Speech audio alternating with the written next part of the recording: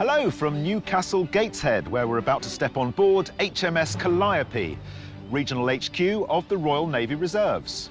On the south bank of the River Tyne, we've mustered a fine crew of 8 artists, ready and willing to serve in the name of art. All aboard and prepared to launch, it's Landscape Artist of the Year.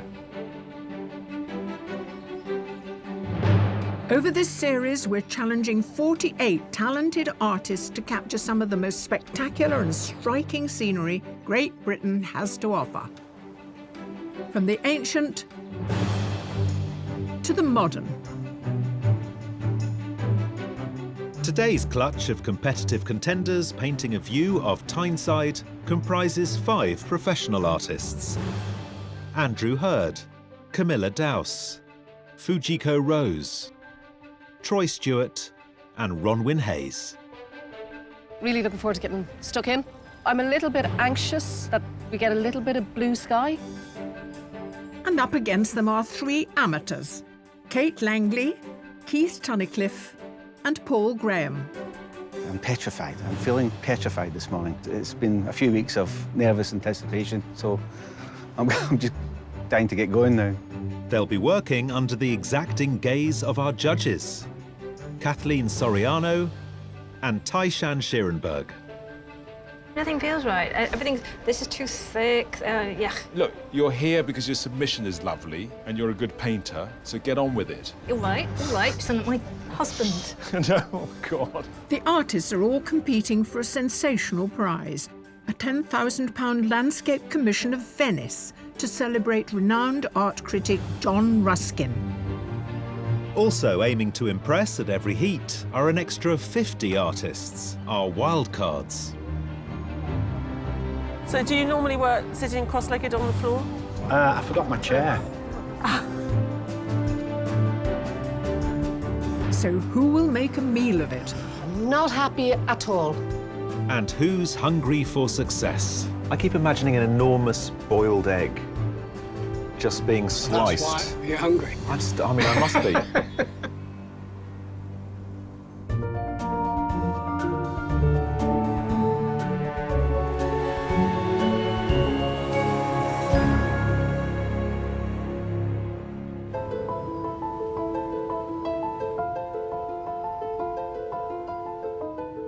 Until now, the judges have only seen a digital image of each artist's submission.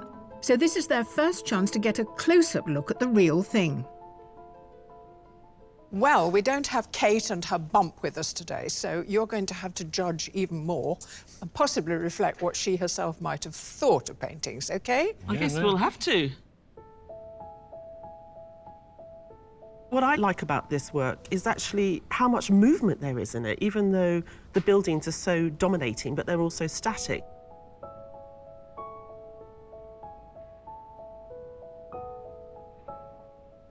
In this abstract jumble of shapes, our eye is able to travel across space and make sense of it. It just is a beautiful symphony of grey, really. You can feel sort of the heat of the day beginning, but the cool of the shade. But there's a little bit of a breeze blowing with the clothing sort of waving around on the line. I think they've really summoned up that sense of weather. I love this. I think it's an extraordinary bit of ink drawing, mark making, and also an interesting way of breaking up perspective into this kind of cubist way of looking at space to give us a sense of a location. What I found interesting are the different painting techniques. So you've got this sort of wobbly painting technique, which you see on the barge and then you see in the water, which is really effective. And then you've got the precision, the blockiness even, of the building. It's a strange use of lino cut, is it? It is lino cut. To then cut a window into a scene that you've almost finished and put in a sort of bit of engineering detail, because it looks like the wires holding up a bridge. So it's almost saying this is an urban scene, and underlying it all is this sort of engineering stress. I find it a little bit spooky. Yep. It makes me think of the house in Psycho. All the colours are slightly turned up, and I think that's what gives it this sort of powerful narrative. What are you to make of this one, I wonder? It is, in fact, reflections in water. Yeah. You can even smell the dankness of the pond edge. It's a beautiful piece of organic greenery. Well, it remains to be seen how all the artists handle the bridge over the Tyne. Artists, it's time to look lively and shake a leg as the competition is about to begin. You have 4 hours to complete your painting. Your time starts now.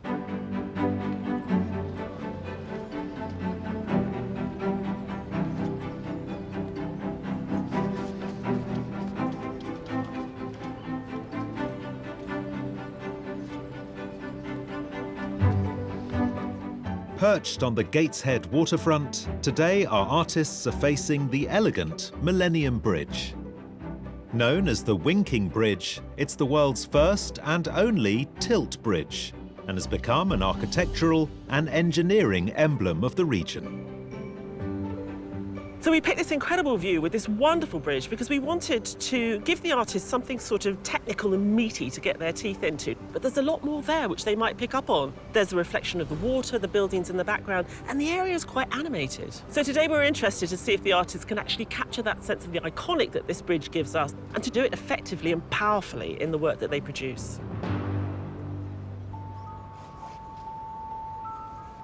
It's a bridge that just seems to float, so there's an awful lot of air to paint. Unlike the other bridges in Newcastle that were quite Victorian and solid in structure, this one's all about what's not there rather than what's there. A professional photographer from Glasgow, Paul Graham specialises in photographs of houses. Paul often carries his paints in the boot of his car, so whenever he sees a view he likes, he can instantly capture it, which is how he came to create his submission of a local restaurant, which caught his eye. Now, you have not wasted time. Look at this marvellous charcoal all over the canvas. Well, I'm just trying to get the shape and and make sure I'm happy with the composition. Are you happy with this line of the buildings? I think so. It's more the gap that the bridge leaves, because this bridge is all about how it floats in the air. So it's going to be a painting of sky. There's going to be a lot of sky in it, yeah. And the sky's changing all the time. It is indeed. You know it's treacherous, Yeah, don't you? yeah, but I've got a wee trick. I've got a Polaroid camera, so when the sky's right, I'll take a Polaroid and hang on to that. And what are you waiting for? Are you waiting for the sun to move? I'm waiting for the sun to come out. Which it just has. Seize your moment. I'll do it now.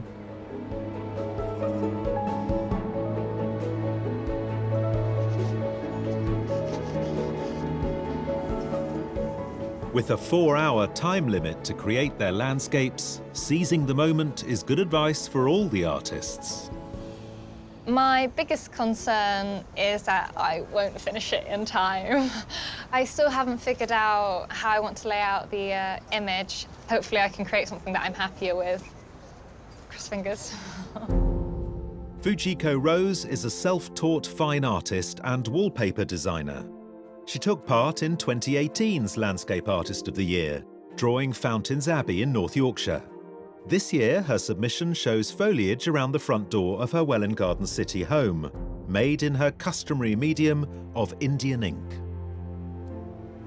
Starting with small sketches, what are you trying to work out? It's quite a complicated scene in front of me. You have to kind of edit things out as well. I'm sort of trying to get a slightly old photo feel merged with a bit of a modernist meets a bit of a wood block. That's good. Of the 3 squares you've drawn for your sketches, you haven't filled out the 3rd one. Have you arrived at your composition, do you think?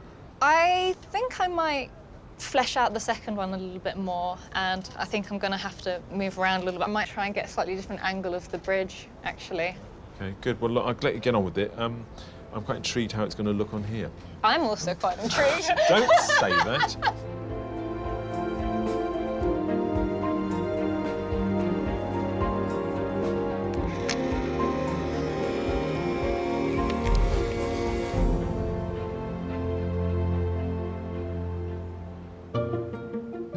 The 8 artists lined up aren't the only ones painting on Tyneside today. On a first-come, first-served basis, we've invited 50 more artists to paint on Gateshead Quay, the wildcards. It's a fabulous view, but what do you do? Can you give us a clue? No? There. You can go anywhere, can't you? And if any of their artwork captivates the judges, they could win a place in the semi-final.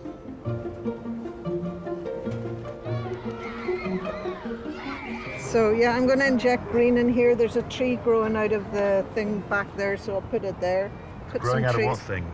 Do you see here? Down there, there's a tree growing out of the ditch in the But water. you're facing this way. Yeah, but it's called artistic license. I can put whatever I fancy. Excuse me. Yeah.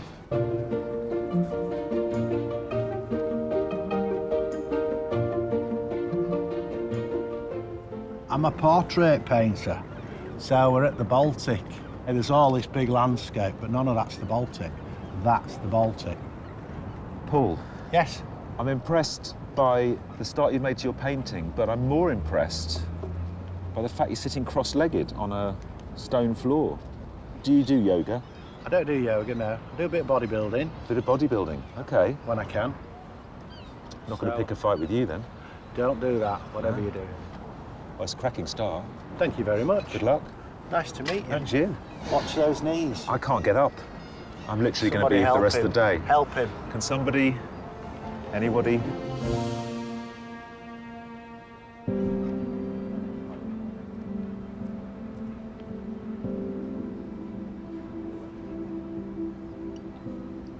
My gosh, Keith, you've made an incredibly vigorous start. It's all sort of swooping lines and energy. Well, Is that how you That's read exactly it? what I want. What I try and get is a feel of something. Yeah. This isn't going to be a really accurate lino cut. So it'll be more like a painting, really. Since retiring from his career as a web designer, Keith Tunnicliffe now devotes his time to art.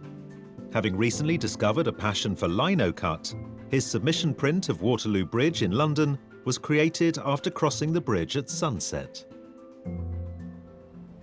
One of the things I really liked about your submission were the limited range of colours that you used. Yeah. But they were very beautiful. Tonally together, they worked so well. It's only the third ever lino cut I that know. I've ever done. What have you changed from that being your third one to this being much further down the line? I don't think I've learned very much, really. I think what I try and do is try and tell a story. So basically, you might see 4 prints going up on only one submission.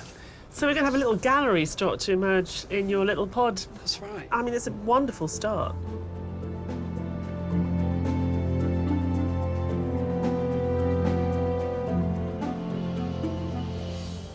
Right now, Camilla, you've done a very small, very beautiful little sketch, and it's lovely. Is that towards a bigger picture? I just need to work out the composition, really. I could have brought the bridge in from the side, but then it wouldn't be about the bridge, and I want it to be about the bridge. I mean, you can see here what the big one will start looking like, because I do a lot of drips. I let the paint do what it wants to do. We love drips. Okay. We love drips. Camilla Dowse from Henley-on-Thames has been painting professionally for 5 years, since giving up her job as a picture editor in publishing. Her submission, painted in acrylics, was inspired by the evening light falling on the waterfront of a boathouse on the River Thames. Now, what do you make of this medley here of sort of neo-modern, strangely reminiscent Byzantine architecture? Yeah, well, they've tried, but well, I must admit, I don't find it very attractive, but what I will probably do is just look at the shapes and screw up my eyes and try and not see the detail, because that's where I'll fall down if I end up putting too much detail in. So I just want to concentrate on the bridge. We'll be with you all the way. Thank you very much. The artists have been painting the Millennium Bridge for 1 hour. But even at this early stage, every decision counts. With lino cut, there's no looking back. If you don't get the cut right in the beginning, then really you've got to start again. It's not as I imagined in my head. You have an idea, and then as you're drawing it, it's not as you pictured. So how to fix that is the current problem. I'm probably at quite a crucial stage, because I've used masking tape to mask off the area of the bridge, which I'll reveal, and if it doesn't look right, I need to start again.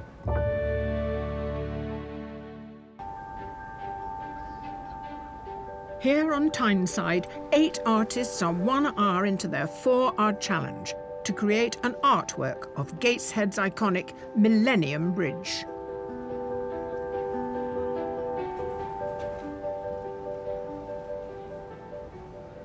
Bronwyn, you've got lots of masking tape and lines. Have you worked from something like this before? Not really, no. I make it up as I go along, really. You just have to kind of respond to whatever's there. And, you know, I start to draw lines and I went, ugh, lines are too tedious. It's going to take too long to draw.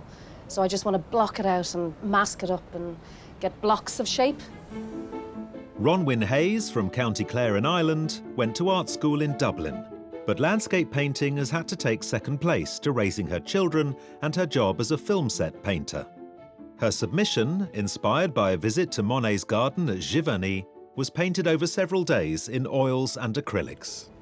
So you've got this beautiful sky stain, and you've already caught the colours of the river. I mean, is it about applying paint in a transparent way again and again? Yeah, it's building it up and building it up and building it up. And then I'll probably put a whole wash over the whole thing that pushes it completely back. I'll put a glaze over it, and then I'll probably paint some oils, and then it changes completely again. I mean, you said you don't really have a plan, but it seems to be working and looking quite exciting. So, as long as you're quite gestural, and I've got to be very careful about my clothes. I'm nervous. But I continue.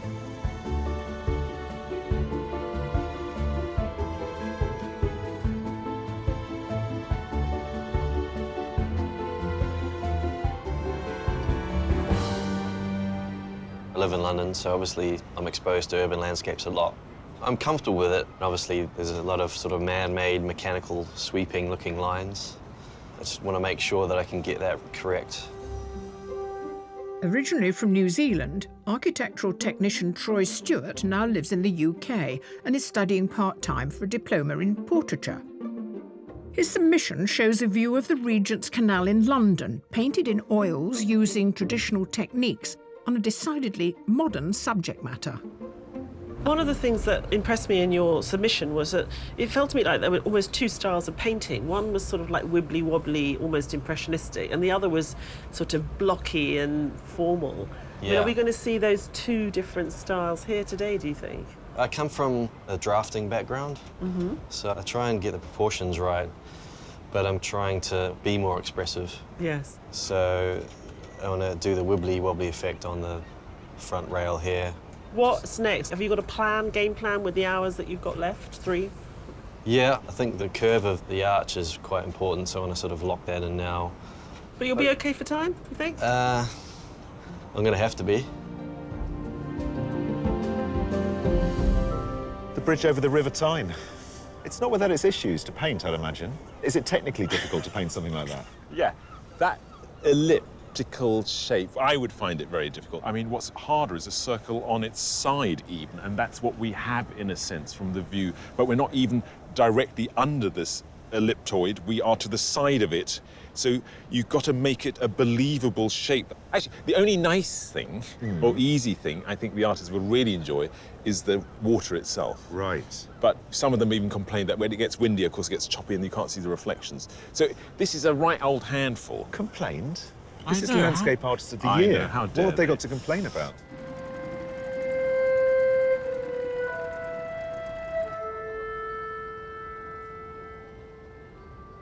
Earlier, I know you were a bit sort of overwhelmed by this scene in front of you. Yes, I decided, if the sun will behave, that I'm going to focus on the reflections. In other words, the only not man-made bit. And you're not worried that you've given the largest part of the canvas over to something that's a little bit sort of empty? Empty? Where's the empty? This, the river? Yeah. Oh, no, that's the best bit. When amateur artist Kate Langley first moved to Scotland with 4 young children, the cold, wet climate prevented her from painting outdoors.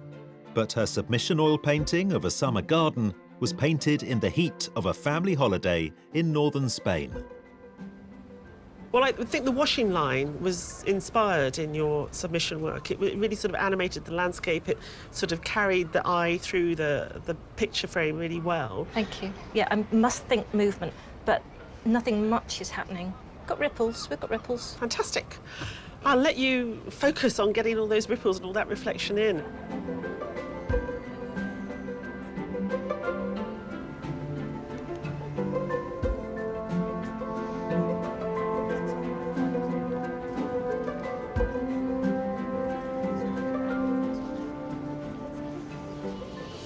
lot of my work is quite structured.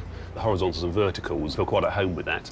I do paint water quite a bit, so again, having the river in front is quite sort of reassuring. It's something to sort of ground me a little bit in terms of having the reflections and something to work with. After selling his haulage company a few years ago, Andrew Hurst took early retirement and relocated to the Isle of Wight, allowing him to paint en plein air every day. His submission was painted in oils over 8 hours and shows a rooftop view from the restaurant of London's National Portrait Gallery. Andrew, that is a really beautifully balanced composition here. Quite a few of the artists are having a problem fitting this crazy bridge in. That was my big worry, really, yeah, how to get all of that in and sort of cope with it. So I thought I'd just have a little bit of it to suggest it's there, but at the moment it looks a little bit sort of abstracted. Well, it's interesting. I love the abstraction, and in a sense, this block of buildings that you just blocked in with some very zigzaggy marks is a kind of, it's a rather beautiful way to paint buildings without getting bogged down by detail. Yeah. I mean, are you going to have to adapt to the time frame? I'll reduce it quite a bit, but really pick out the pieces that are important. And some, I look back at paintings when I've finished them and think it was better 2 or 3 days ago. No, I mean, So I think the 4 hours might stop me before it goes wrong.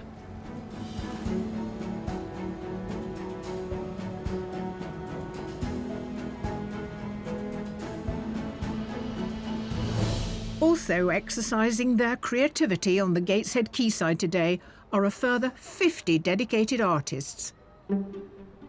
Our wildcards.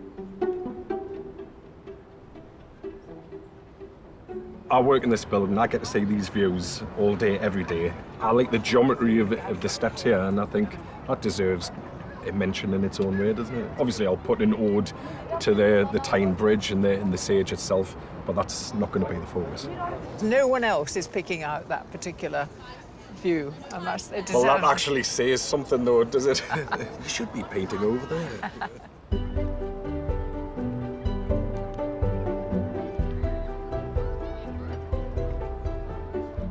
Sort of France in the 19th century feel to this. I'm not really sticking to any colours, I'm just going for the shapes. You're not sticking to any colour, you're sticking to all the colours.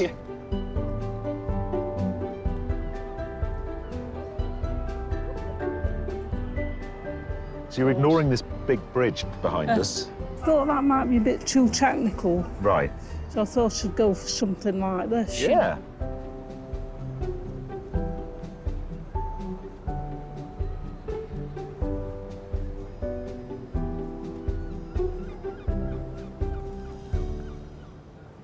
Of course, one of the difficulties of painting a famous tilting bridge is just as you're halfway through, the bridge begins to tilt. Oh, They're just about to that's lift the about to bridge. lift the bridge. Yeah. Oh, okay, cool.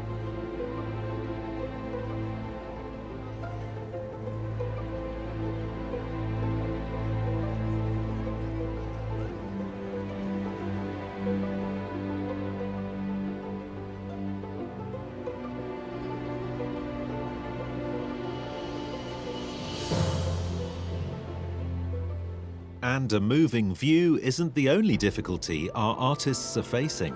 Yeah, the change of light's getting really hard now because it's so much brighter, clear blue sky, so everything has changed considerably from this morning, and the water is ever shifting. Every time I look at it, it's different. But I think for something so big as this, it needs just nice marks rather than playing with it. I think big brushes mustn't go small brushes. I have problems. There's lots of sludge, there's lots of mess. Hopefully we'll get there. I've got to put in the cables that are holding the bridge up, and I'm a wee bit concerned about that, but we'll cross that bridge when we come to it.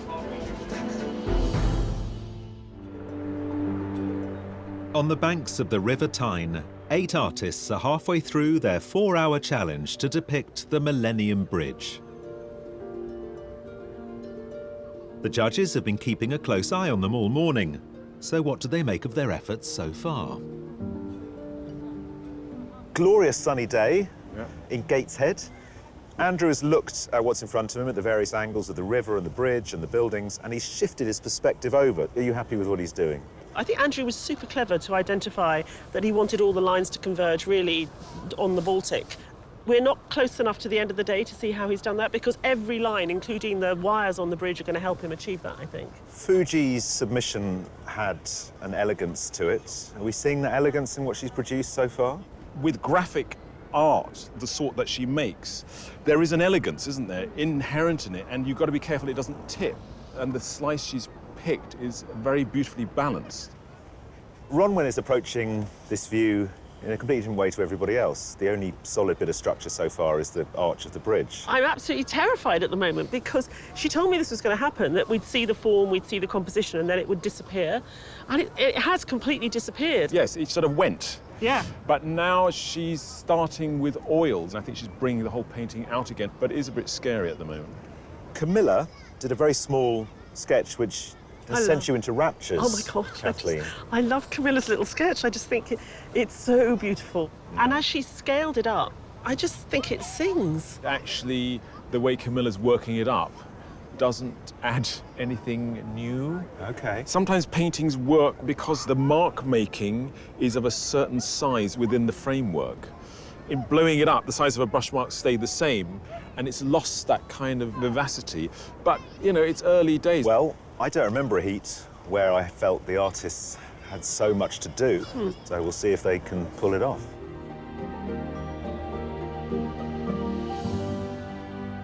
You've included a very great deal here. You've got all the foliage here, and you've got this series of buildings, not particularly attractive buildings, but you've made them more attractive than they are. You know what, when I was doing my rough sketch was really small, and so I sort of just ignored the buildings earlier, and then when I was drawing large, you start to realise little problems like there's more trees than I realised, which isn't a problem, that made me happy. But yeah, I couldn't really block off the building. It's larger than I expected, so you had to put a bit of focus on it.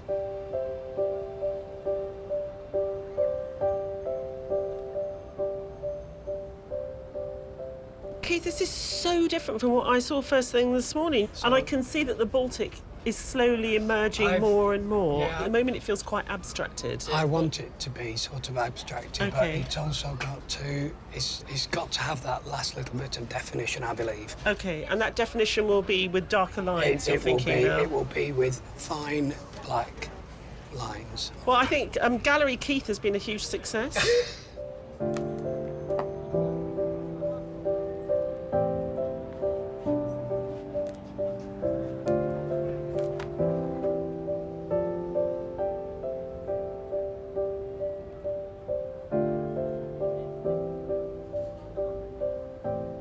So about an hour left. How am I going to avoid overpainting? Yeah. Is there a bar?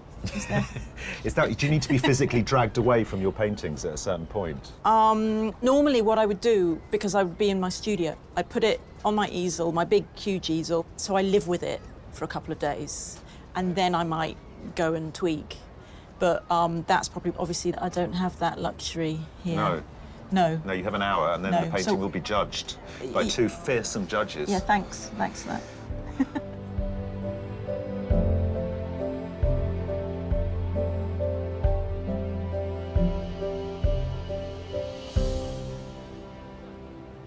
OK, Andrew, I rather love the pink in your clouds. The light this morning was a bit softer. The plain blue, I think, would be too, you know, it would lose something.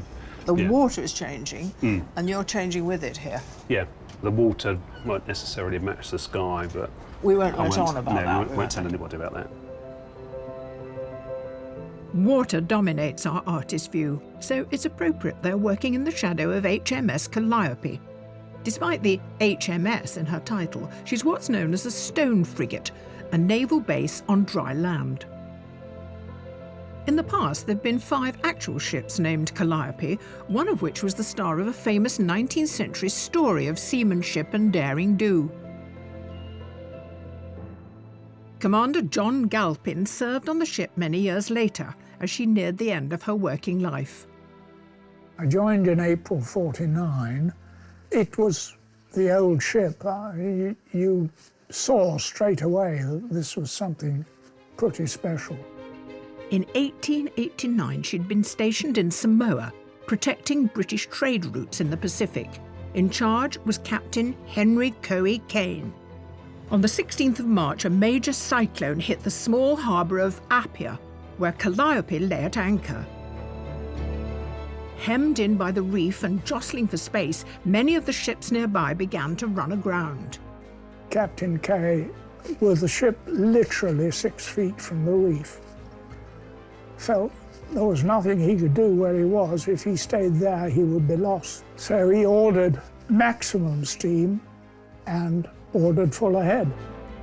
Captain Kane tried to steer Calliope out of the harbour, but one of the other vessels, the American ship Trenton, was in trouble.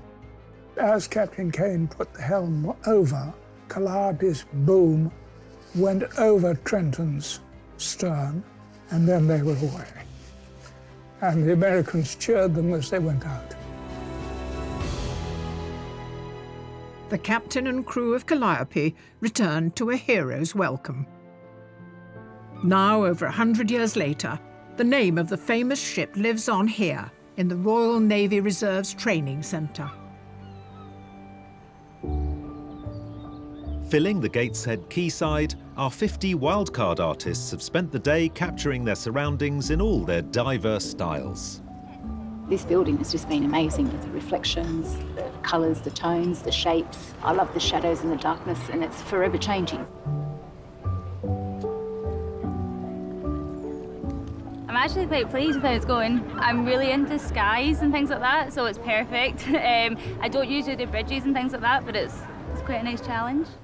But have any of their paintings captivated the judges? I really like the guy who's sitting on the ground who's really just done the Baltic, you know, with that orange ground. Beautifully loosely painted, but it's very much the building. It's got the essence of it, yeah. I still like the woman down towards the side who did that on that very loosely painted painting of the bridge here, where, you know, first time I understood that there were two shadows. Yeah, I like that too. So it's between Baltic Man and double shadow on the Yeah, Tyne. I think so. Do you think? Yeah, so who? Congratulations. You are our wild card winner today, Mr. Baltic. Thank you so much. Well done. Thank you. Fabulous job making it the hero of the day. I think it made all the difference sitting on the floor, don't you? Yes. I'm going to pay for it later. Absolutely amazing. Didn't think it'd happen. I hoped, you know. I just put a little bit of faith, and it was amazing that it all came together in the end, and I'm just over the moon about it. Paul Ashton from Bradford will enter a pool of wildcard winners from all the heats, one of whom will be selected for a place in the semi-final. Painting the Millennium Bridge, the 8 artists have less than an hour to go and must use their time wisely. I'm in the danger of where I start getting too detailed. Just try my best not to ruin it, because I always do it in the last hour. I always ruin a painting. So I call this the panic stage. No, I just keep on going and drawing, and hopefully it'll turn out well. I'm not happy at all. I'm really struggling. It's a little bit too dry, it's a little bit too insipid. I'm very frustrated, and I'm hoping that I'll be able to save it a little bit before the next half an hour or so. Ugh, yuck.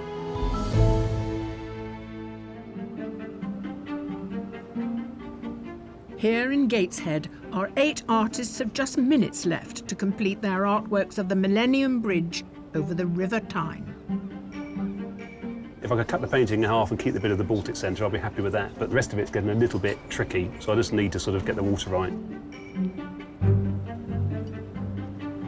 Looking great. What do you need to do? No, I hate it. Do you hate it? Absolutely. Oh, no. Loathe it at this stage. What don't you like about it? I need loads more time. It's not luscious enough. It's very one-dimensional. I'm really disappointed.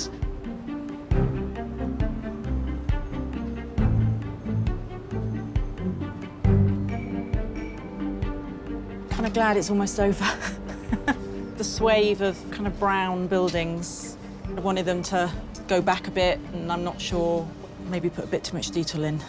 I actually just don't know at this point.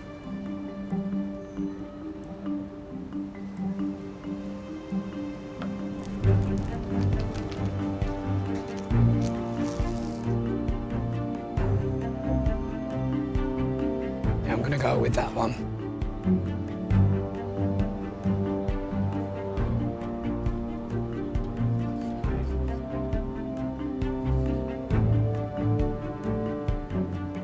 Artists, you have 5 minutes left. 5 minutes. Exhausted and not happy. I don't like architecture, and there's an awful lot of it today.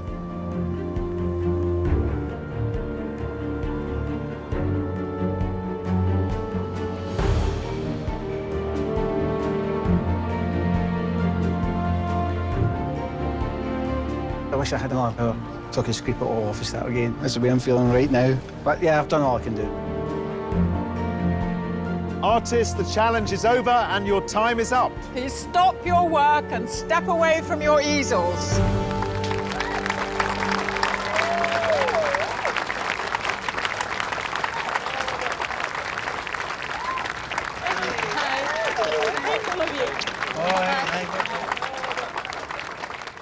Our artists have done all they can.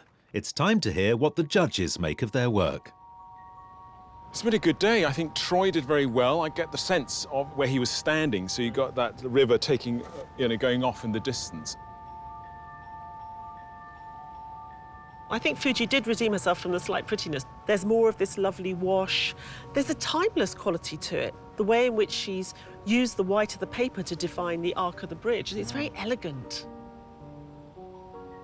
That's a good, solid piece of painting Andrew's produced today. It really has a sense of the day, and it's put together in a really lovely, painterly sort of way. What I do like is the way in which he has drawn the eye completely into this gap that he found.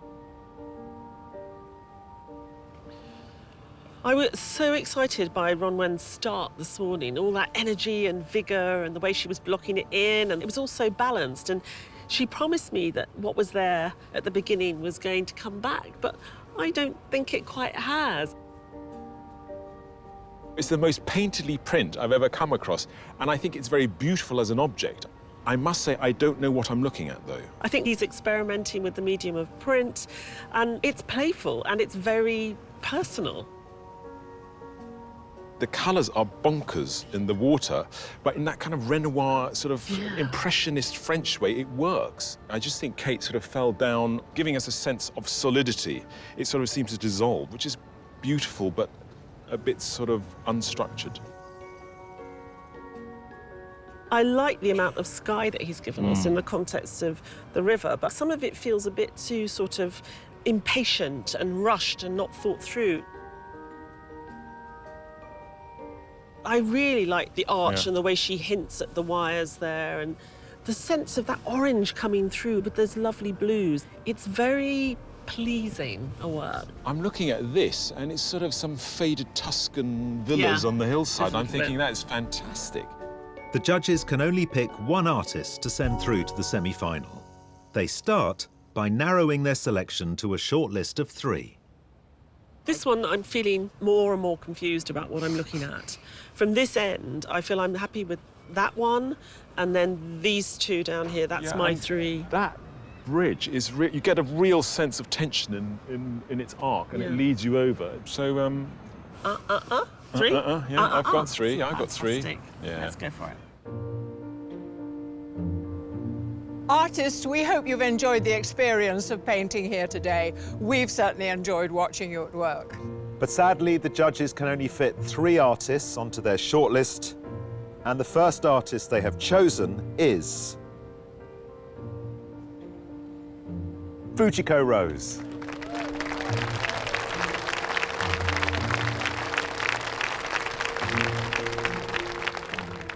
The second artist on the shortlist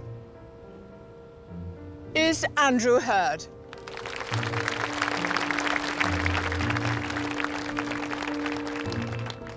The third artist is Camilla Dowes.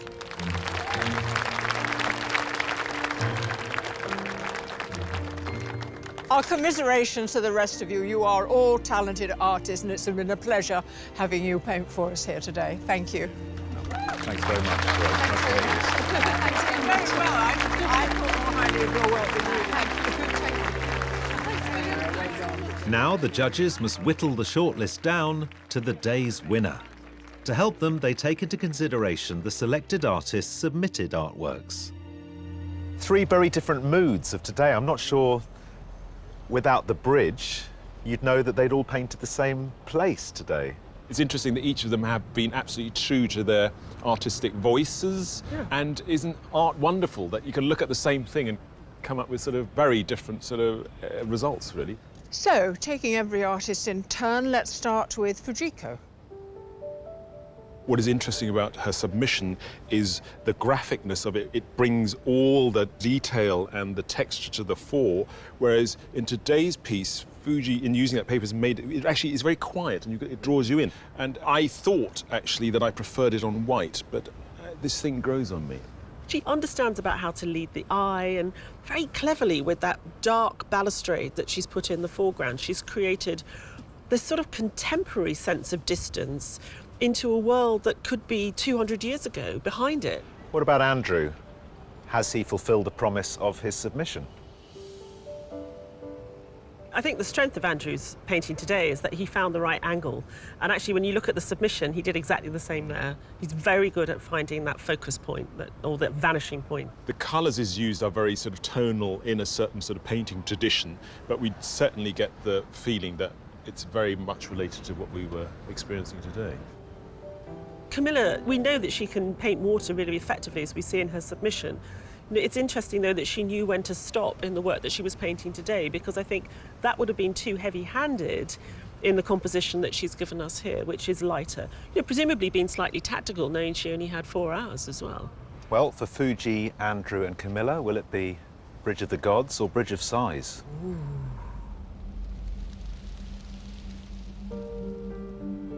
Fujico, Andrew, Camilla, the judges have been impressed by the work that each one of you have done today, but there can only be one number one.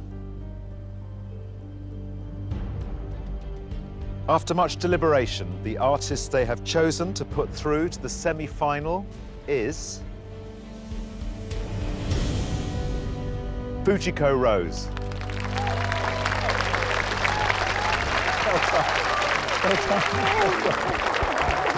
How about that? Congratulations. Well done, well done. Hard luck, hard luck. Definitely a surprise. Definitely. I was getting ready to clap for someone else. Well done. Thank you very much. Fantastic. Really loved it. My mum was crying. She's been supporting me this whole way, so I'm glad for myself. I'm also I'm really happy for that she's happy too.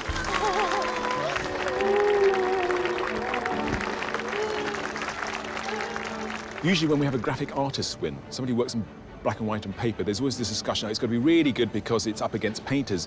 I think Fujiko's work surpasses that. It doesn't even come into the equation. It really is about the richness of her visual language, the richness of her mark making, the inventiveness of her compositions, and how she fills them with this texture. And I've never seen anything like that before.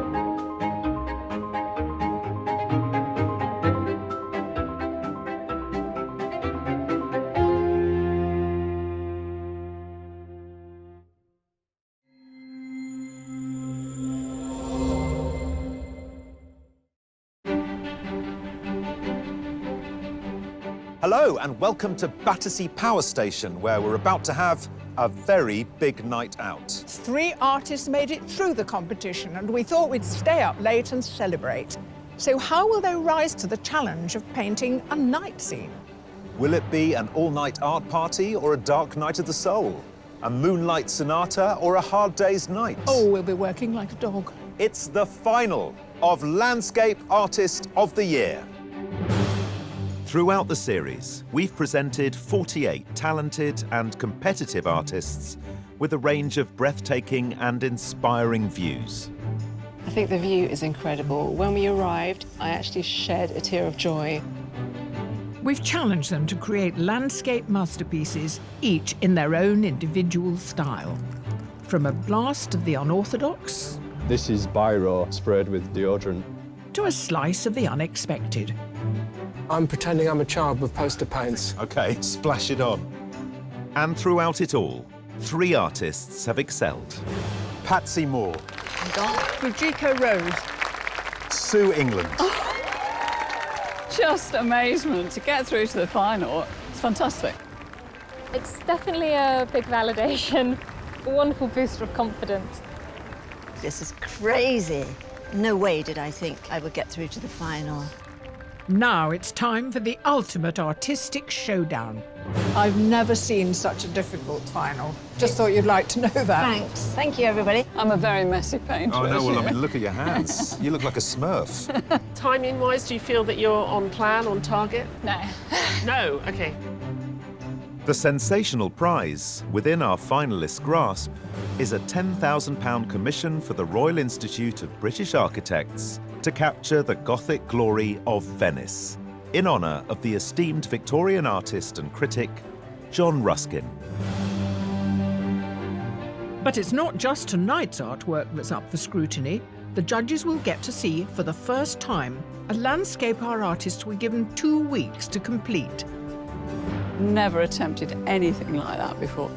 And choosing the winner are our judges, Kate Bryan, Tai-Shan Scherenberg, and Kathleen Soriano. I want our winner to surprise us. Yeah, as always. So who will take the top prize and be crowned this year's winner? The Landscape Artist of the Year 2019 is...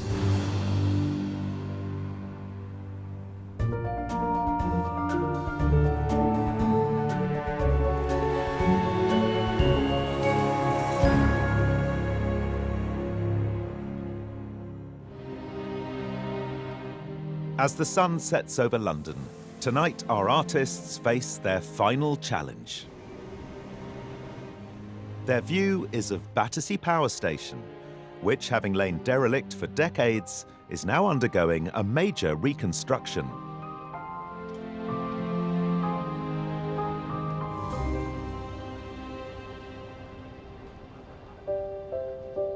Capturing this architectural icon as it's brought back to life are 2 professional artists, Fujico Rose and Patsy Moore. Winning would be such an accolade. The thought that the judges rate what I do gives me huge confidence. It'd definitely be a huge boost for me to win. It would open up new doors, so I have to try my best. Painting alongside Patsy and Fujico is one amateur artist, Sue England. To win it, it would be a validation of what I do as an artist. I just feel so privileged to have got this far. This is some urban landscape, isn't it? Isn't that stunning? Absolutely amazing. There's a lot of detail. There's a lot of there. light coming through it, isn't there? Yeah. A lot of line. I'm going to take my glasses off and then I won't be able to see the detail. That's the one. It's the final of Landscape Artist of the Year. It's going to be very exciting. We've got 3 very good artists, but we're also doing it in this crazy situation with this bonkers building. So it's going to be something that none of us have ever experienced before, and I'm really intrigued. And as darkness falls on the capital, our 3 finalists are preparing for their nocturnal challenge.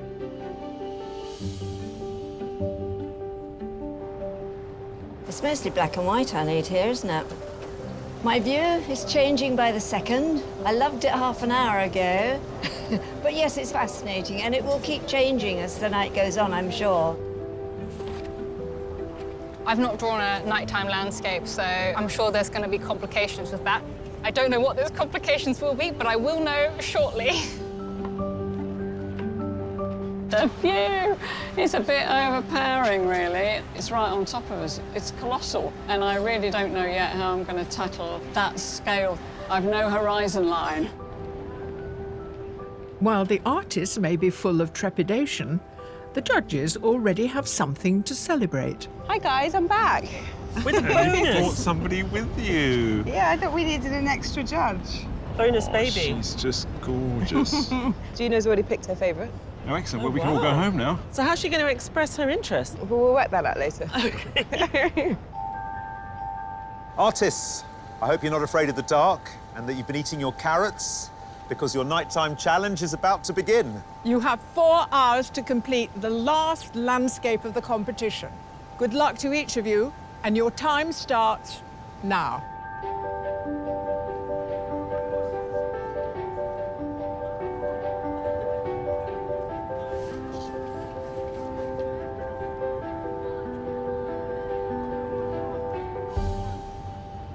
Patsy, have you been practicing painting in the dark?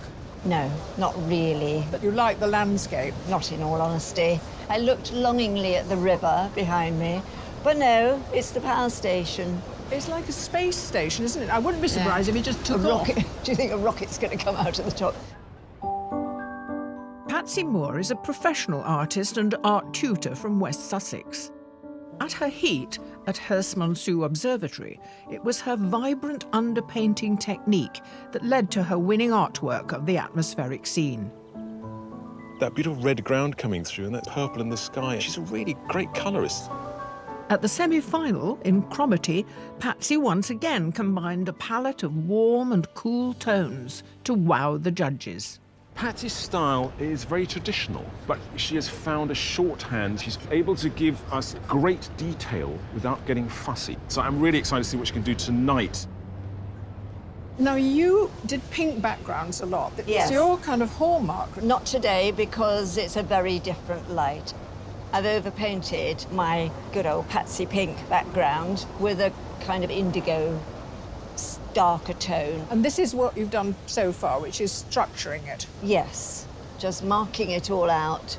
I want to get some sky that I did see earlier. Right. Not a sunset as such, but a slightly lighter sky towards the bottom. What about the red crane, the red on the cranes? There'll be red cranes. Will I there? love those dots.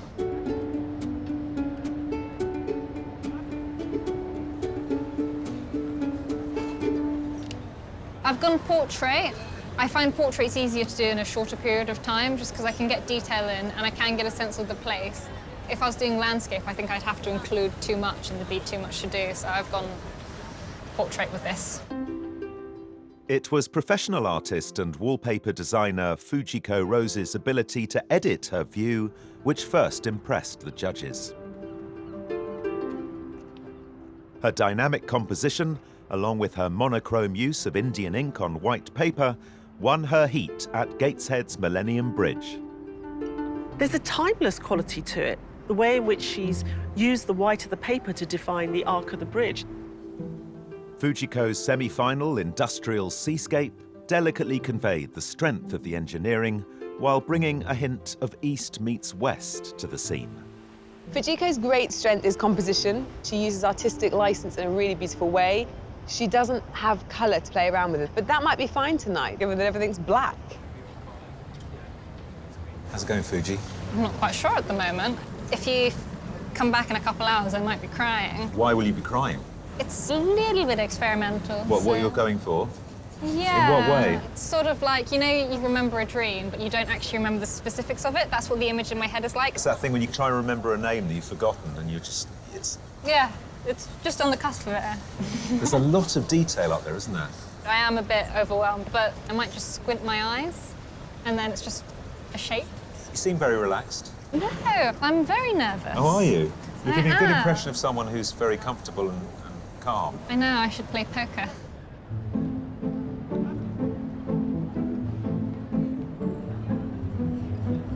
I started by slapping some paint on because I'm just trying to get out the basic shapes and to get the proportions roughly right, which is very difficult because we're looking up at it. Getting the proportions right is fairly vital to how the rest of it will develop. Retired graphic artist Sue England from Chichester is our only amateur artist to reach the final. Sue first painted as a wild card at Hurst Monsu Castle and was eventually selected as this year's overall wild card winner. When I saw all the 6 wildcard winners lined up, Sue's jumped out. She'd made something with its own distinct style. At the semi-final, Sue's depiction of the oil rigs saw her triumph once more, thanks to her signature semi-abstract style. Sue's essentially a colourist, but it's quite a monochrome palette tonight. And what Sue loves more than anything is that sort of fluidity of the colour across the page. I'm just curious as to how she's going to find that. So Sue painting through the night, painting a huge building that's lit in a really bizarre way. Interesting or a pain? Yeah. Or... No, it's really interesting. To be honest, I'm not going for accuracy. Yeah. It's the feel of the thing and the way it looks at night. Usually the light falls on an object and it creates 3 dimensions, whereas here all the light seems to be emanating from it. Is it making it difficult to make it understandable? Yes, it is. I think as well the towers in particular look transparent. Interesting. Chinese lanterns or something. You know, as if they're I made know what out you of mean. papier-mâché. But one of your strengths is your sense of colour. And here there isn't much to play with. No. Is that an issue? No, not really, I don't think. I mean, when you look, there's lots of tones going on, all the greys and whites, even browns coming in. That's enough to work with? I think that's enough to work with, yeah. I'll let you crack on. I'll speak to you later. The artists are almost an hour into their final 4-hour challenge of the competition. And just like the building before them, their deadline looms large. I am rushing because I am quite nervous for time today, because it's not as set in my head what I'm doing. I'm trying to be playful, which usually takes more time, usually requires more thinking.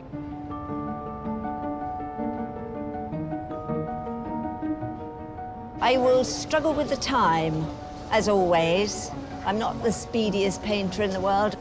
So it's just trying to make the decisions quite quickly and get on with it.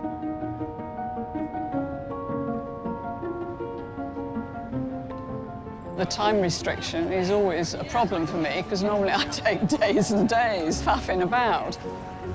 When I started, I just placed it in, and I know I've not got the proportions right, but I'm just going for the feel.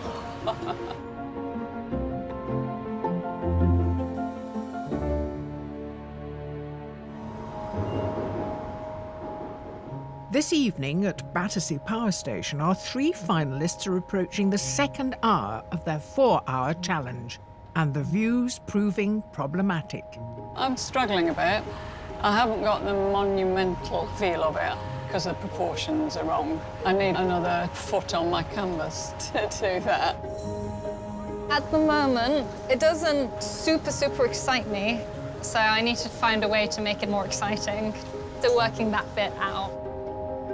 I find all of it difficult. It's such a network of lights and different tones and angles. It's everything. It's just everything. Nighttime painting, why don't we think of this before? Because it's really difficult for the artist, but the light is beautiful, although painting throughout the night, I think, might be a different sort of problem. I'm ready for dinner and a box set, you know what I mean? A kit. Yeah. So we're positioned low and at the corner of the building, looking up. What difficulties or opportunities does that afford? What they've got to really use are the 2 chimneys and the spaces that are clear to create that volume. So no danger of twee with a brutal industrial I look don't think like that is a danger at all. The moon is just making an appearance. Yesterday was the full moon. I know that because I woke up this morning naked and hairy on Hampstead Heath. Right. But I presume the moon might add a little bit of extra something. That'd be wonderful. I mean, it's such a man-made landscape here. It'd be quite nice to have a little sort of accent that is natural. Well, it'll be a long night at Battersea Power Station, but let's see which artist can batter the others into submission. I'll get my coat.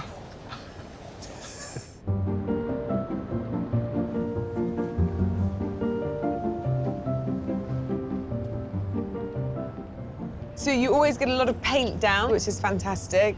Did you know straight away that you were going to try and tackle not just the verticality of the power station, but also the water in front of it? Yeah, well, I like water. So it's nice that it's got the reflections in it, even though I've got the reflections in the wrong place. Did you find it a bit of a struggle to sort of manage something which was so big and also had so many different angles? It's all over the place, isn't it? It is. There's too much going on, really. And also, I didn't get the proportions right. Once you've got it laid out, you've just got to go with it, really. Yeah. But of course, what's important is that we're always judging this on the actual painting itself, and we're not looking for a very sort of, you know, architectural drawing. I'm quite struck by your hands. You are definitely the muckiest painter we have this evening. What's going on? I know. I do make an awful mess. Nobody will shake hands with me now, and hopefully somebody's got some baby wipes. Have you got some baby wipes? I've got baby wipes. I've got loads of baby wipes. I got you covered. OK, cool. Working with her signature medium of masking fluid and black ink, Fujico's composition is coming together. You've gone for exactly what you see in front. How are you going to give us a sense of night? The whole thing should be very dark. It's a very rough sketch, but it's just a sense of light and dark, but I want it to be quite dark. OK. This almost looks like a little Whistler sketch, which is very appropriate given where we are. Are you a fan of nighttime painting? I've not tried drawing a nighttime scene before, but I like a lot of artwork that's set at night. And timing-wise, do you feel that you're on plan, on target? No. No? OK, so I better get out of your way. Just, I spent too long sketching. OK. So... Well, it's a fantastic start. Really, really marvellous.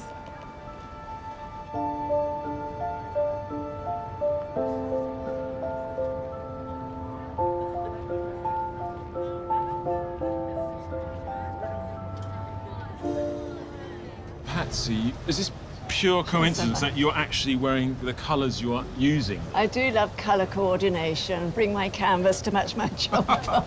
I'm looking at this, and it's very big, and it fills your vision. Yes. And you've been able to create a bit of distance. Because it's big and it's powerful, I want to get it all in a short space, but also in a short space of time. Yeah.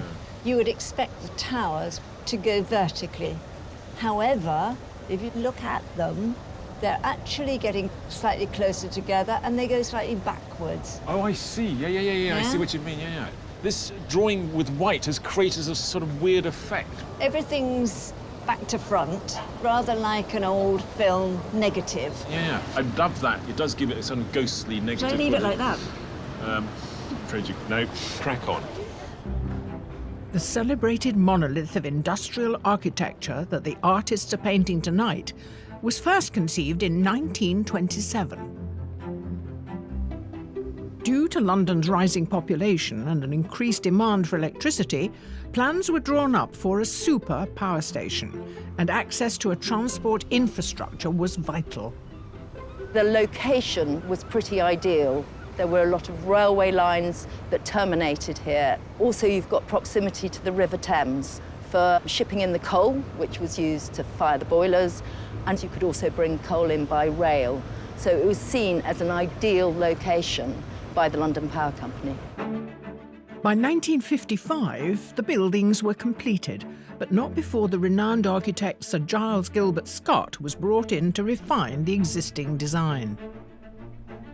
He was an expert at monumental buildings and design. So he's given us the fluted chimneys, he's given us the elevational treatment on the brickwork, and it becomes more and more ornate as you go up into the monumental building that it is. But by the 1970s, the power station was outdated, and 1983 marked its final year of electricity production. By this time, the building had become an iconic landmark, having graced album covers and gained listed status. For the next 30 years, the building lay derelict, until finally in 2012, its current regeneration began.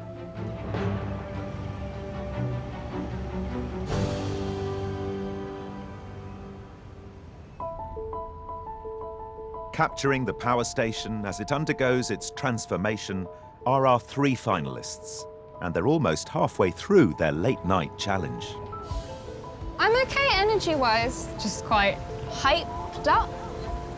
It's adrenaline, I guess. My nervousness is also keeping me going.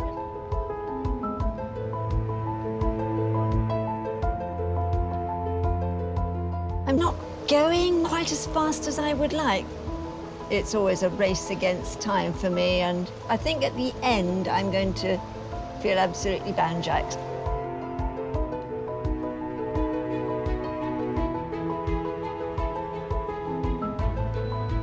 How's your stamina? I'm hoping the coffee will keep me going through. Plenty of coffee? Yes. A drop of rum in it would be nice. That would be nice.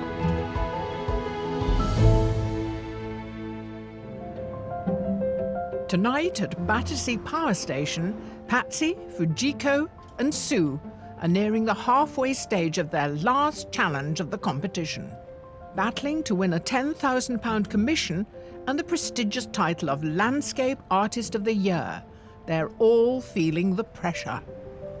I haven't got to the point of ruining it yet. I've still got such a lot to do. But yes, I could easily just panic and spoil it. If I could start again, having looked at it for 2 hours or whatever it is, I understand what the building's doing a bit more now, but I can't change my mind halfway through.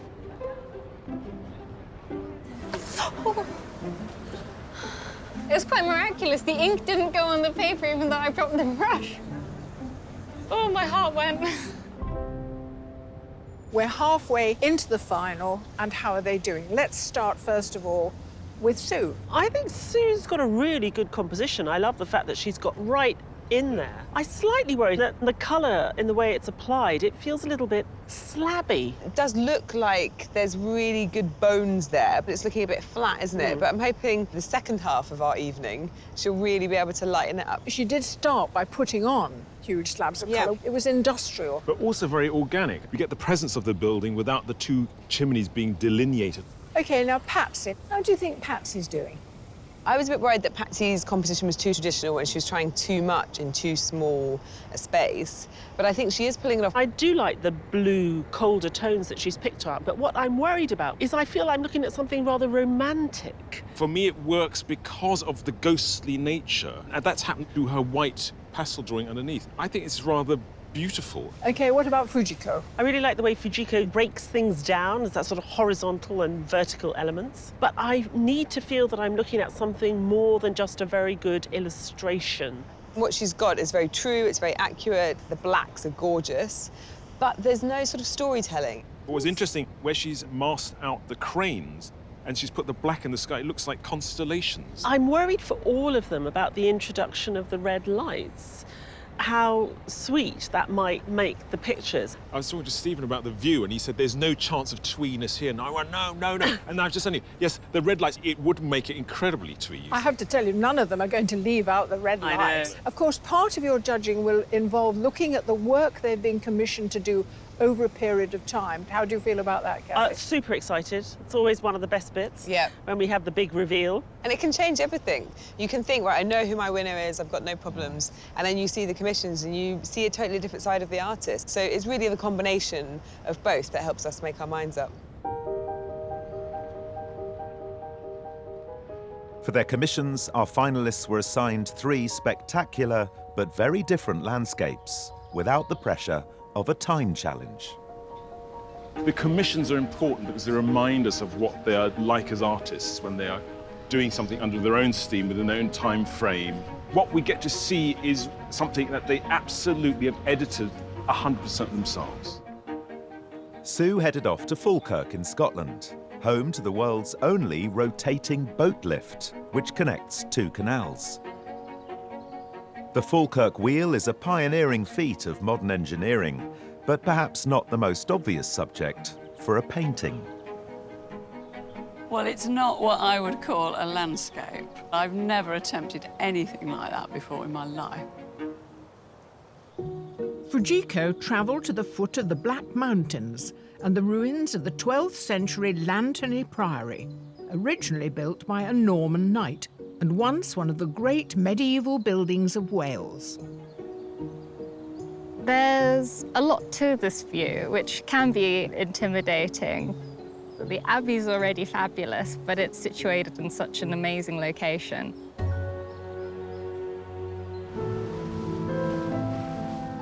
Patsy visited the remote island of Skellig Michael off the southwest coast of Ireland, where the remains of an early Christian monastery perch high above the sea. Wow, it's extraordinary. It's another world, isn't it? Just another world. They're tombstones. What a view these guys have got forever. The 3 locations chosen by the judges all had strong, distinctive characteristics and came with their own set of artistic challenges. The main struggle is just, I think, it is very complex. Because it's a very open structure, you can see through the arches. It's quite hard to play with that, in a sense. It's got so much to it. Clear blue sky, bright blue sea. The view could be a bit chocolate boxy or pretty. I'm moving, the boat's moving, the water's moving, the machinery is moving, all within this huge space. But I'm already getting ideas as to how I can amalgamate that. And to fully marvel at the mechanics, Sue was invited to look inside the wheel. There we go. Great. Danger of death. Yeah, don't worry. Keep it safe with us. Encouraging, yes. You can go all the way through. You could go out and then we can look out the door at the other end. Okay, well, I'm up for anything, whatever. Wow, how bizarre is this? Woo! You are inside. That is no landscape like I've ever experienced before. One of the main challenges for our finalists is how to capture more than just the view. I do want to create a sense of, you know, like you can step inside the picture. It would be really lovely to do. I don't want to do a horizon, the wheel, the water, all flat on. I've got to somehow mix all that in together. I am fascinated by these rough old stairways. I think I might have found my view. The artists returned home with 2 weeks to complete their paintings. The finished works will be unveiled before the final judging.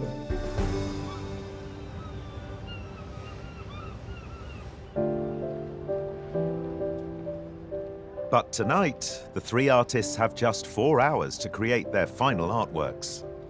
And painting at night is presenting a whole new set of artistic dilemmas. Fujico, you've got a very strong sense of the structure of the building already. How are you going to deal with these accents of light around, the red lights and the cranes of white sort of... The paper colour is going to be the white. In a way, because it's nighttime, the light's so much more obvious and it just becomes like another shape in a way. The sky's not done yet. I think it's going to be a bit darker. I'm not quite sure.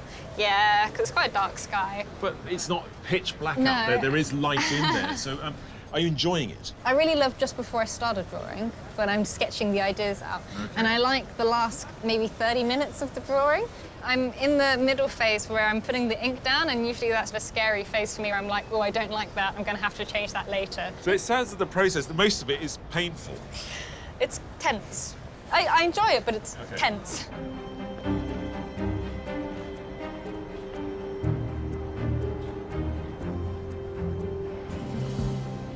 I feel like I'm looking at something that's quite romantic.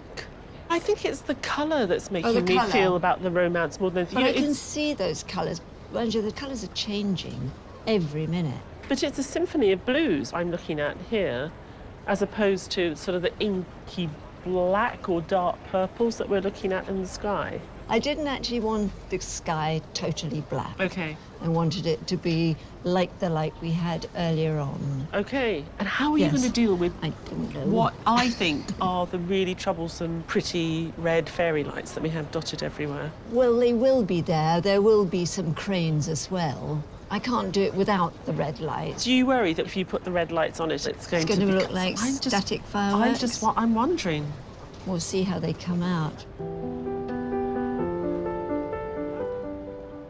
For one artist, it's not just the painting that's proving a challenge.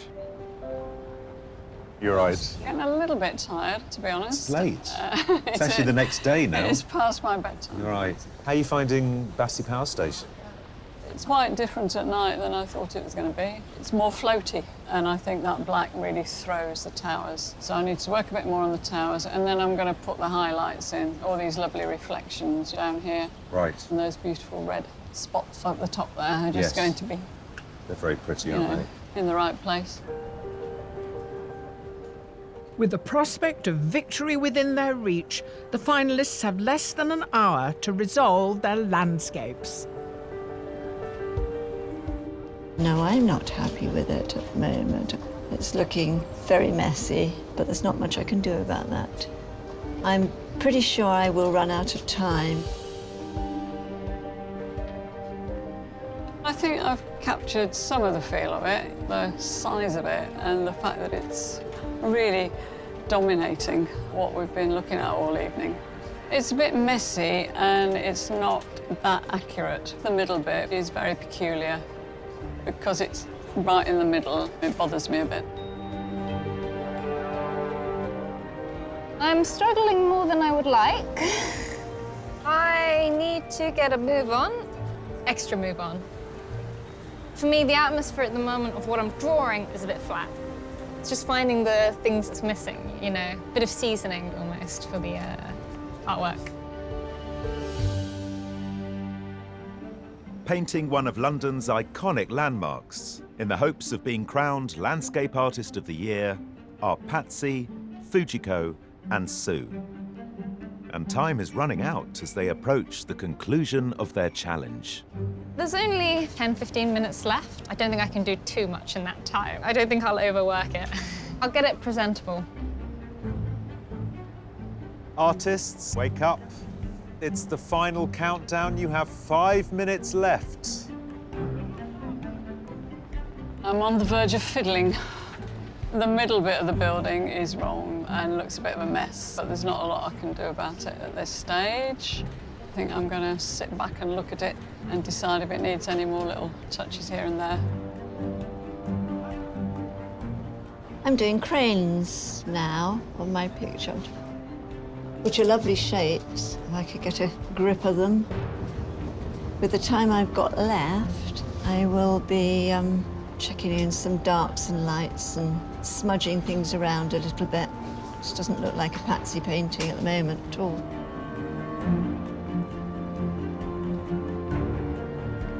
Artists, you have 1 minute left.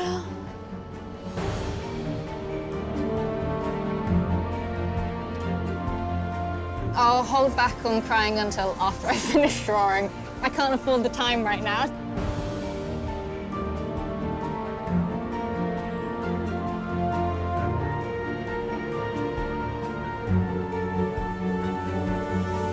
Artists, for the very last time this series, your time is up. Please put down your brushes and step away from your work.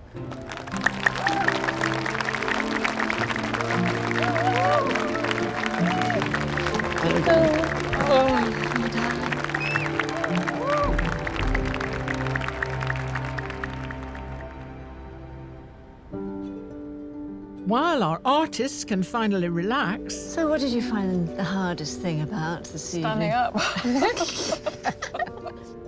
The judges review this evening's works of art and also get their first look at the commissions. Oh, wow. Blimey. Oh, cool. That is some spread. Oh, such different takes. It just changes everything, doesn't it? Always. OK, so taking them one by one, Fujico, that is quite an outstanding commission. I'm quite happy with my commission piece. Lantany Priory was really lovely, and I could kind of go with the flow a bit when I was drawing it, which I really enjoyed. It is quite a phenomenal piece of work. You really feel the foliage. What's amazing is the way that she shows the light dappling. It's absolutely beautiful, just with the light touch of that wash. The movement in it is incredible because the centre is completely empty. So when you focus on it, you just get exploded outwards. And you don't miss colour. I was thinking Fujico's work tonight was problematic. It was simplistic, and actually seeing Fujico's commission next to it, suddenly it looks much stronger. Tonight, what she's done, she's really showing this thick, velvety sky. It's really, really oppressive, and still managed to find the natural elements of the landscape and overlay that. In her evolution, she's actually reduced her language. Absolutely. Both of those side by side, they make sense of her work as a whole. Tonight, I struggled with the landscape more than I was expecting myself to. There's a few bits I would like to have tweaked. It's just missing a little bit of pizzazz. Patsy, what do we think? Were we expecting watercolour? I'm worried the judges might not like watercolour. I'm also worried that they might think it looks rather like a meringue rather than an island. I'm impressed with what Patsy managed to do with Skelly. She's given it this completely otherworldliness, which it clearly has, and I think the fact that she's used watercolours allowed her to capture a sense of that more effectively. Yeah, especially the way she's rendered the light. So on the path that we're going to follow is light, and then you've got this beautiful shadow down towards the sea on the left, which is absolutely readable. I'm really impressed because although it is believable and feels like a real landscape, there's a kind of poetry in the way that the paint's gone down. The problem is looking at Patsy's commission and then seeing it next to what she's done tonight, they don't sit together brilliantly. I don't know whether we should hold that against her because we are interested in seeing a range. When you look at the work today, that sort of lyricism and poetry has become slightly too heavy-handed. She became sort of weighted down with the romance of it. I thought the accents of the white lights tonight might give the artist something to work with. In Patsy's case, it's reduced the impact that this building actually has. And I think what's really great about what she's done this evening is that colour palette. It is really beautiful. She was the only person to identify this diesel blue at the end of the day and allow that to come into the night. I think it makes her sky more believable. I could have done so much better with the picture I've just painted. With a bit longer, I'm not happy with what I've done, really. Shall we talk about Sue? This is like a Barbara Hepworth piece of modernism.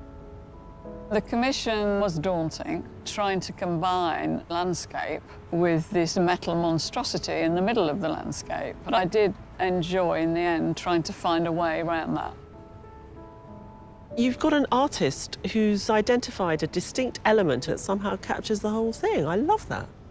I love the colour palette. It's like a beautiful, summery, blue sky day, but there's nothing pretty about it at all. I mean, the way that those trees are melting into the fields is so cool. It feels like sort of English futurism. There's a real sense of a certain time in English history. It's very well balanced, and I think that's because of the colours and the tonalities she's using. Her power station is emanating energy, and it's the only one that does it in the way that I see it happening tonight. I think it's a very well-constructed painting. I really love the way that Sue handled the shadows this evening. You really get a sense of not just the building, but the effect that the building has on the space around it. So the night sky, the cranes, the greenery, the water. I was really worried about Sue's blockiness earlier on today. But actually, it's got a really strong sense of how it felt tonight. It does sort of loom over you. I'm never happy with most things I produce. I didn't resolve the middle section, but I think I captured something of the feel. I'm really thrown by these commissions in a really big way. I thought I knew where I was headed, and I might have gone completely the opposite direction after seeing these. Yeah, I completely agree. Well, there's nothing like it being the middle of the night to sharpen your judgment. And there we have monochrome, watercolour, 3 oils. Does that confuse any judging? It's always the commissions that change everything.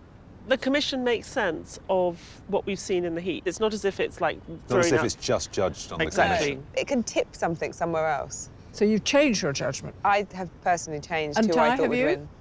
Well, I was in a position just now where I had a winner for tonight's work, and I found somebody's commission was streets ahead of the others, and it's not the same person, so I'm a bit sort of confused. And having said that, I think all 3 finalists this evening were masters of what they did. We definitely chose people who were good. Have you come to a decision? Yeah. And very excited in it too.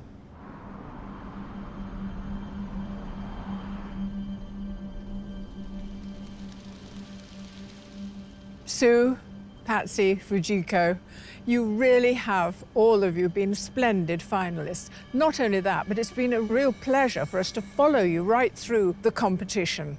Now, tonight's prize is a £10,000 commission from the Royal Institute of British Architects to create a landscape vista of a city which has been inspiring artists for centuries.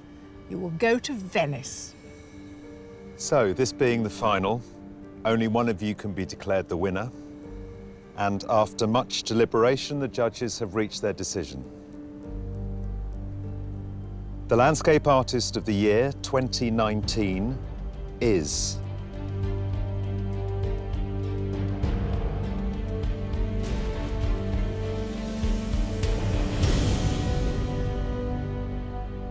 Fujico Rose.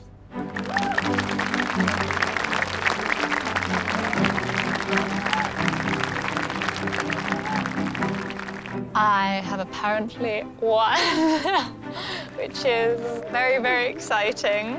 It's a bit of a birthday present for me since my birthday's in 3 days. I'd say best birthday, isn't it? There we go. It is definitely really big for me in the sense of self-confidence. So it's great that the judges reacted to it well, and wow, it's one of the best things you can really ask for, isn't it, with being an artist? Yeah, the whole thing's been a positive for me. Plus, it's helped my painting, so I shall take that away with me, yeah. I think Fujico's work is fantastic. She's very talented, and I'm in awe of what she does. Thank you. I'm not in the slightest bit surprised that Fuji's won. I think she's a very, very worthy winner, and I shall follow her with admiration and inspiration. I've thoroughly enjoyed it. It's been such fun, and I think everybody should try it. Have you ever been? No, I've not been to Venice. We're really delighted with our winner. Fujico makes complete sense as an artist. She captures light so beautifully. She knows what she's doing. She's mashing up printmaking techniques with ink drawing and doing it in really interesting ways. It's new, basically. Yeah. What she's doing is new. She's increased the qualities which are traditional, and by doing so has made something much more radical and interesting. You see her confidence growing, and I really have utter faith in her as an artist. It's just really fitting that we've got an artist who's ready to go out and do it properly. I mean, you know, I think her and Venice are going to get on like a house on fire. Venice is very exciting. Haven't been. I've always wanted to go. I am looking forward to seeing all the architecture.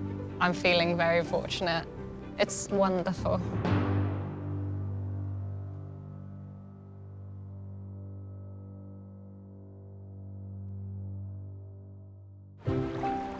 Next time, Fujico travels to the romantic city of Venice I like this way of traveling. It feels quite glamorous.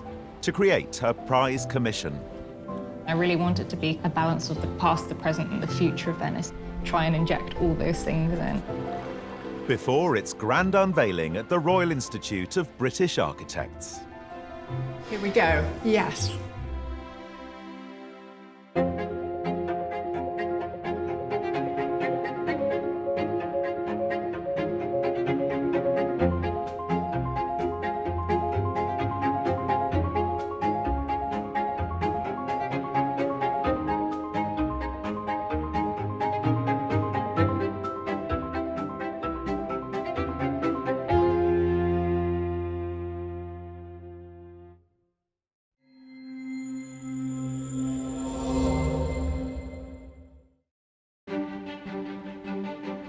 Hello from Sussex and the historic splendour of Hurst Monsu Castle. Remarkably, though dating back to the 15th century, the castle has never witnessed a battle. Until today, that is. Yes, we've got 8 eager artists all lined up to get medieval on their art. It's the Battle of the Brushes. It's Landscape Artist of the Year. Throughout the summer, we're visiting some of the most stunning and inspiring scenery that bountiful Britain has to offer. So you felt quite happy when you learnt you were coming to a castle? This is like perfect. 48 talented artists will commit to canvas these magnificent views in their quest to create their own landscape masterpieces. I'm pretending I'm a child with poster paints. OK, splash it on. Competing at today's heat are 7 professional artists. Izzy Wingham, Gary Jeffrey, Satdeep Grul, Colin Watson, Fatma Umanel, Ian Lever, and Sarah Manolescu. I think I've been quite anxious in the build-up. I'm quite easily rattled, but I'm here to paint, so I just want to get on and paint. And 1 amateur artist, Russell Ashcroft. Never worked outdoor before. I am feeling very nervous. It's all very surreal. I didn't sleep a wink last night. The artists are competing for the prize of a £10,000 commission to paint a scene in Venice, in celebration of Victorian art critic John Ruskin.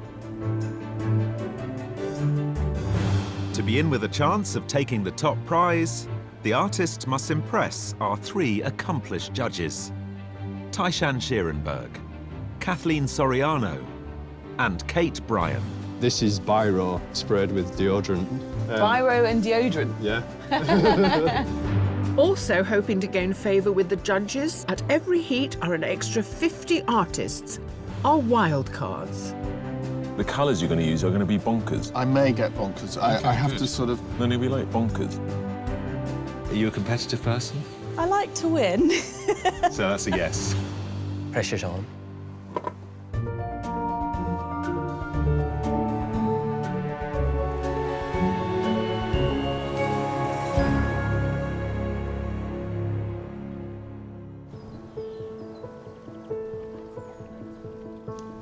While the 8 artists prepare for their challenge, the judges review their qualifying online submissions. 8 artists, 8 submissions. Let's say hello to a painting of an aloe. We're starting early today. Yeah, don't worry about that. I'm all over Great. it. The colours of that hot climate are very sort of silvery, and there's a certain sort of atmosphere to them. This is almost like a complete absence of liquid in the way that they've put the paint down. It's dry, it's chalky, and of course that just underscores the kind of terrain that you're looking at and really suits this fantastic plant. There's a lot of stamping, printing, and it feels like a sort of gritty urban scene. They've somehow elevated with pattern and with colour. Yeah, I mean, I really like this. It's a very strange way of putting textures and paints down. But at the same time, I think they've struck a nice balance between being realistic and being a bit experimental with their process. As soon as I look at this, I'm taken right through art history and lots of paintings where out of the background of some scene, Icarus falling or Bruegel's walkers through the forest, you have this town in the background, and it makes it so powerful. And such attention to detail. You just know that they haven't missed a single roof tile. I love this because it's so surreal, and I think the crab is a complete tour de force, and these fantastic patterns that they've created, and it's still really believable as crab shell. Come on, it's bonkers. It's brilliantly bonkers, though.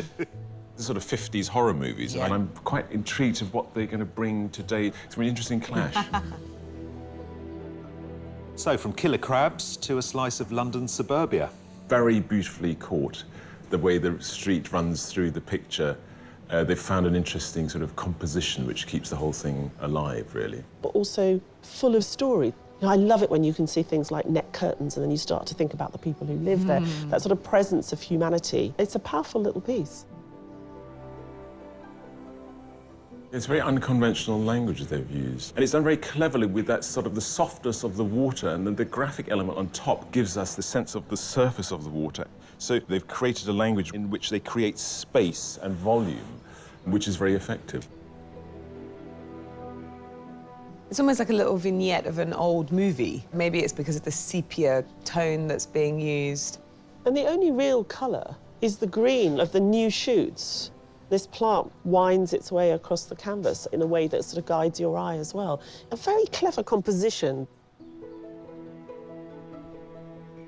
I really like the brevity of the paint. That sense of heat is made real by the shadows, and if you look at the steps, that's where I feel the heat, is walking down those steps. It's so impressionistic. I can hear the kids screaming in the surf. We're really there, and so to do that with such a shorthand is pretty impressive.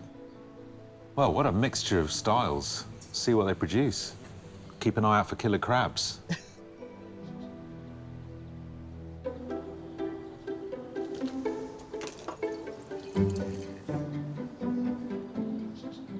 Artists, I hope you're feeling inspired because the time has come to put your creative skills to the test. You have 4 hours to complete your landscape, and your time starts now.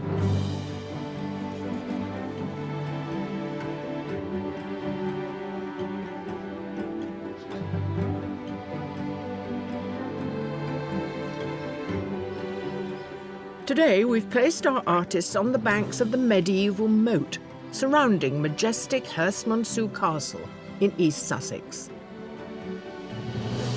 Britain is populated by these incredible castles that sort of march across the countryside. And here we have a fantastic version, which is really going to challenge, I think, our artists today with the level of detail that's presented in it. They need to embrace the castle, and that doesn't mean necessarily that they have to show all of it, but they have to give us a really strong sense of it and its detail, and also this luscious landscape that we're sitting in.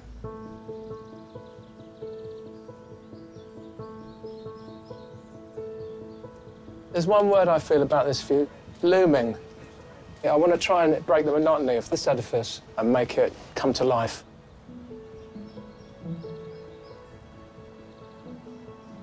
There's a lot to take in, but I'm going to try and capture as much as I can of the castle, the trees and the moat, and I might add some little sneaky things in here as well.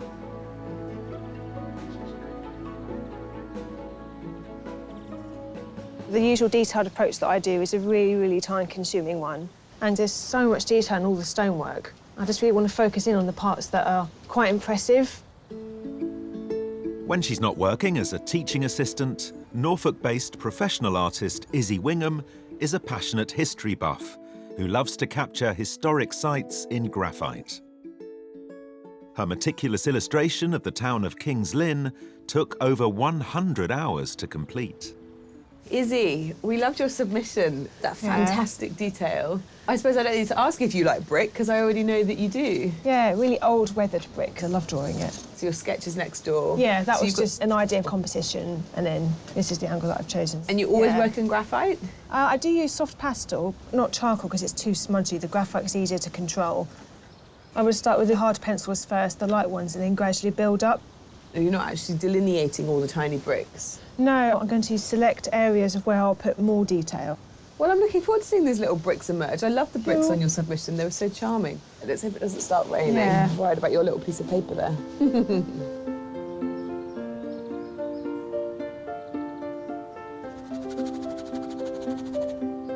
My philosophy for today is to take my time, because normally I paint over a 2.5 to 3 hour window, so I've got time, but I don't want to overpaint it. So it's keeping myself in check to make sure I don't do that. Professional artist and mum of 2, Sarah Malolescu describes herself as an impressionist with a love for figures, colour and light, as demonstrated in her Wimbledon street scene. A seasoned plein air painter, Sarah's familiar with tight deadlines, managing family life around her artistic working day. Sarah, you really dashed down with enormous brio a huge amount of this picture. Yeah, it's so important to get everything in the right place before I start putting on the colour. And you have actually noticed over here a staircase. Yeah, I really like that line coming down and the bit of sky poking through that archway. You're used to working in the open air. I am. I have to be in front of my subject. You're absorbing everything. Everything you hear, you smell, you see, you experience, it all goes onto the board, and it just makes for a much more energetic, lively, emotional piece, I think. Great. Yeah? Thank you. Go for it. Also invading the grounds of Hurst Monsu, 50 wildcard artists are taking up residence in the castle's orchard. Most of my studio with me, really. All my big brushes. I was on a 12-week course for this. There you go. Look at that, isn't it marvellous? I was such an amateur. My husband dropped me off and all the children stayed in the car with him and I'm enjoying the calm. I'm nervous. I also get my dissertation results today, so I'm nervous about a lot of things. If you see me crying in the corner, then you know why. can't really see much of that to make it look good. So I'm going to do something a bit different to everyone else with the little trees. And if any of their landscapes impress the judges, they could win a place in the semi-final. The kind of Van Gogh-y kind of feel to your drawing. Is that any That's interesting you say that. artistic influences? Well, if it is that, it's gone wrong because I'm trying to channel Kandinsky. Kandinsky?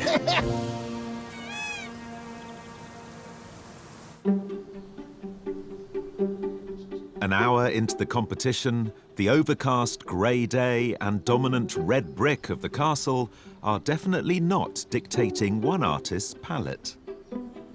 Today, I'm going to be radical and put down the complete opposite colours to what I can see in front of me as an underpainting in an attempt to make it come to life. So the first thing is a bright green castle, but don't panic. Surrey-based professional artist Gary Jeffrey took part in 2016's Landscape Artist of the Year, competing at Stowe in Buckinghamshire. His submission this year, capturing the colour of a beach scene, was painted plein air on holiday in Mallorca. Gary, you made a very bold start there already. It's kind of very bright colours. Yeah, I'm pretending I'm a child with poster paints. OK. This is the most fun part. Splash it on. Yeah. Big, bold and beautiful. Absolutely, yeah. Are you a bit of a high-wire act as a painter? You're quite courageous. I love being up against it. Oh, that's good. Well, you picked the right place then. So 4 hours is not going to be a problem for you? I wouldn't say it wouldn't be a problem, but you have to prioritise OK. to actually make something that's resolved. Have you got anyone here supporting you? My dad. Oh, yeah, where is he? He's over in the wildcard section. Is he a wildcard? Yes. Do you paint together a lot? I don't like going out and painting with him because he gets bored. Oh, he gets bored? Yes, and wanders off and goes, why have you only done one? I've done 3. Oh, so he's the kid and you're the dad, basically? Yeah, he's got an attention span problem. Oh, well, listen, do him proud and good luck with it. I will, thank you.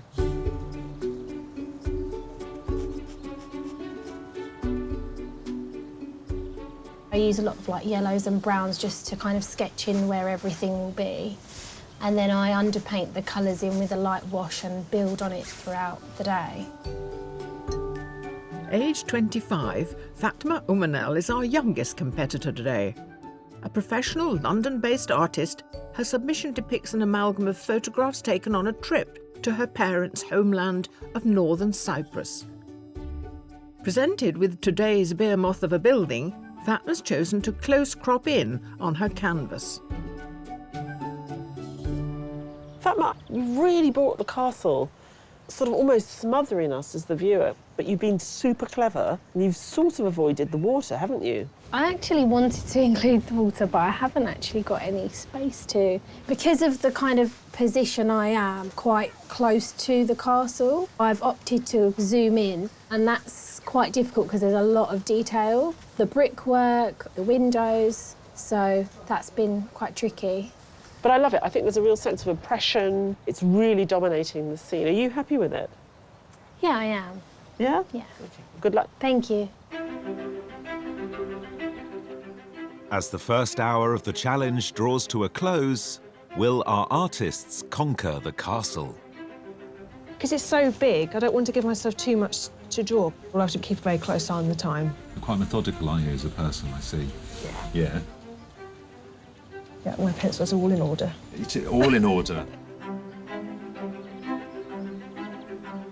There's loads of things worrying me about today, not least of which is the weather. I'm a bit worried that the sun might come out and completely ruin all of my Gothic gloom.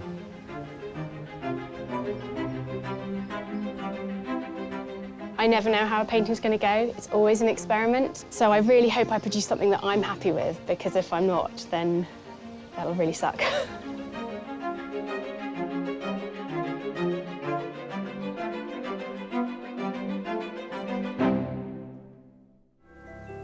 Our 8 competing artists are entering the second hour of the 4-hour challenge to depict the enchanting yet formidable Hurst Monsu Castle in Sussex. Normally I would paint straightforward landscapes. Sometimes I do a little bit of architecture, but often the architecture supports the rest of the landscape rather than being such a kind of key feature of it, like it is here today.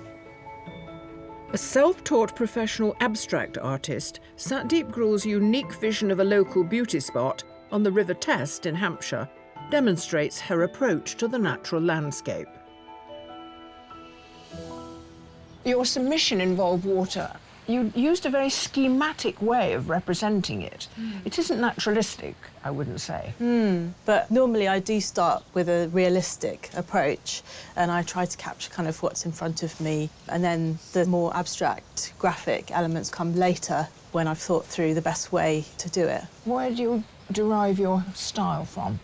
For a while I was obsessed with the golden ratio, which is this pattern repeated throughout nature. I think that's what I'm trying to do with the patterns. The relationship with nature, it's elusive, isn't it? Yeah, definitely. It's a castle, isn't it? Just a chocolate box castle. So what you're looking for, I imagine, is something very twee and romantic. Absolutely the opposite, of course. And it's very odd because we're standing in front of this magnificent edifice and we've got this moat and everything is great and ready for a painting. The light is so bad and grey that there's no contrast. They've got to find some colour in this because that's the only way they're going to make something as interesting. If you stare long enough at this brick, they're reds, they're purples, there's interesting things to be extrapolated from it. Apparently there is a ghost that haunts this castle. It's a headless drummer. Weird. Yeah. Apparently the headless drummer is armless, though. Yeah. Would you like to live in this castle? No, because... There's a headless drummer running around. There's a headless drummer.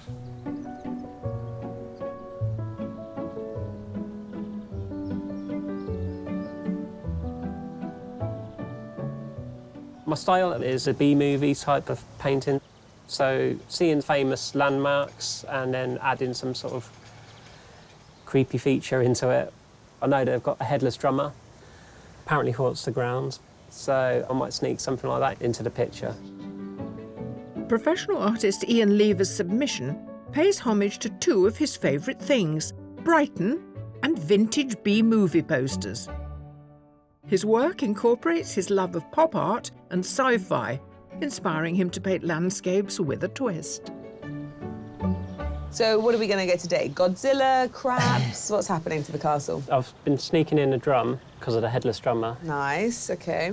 It's very flat at the moment, but of course it's that B-movie vintage poster look that you're going for again. But I'm trying to add different textures and bring it out a bit more because it is just really base coats at the moment. Yeah.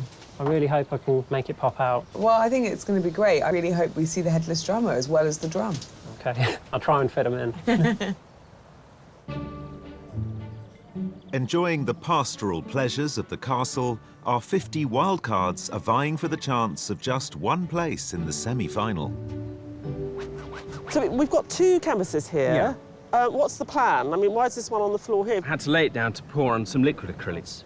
And then I use methylated spirits. OK. Along with the spray paint. Wow, fantastic energy. Really good. Cheers.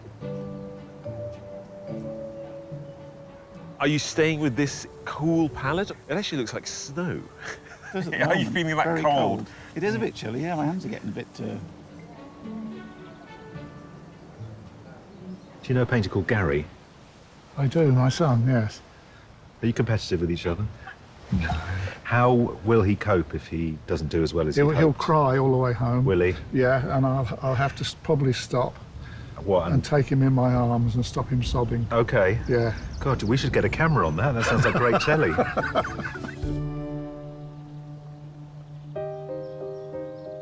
On the other side of the historic site, our only amateur artist competing in a pod is trying not to be overwhelmed by the enormity of the castle. I've got this grid basically just to set the composition, find a focal point. It keeps my focus on like, a certain part of the building rather than trying to incorporate it all. Just focus on an area. Russell Ashcroft paints around his working day as a postman in Skipton, where he was born and raised. His submission, a composite scene of the Peak District, is his first ever landscape. Painting outside and to a deadline are also new practices. Russell, we're quite a way into the day. Yes. And you've done a grid. Yes. What's happened? I've decided to start again because I wasn't happy with the composition. This is my original piece, and detail of the castle just overwhelmed me. So I've decided to simplify it and bring more of the foreground in. Okay. And just have a little element of the bridge. Okay. Just for time-wise, really. Right. Did you factor that might happen, or is this a panic situation? A bit of both. So taking a deep breath, you're going to start again. Yes. Are you good under pressure? The best. So we're going to find out.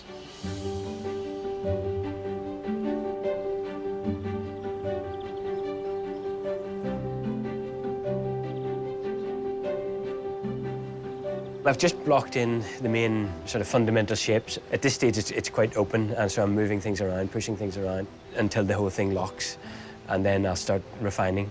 But at this stage, I'm just really trying to get the colours, the tones, and the shapes right.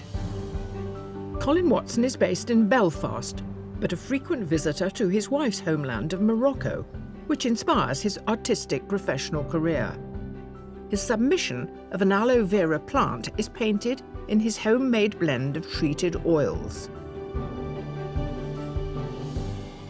Colin, what we liked about your painting particularly was the sense of texture. There's a kind of roughness or a dryness. Yeah. Is it a medium you use? Well, I'm using a wax medium, so it gives it a bit of body. Yeah. And it sort of clogs the picture a bit. The water, which is this dull brown, you've layered it by using this wax, so there's colour coming through. Exactly, yeah. I mean, you've got this sort of dull brownish underneath, and then it's more violet, sort of pale grey on top. I think that helps to give it a bit of life. And that sort of visual mixing, in a sense, that's what you're doing, isn't it? Yeah, You're sort of mixing yeah. the colour, you're mixing it on the canvas. Exactly, yeah. Same with the castle itself. It's not made of one flat colour, so there's a lot of colours there. So I think it helps you to breathe a bit by layering. Yeah, it does, and it creates atmosphere as well. I mean, you've seen colours in there which I haven't even imagined. So well, maybe they're not there. It works. Well, you have to keep the thing alive, hopefully. Well done. Thank you. As the second hour of the competition winds down, the wind picks up, along with the artist's kit.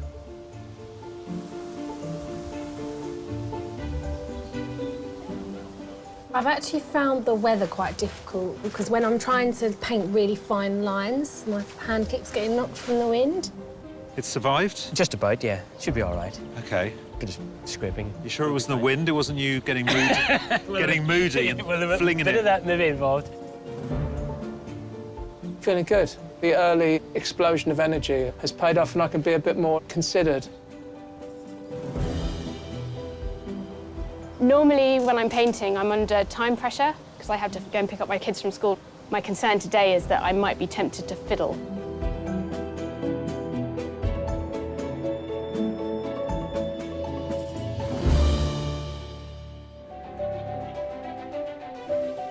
Our 8 competitors are halfway through their challenge at Hurst Monsu Castle in Sussex. With just over 2 hours left, the sheer scale of the building continues to test the artists. You've gone quite close in. Yes, this is bigger than I normally work on. And it's planner. more complex in a sense? Yes, because there's so much going on with that building, and I do get sucked in by the details. I mean, the brickwork is hard because there's so much going on within it. You know, certain parts look almost sort of pebble dashed in a way. Yeah, I'm quite intrigued how this... Me too. No, sorry, I sound... I'm quite intrigued. How's it gonna I'm go? most positive. I'm intrigued and quite excited to see how you develop this.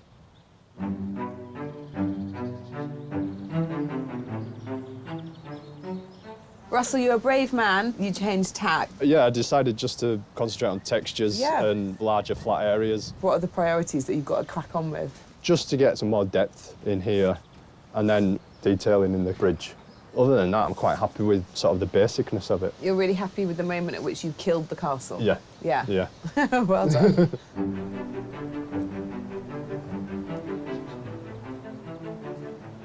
Gary, come on up. I found someone you might remember. Oh, no. How are you feeling about Gary's painting so Needs a far? little bit more work, I think. Right. What would you suggest? Well, you don't want to start again, do you, really? No, I think you need to start putting some lines in, some linear work onto it. All right, Father. Yeah. No, you'll be all right, mate.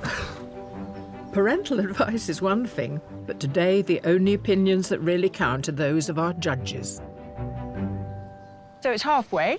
Then what's the overall impression have you got? the view that we're asking our artists to paint is almost too close to them. So some of them are not picking up on some of the subtleties. The ones who stick out for me are the ones who've overcome the problem of lack of light and lack of tonal contrast and found colour.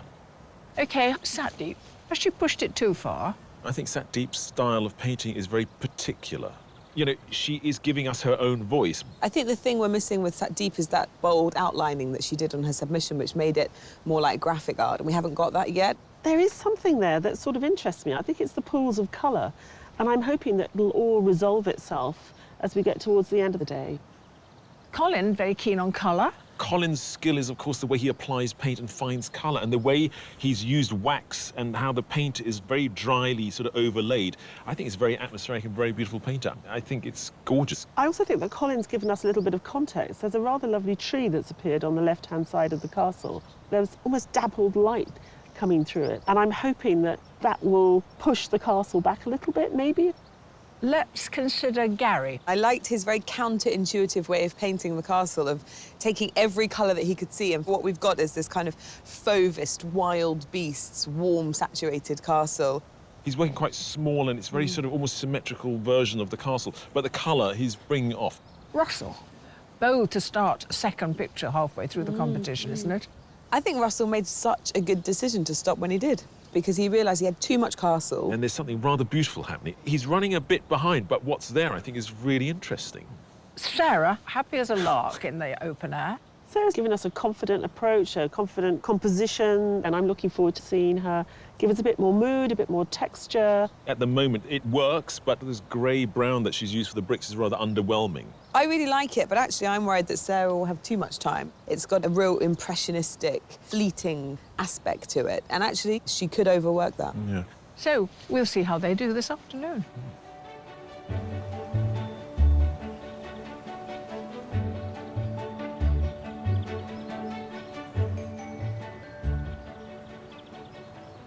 I'm so excited. I've come at just the right moment. I've been waiting for you to do something with these blocks of colour that you've laid down. You've now started to define them with the outlines. It's fantastic. How do you normally know when it's the right time to start laying on these graphic shapes on top?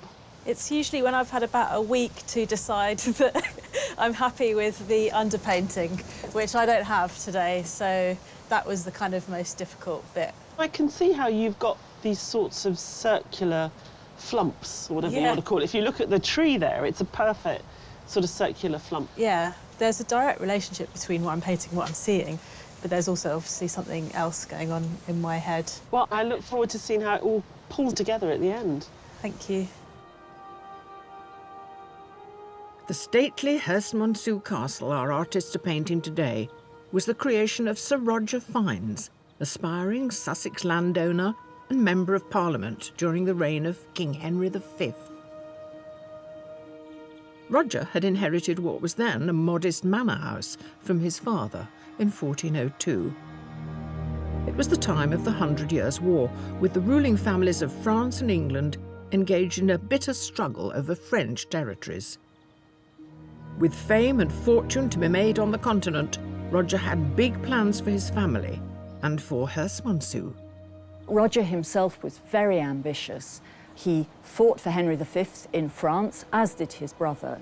They seem to have been very popular with Henry V, and they were rewarded with lands and important posts.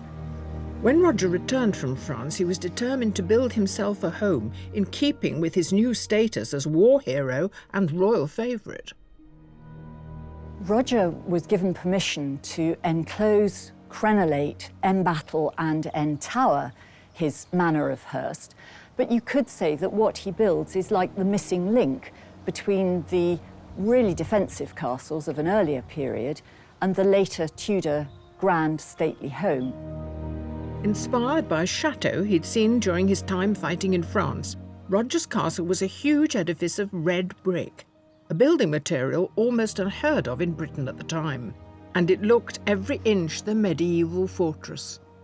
And yet on close inspection it would hardly have withstood a marauding army. The windows were too large, the gun ports too small, and the walls would have been no match for a barrage of cannonballs. By the time he died in 1449, Sir Roger had reached the office of Treasurer to the royal household of a new king, Henry VI, with the splendour of Hurst Monsu Castle standing as testimony to his wealth and status.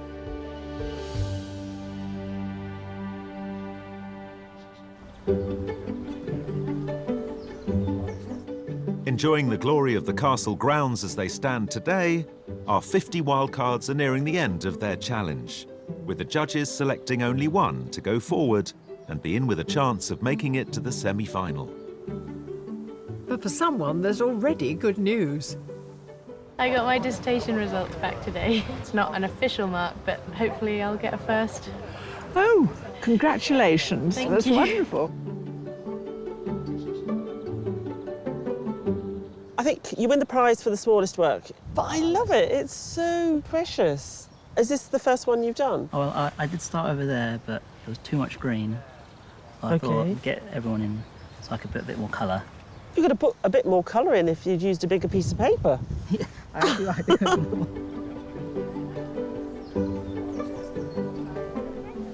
Do you paint a lot? No, I give myself half a day once a week because I've got a job. Oh, right. What's your job? I'm a GP. Are you? Yeah. Oh, that's good. So I've got a little thing on my eye. Well, it's fine. I wondered if you could have a just look take your at. top off. So which of our wildcards has flourished today? What about the guy who's slightly up the hill? You just did the foliage and the different sort of textures. So yeah, much richness in the castle, really. colour. No. But, you know, they're mainly looking at the trees, aren't they? No, that's fine. There's a girl sitting down, and the trees are painted very softly and rather sort of Smoky. smoky and Yeah. ghostly. Yeah, it's it's very atmospheric. I like that one. Do I you like that one a lot. I do like that one. Okay. Congratulations. You are our wildcard winner today. Well done.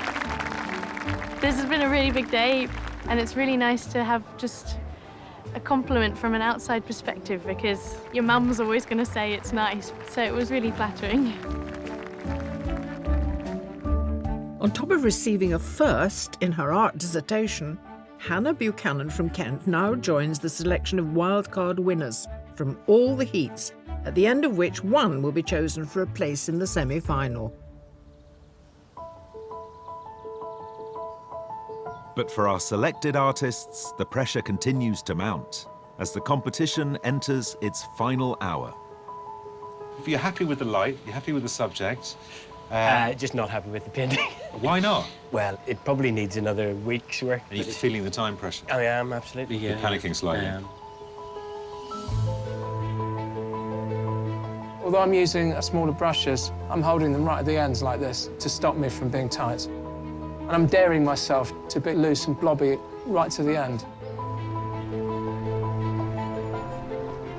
Time-wise, I'm doing better because of the foreground. It's more area of texture rather than detail of the castle. I'm happier because I feel like I'm accomplishing more.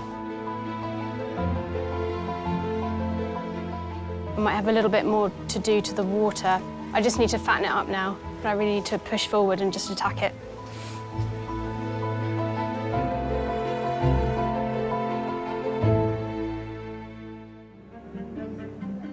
Here at Hurst Monsu Castle in Sussex, our 8 competitors have only minutes left to resolve their landscape works of art. At this stage, fatigue sets in, so pressure's on.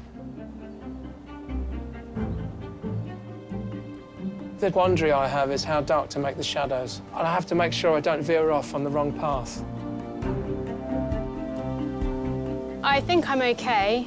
I'm just building up the detail now, but my eyes have given up. I don't think they can tell what colour's what anymore. Artists, you have 1 minute left. I would like another hour or two.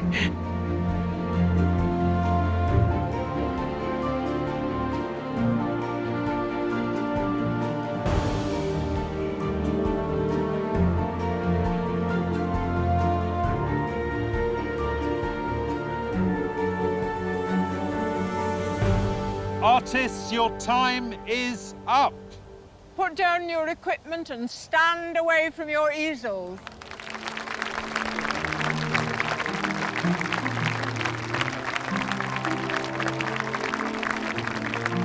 Well done. Well done.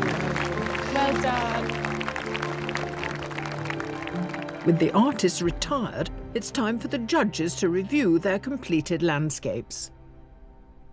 I think Gary did rather well today. There's a subtlety in the drawing which makes you aware of where you are looking at the castle from, how that bridge leads over.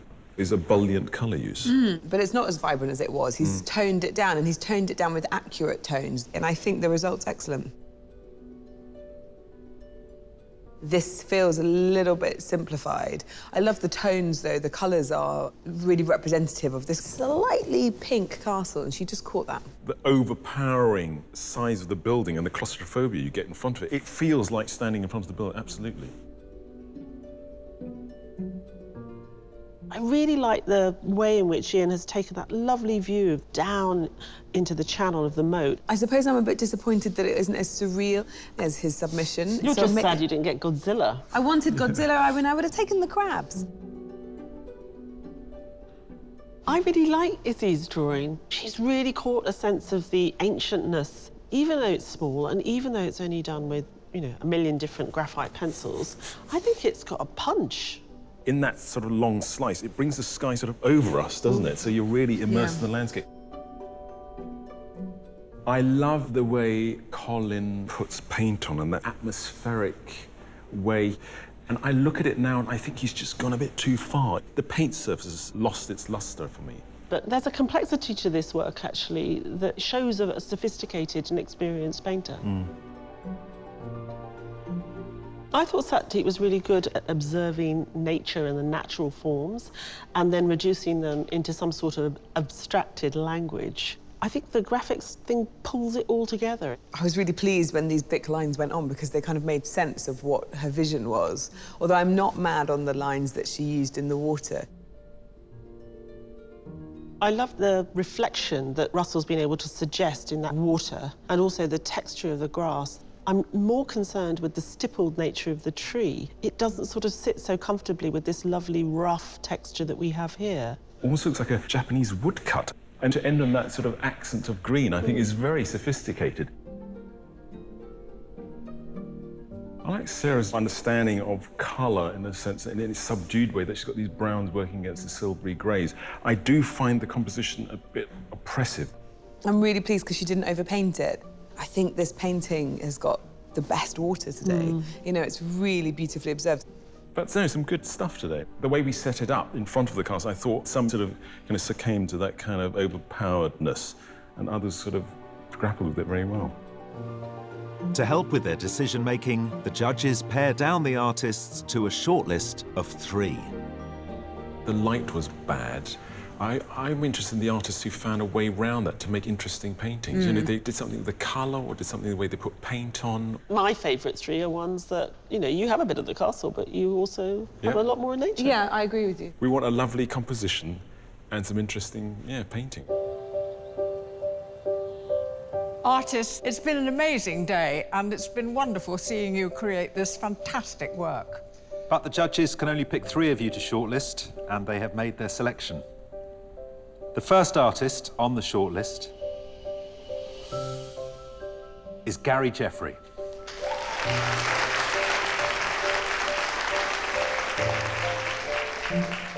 The second artist is Colin Watson.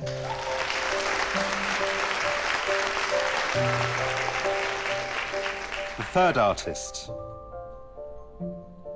is Sarah Manolescu.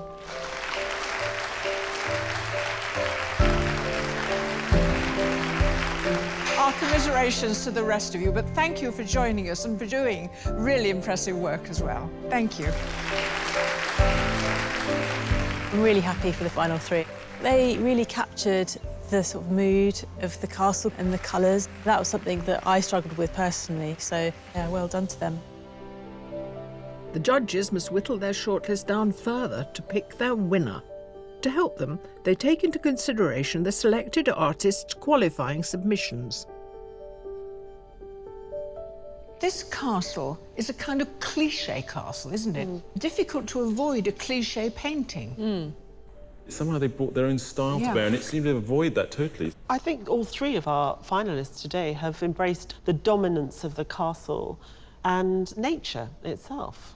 Gary showed an interest in his submission in colour, and he showed an interest today. We've got a very colourful castle. Yeah, and I think there's a lovely perverse logic to how he painted today, where he said he was going to give us all the opposite colours that were there.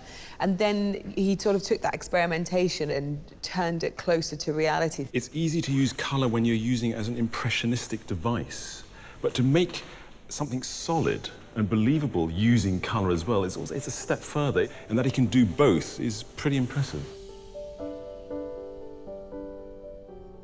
Colin can convey a sense of mystery, I feel, in his paintings. Colin's got a dry way of applying paint, and I think the way the light bounces off the surface of the paint gives us a sense of the air between us and the object, and that is the atmosphere you're talking about. And he's been able to create it in both his submission and what he did today, and he's very believable. And I think the balance in it is really effective, the way in which the tree almost has an equal weight to the castle. So Sarah really took on the castle, didn't she? She really took on the water. Particularly under the bridge.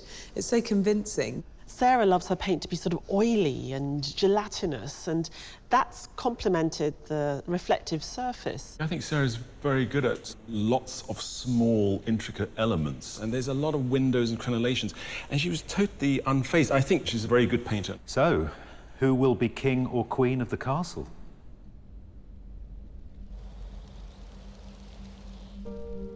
Gary, Colin, Sarah, this is the dreaded moment when we have to lose two of you because only one of you can go forward to the semi-final, and the judges have decided.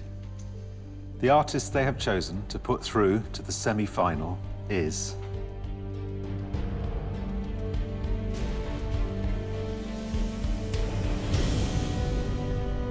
Gary Jeffrey.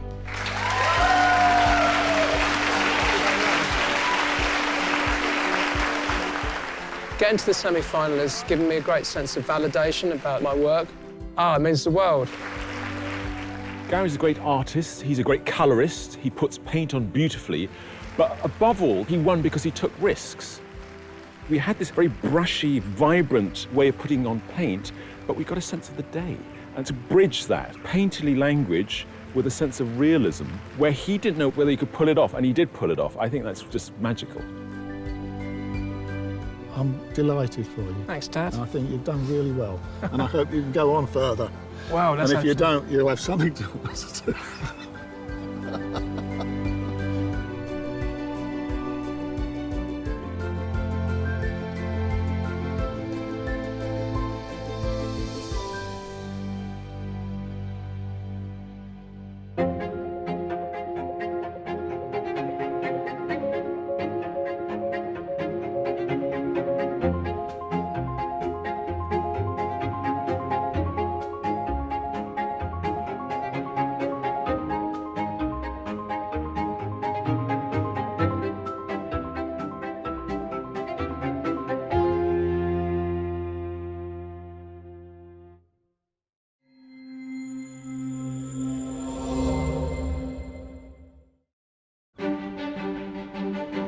Hello and welcome to Plymouth Hoe, famous as the place where Sir Francis Drake finished his game of bowls before sailing out to encounter the Spanish Armada. No such luxury for today's 8 artists who have a strict 4 hours in which to complete their painting of this stunning landscape. So, since time and tide wait for no man, let's get on with the competition.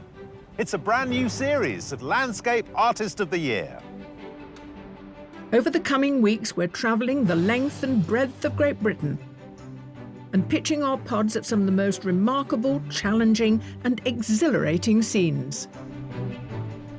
This is a bit of a gift for you today. Couldn't be better, could it, Aunt Isla? Are you pleased? Yeah, delighted. From breathtaking fairy tale castles to awe-inspiring engineering marvels. The view is spectacular, so I really want to do it justice.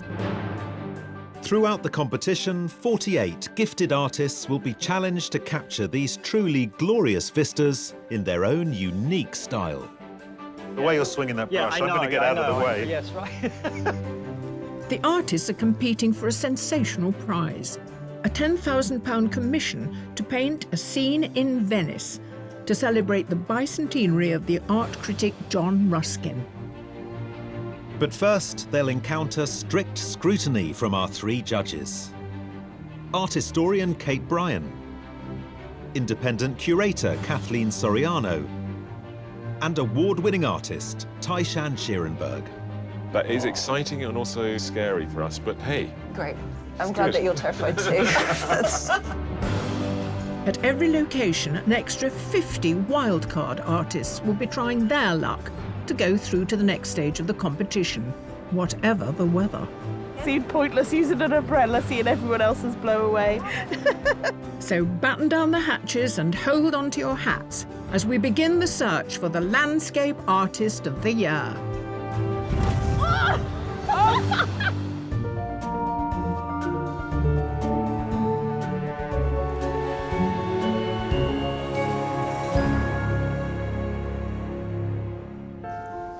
Hoping to claim a place in the semi-final today are 6 professional artists. Dante Turner, Zosha Olenska, Kathy Reddy, Andrew Wykes, Lisa Turner, and William Balthazar Rose. I paint usually in a very private way. But it is time to go public with my art. And taking them on are 2 plucky amateurs, Tony Munns and Maggie O'Keefe. Apparently, if I tell my brain I'm excited, it will see myself as being excited rather than really nervous. So I'm trying to do that, but I know I'm lying. All of the artists were selected based on a piece of artwork they submitted online. So today, the judges get their first chance to scrutinise the real things. Good morning, judges. Since we're at the seaside, it seems appropriate to start with some fish and chips. It's like a little Edward Hopper scene, you know, the person alone at their work, the fantastic long shadows of the ketchup bottles. You can smell the grease of the chips, you can smell the brine of the sea. It feels like you're really there. We're used to people reacting to the landscapes, trying to get the right colour or tone, and here somebody's physically reacting, but in a very sort of unusual way. So we have these tracings of their emotions as they react to the landscape over the whole thing, which gives it this frenetic energy, which is quite fascinating. I really liked the construction of it, the way your eyes led across the bridge to the factory buildings and then blocked out by the foliage. It's very well balanced. Yeah. I'm pleasantly surprised by the scale of this, and so it means that everything I liked about it, almost like more, the sort of undone figures are even more undone because actually their legs are just formed of one big rectangle of paint, just to give you that sense. And another bridge here, but less of it. Less of everything, really, and that's the charm of this piece, is that they've foregrounded the angle of the bridge through which we actually see this tiny little landscape. So, Bali. When we think of a landscape, we think you've got to see as far as the eye can see for miles, and actually this person's reminding us that a landscape is also in the micro. You need to sit amongst Bali and be really entranced by all these amazing patterns and geometry that you can find within nature. Is it South America somewhere? It's Lima. Lima. Lima in Peru. Everything's on the off. The road is slightly off. I love the buildings in the background being slightly off and tumbling down and falling into each other.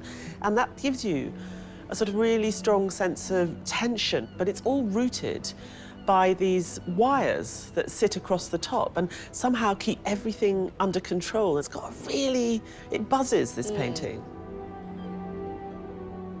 I like the format of this. You really get the spread of the bay, but I really like the colour, the tonality that seem to emanate from the sculpture, the grubby greens. You find them echoed in the trees and in the sort of this weird, dirty sea. So it's all of a tonal quality, and it works. And our final landscape today, but it's in North America. That sky is incredibly blue. What I really like about it is the use of red in the noise of green. It sits underneath the dark bushes and makes your eyes sort of travel across really nicely, and it breaks up all that incredible range of greens very quietly but very effectively. So we've got landscapes from all around the world. Let's see how they cope with Plymouth. Capturing Plymouth, it seems, requires an entire studio's worth of kit. I decided to bring just about everything. It's compact packing. And apparently some from the kitchen. I'm very interested in connection between cooking and painting.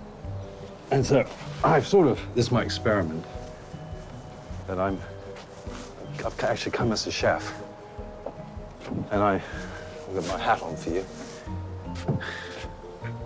Et voila. Artists, I hope you have everything you need to create a masterful work of art as your challenge is about to begin. You have 4 hours to complete your painting, and your time starts now.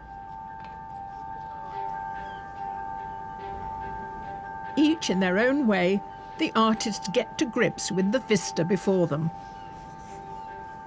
Today, our artists are looking out over the mouth of the River Plym, with the yacht harbour in the distance, and in the foreground, the unmissable landmark of Smeaton's Tower.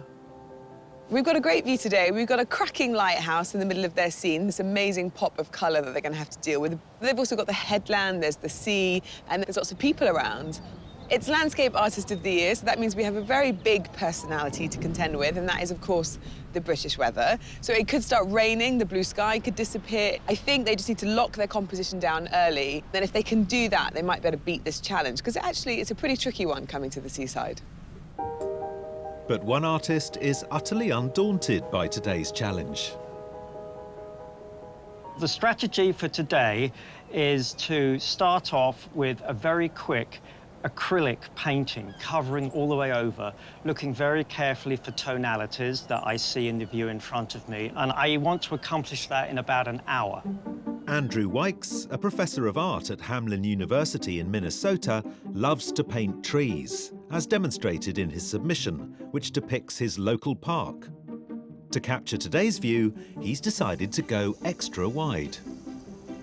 That's 3 boards? It's 3 little panels, yeah. Did you know that was going to be how you were going to approach it today? Well, originally I thought maybe I'll do a square, and then when I saw what was in front of me, I realised it really needs to be a very long kind of view, with perhaps the lighthouse in it, but if it is going to go in it, it would be to the far left as some kind of foreground structure. And I see already you haven't been going long. There's paint on your hands, the hat's seen a bit of paint. Are you're going to be quite a grubby painter, right? Definitely. Oh, very messy. We're going to have to hose you down at the end of the day. It's not a technique, it's just me. I'm just messy. I'm just disorganised. Okay, well, the way you're swinging that brush, I'm going to get out of the way. Yes, right.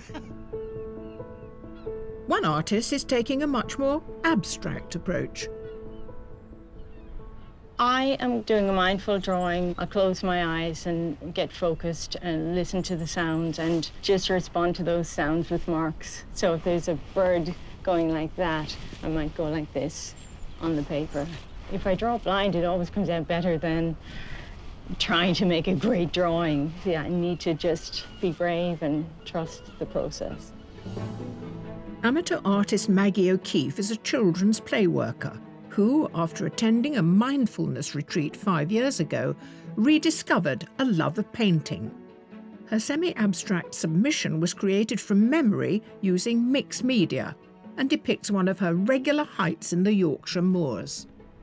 Maggie, you're really kind of like tuned into the environment that you're in, but not with your eyes. Yes. We think of painting as just a purely visual activity. Yes, so I want to bring in the other senses to be more mindful about what's happening. And I like abstract, so it helps send the painting into the abstract realm. What about our friend the lighthouse? It's out of, I can't see the lighthouse. Okay, you've decided not to see the lighthouse. If it was right in front of me, it would be the main character, I guess.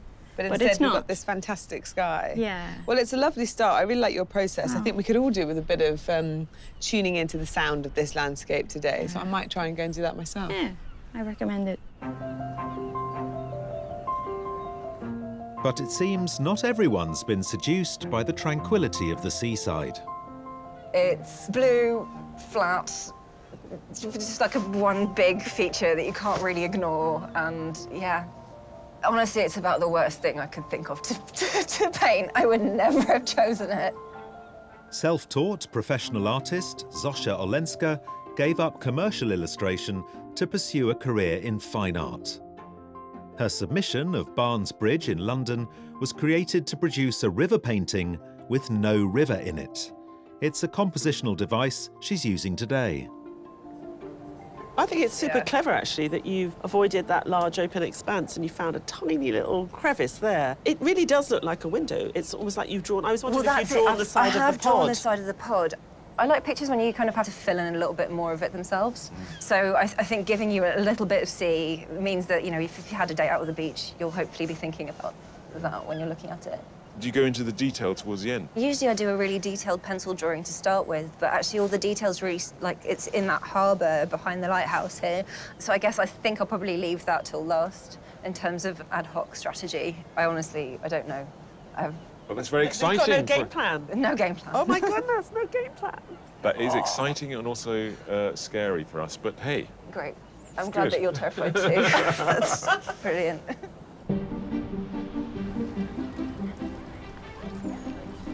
Our 8 hopefuls aren't the only artists on Plymouth Hoe today. Can't wait! 50 wildcards have come along to have their go at capturing the view across Plymouth Sound. I like the colours in the water in the boys. They're quite grey and grim, but there's nice colours in there to bring out. The ultimate victory is to catch the judges' eyes and be in the running to gain a place in the semi-final. I'm looking forward to chatting to the judges because it's nice to hear different opinions on your work. You're not rubbing it already, are you? What do you mean? You can't be rubbing it. It really is lovely, isn't it? I mean, if you do rubbish painting, it don't really matter, does it? Because you've been looking at that for 4 hours. So it'll be a nice day, whatever, I think, won't it? A short distance along the seafront are our 8 pod artists. And as the good old British weather begins to make its presence felt, one artist has a big decision to make. The sky keeps moving. For 10 minutes, it's perfectly crystal clear. Then there's clouds. Now there's a mist and a fog coming in. So I'm not sure what to do with the sky, how to tackle that. Do I make it look sunny, or do I make it look like it is now, moody and misty and something more like Turner would have done? No stranger to working en plein air, Cathy Reddy took part in Landscape Artist of the Year 2017, creating a lino cut of Knaresborough Bowling Green. She specialises in prints depicting Irish agriculture, as seen in her submission this year. It was a barley crop at home on the farm, and it was more environmentally friendly. And that particular day that I decided to make a print of it, I was out walking through the field and my father was beginning to harvest it with a combine. So I took a picture on my phone. I came back an hour later and was trying to sketch it before he cut all of it away. I suppose I wanted to commemorate that crop on the farm because I'm always trying to commemorate what the farmer does in the landscape. So, you know, the barley was there, now it's gone 15 minutes later. So as the farmer makes a mark in the landscape, I try to make a mark in the lino to replicate what they're doing. OK, what do you make of this landscape? It's absolutely fabulous. It's a real monumental landscape. You've got this man-made fixture of the lighthouse in contrast with the cliffs. I absolutely love it. It's big, it's bold, there's so much you can do with it. Well, it'll be interesting to see how that develops. Good luck. Thank you very much. With an hour of the challenge already gone, there's no sign of the weather settling. Because the light is constantly changing out there, it takes a lot closer study at the hues and tonalities of things. I was delighted when the clouds came over and it started to rain, and I just thought, yay, it's something to follow, because that's kind of what those marks are, me following the clouds. The weather's changing so quickly, and by having the pod in, I think it's framed it in a way that at least I'm concentrating on a smaller part of the canvas. So it's less to go wrong, hopefully.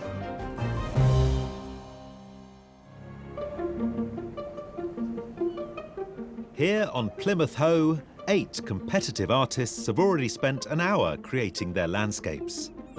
They're contending with a hard-to-ignore lighthouse and fluctuating meteorology. Well, you're lucky you're sheltered from the rain, that's what it's saying. How have you found dealing with the weather? Terrible. Terrible, ¿por qué?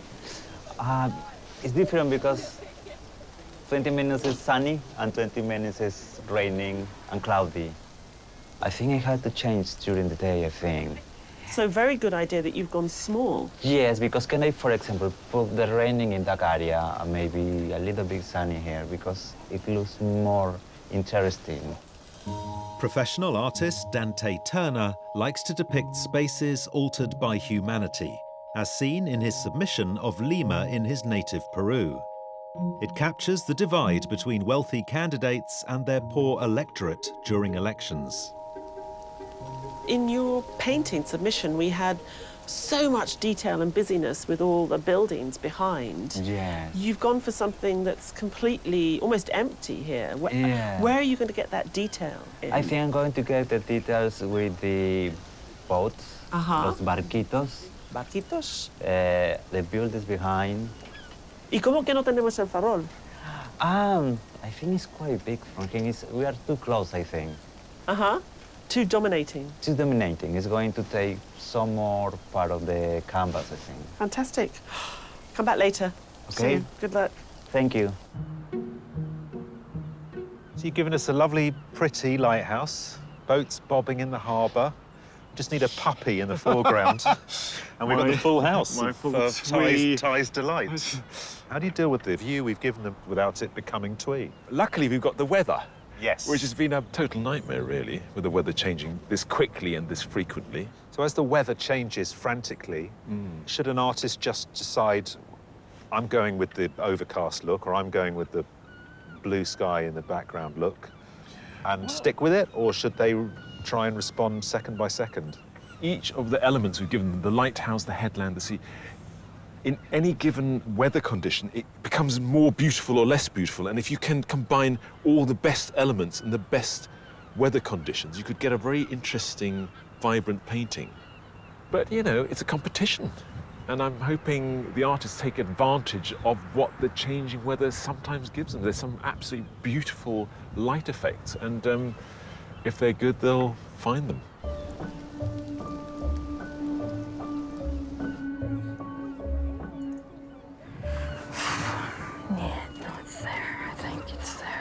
What I don't want to do is just a picture of the obvious, which is the lighthouse. It's not a picture of a lighthouse, it's obviously a picture of a place and a location. So what I've got is the viewpoint slightly higher than ground level that actually embraces everything into a sort of coherent and well-managed picture. Amateur artist Tony Munns is a graphic designer whose love of the seaside is apparent in his acrylic submission of an imagined scene. He wanted to create the familiarity of fish and chips on a pier at the end of a summer's day.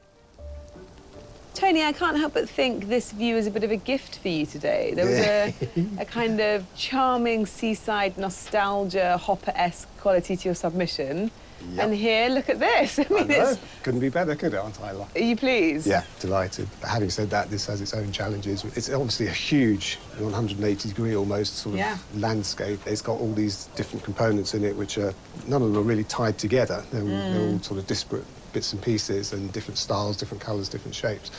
And I was also slightly concerned about the magnitude of that feature versus, you know, everything else, really. So yeah, because it's a game of scale, isn't it? It is, you can see so far away.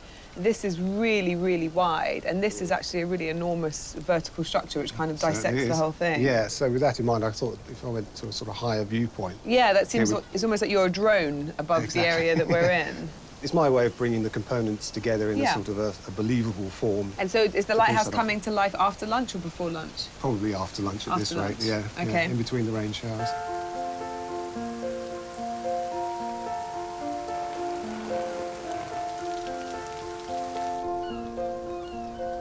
The lighthouse is so huge from where I'm sat, but it seems unkind to not represent it. I really want to get it all in. Originally from Cheshire, art teacher Lisa Turner likes to paint places she visits with her children. Her panoramic submission is based on a photo of Ilfracombe Bay, taken when the family went to see Damien Hirst's famous statue, Verity. You've just turned the Verity piece that you submitted on its side, haven't you? You've got a tall vertical, but weirdly you've chosen not to embrace that sort of rolling hillside that you had in Ilfracombe. Yes. I didn't feel she was as dominant in that landscape as that is. It's right up into the sky, isn't it? It is. I felt like I really wanted to use that. And from a proportions, you have made it smaller, haven't you? Yes.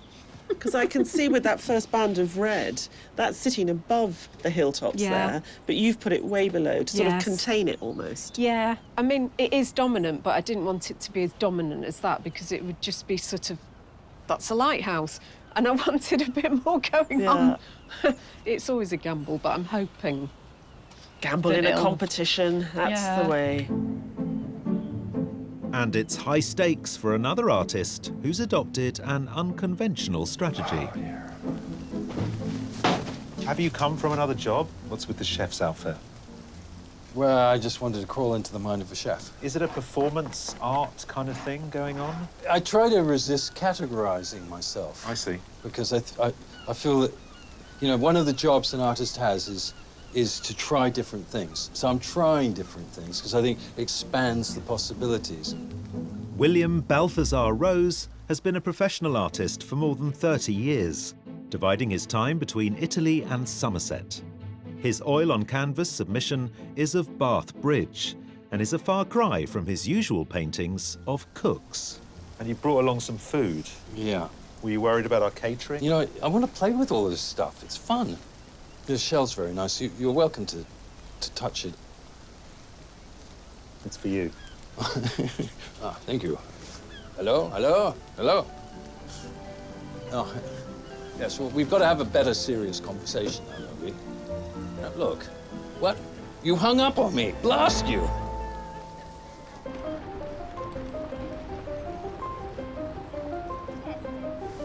Meanwhile, exposed to the ever-erratic elements and with their typical can-do attitude, are our 50 wildcard artists. Are you used to painting outdoors? I do paint outdoors a fair bit, really. Would you pick a day like today normally, though? Well, I live in Norway and I paint in Norway. This is kind of bog standard. Maybe not so much with the wind, but the rain definitely. Yeah. OK, so you're pretty hardy. So you arrived this morning with lots of vegetation. What did you bring? Right, so today I've got preserved moss. So this has been treated so that it won't decay, is that right? Yeah, so it won't, all what you need to do, just keep away from water. Right. And keep away from sunlight. What are you going to do if it rains? Well, I think I'm prepared. I've got 5 umbrellas. Probably just as well, because only 5 minutes later, the weather turns yet again. It's a bit frustrating with the weather. Every 5 minutes chucks it down, so it's not making it easy. Oh, that's gothic and moody. Oh, like the day. But you're persevering. You deserve a drink and a warm bath at the end of the day. It's only a bit of rain, isn't it, you know?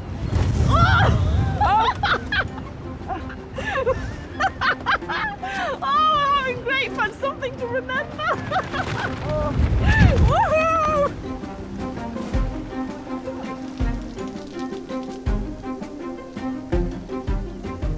Do you often paint in these conditions? If I count this time, this will be the first. Right. The reward for their dogged determination, the chance to win a place in the semi-final.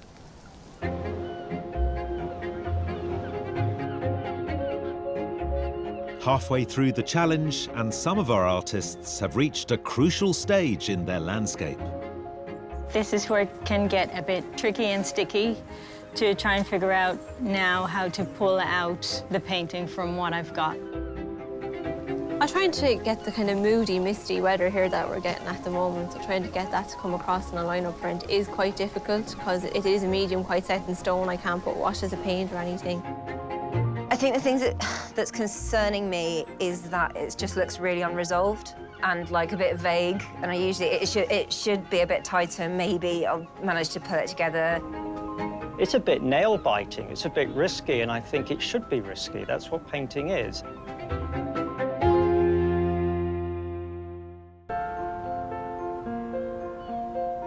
Eight artists are halfway through their challenge to capture the breathtaking view from blustery Plymouth Hoe. Ooh. And with only 2 hours left, it's action stations all round. What's the next phase? Pencil. Right. Gonna do some sketching on top of it. Okay. Maybe tighten it up a bit. Right.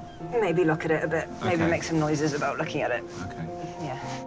I'm just working on the cliffs here at the moment. So your wrist gets really, really sore. So I suppose a lot of printmakers suffer for their art. My main concern is to merge with what is out there. These are my ingredients, this is the meal, and I am the one who's going to translate it. Battling through the inclement weather, the judges have been keeping a close eye on the artists all morning, but retire to a more sheltered spot to review their progress so far. What do you feel about the gift of a lighthouse to an artist? Isn't it a little obvious? Well, the lighthouse is very obvious, and I think most of them have been very inventive in trying to accommodate it. Now, William Balthazar, I think his painting is almost as showy as he is himself. I think his painting's rather good. So it's a pity it's sort of being obscured by this performance, but the way he puts the paint on has got a certain textural quality that is very reminiscent of his submission, and I think is going somewhere.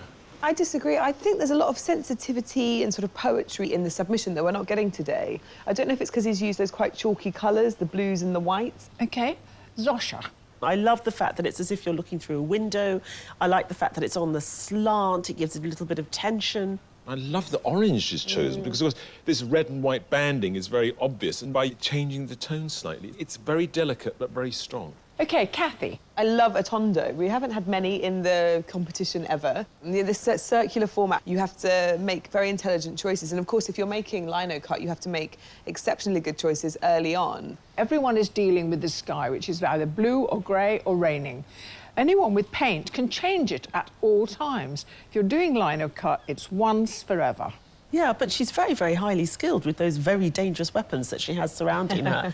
Maggie. What is fascinating to me with Maggie's work is there's something in the line that I know it's authentic. So each line, although it's just layered and you think this is going willy-nilly, there is a real sense of something important going on. My problem is when it comes to something more solid, like the headland, it's suddenly not sitting in space properly. And I hope that she finds a way of anchoring that into a realistic space. Now, Andrew. The work feels a little bit messy at the moment. It hasn't coalesced yet, and maybe that's something that happens towards the end. But it feels like something you like. I love it.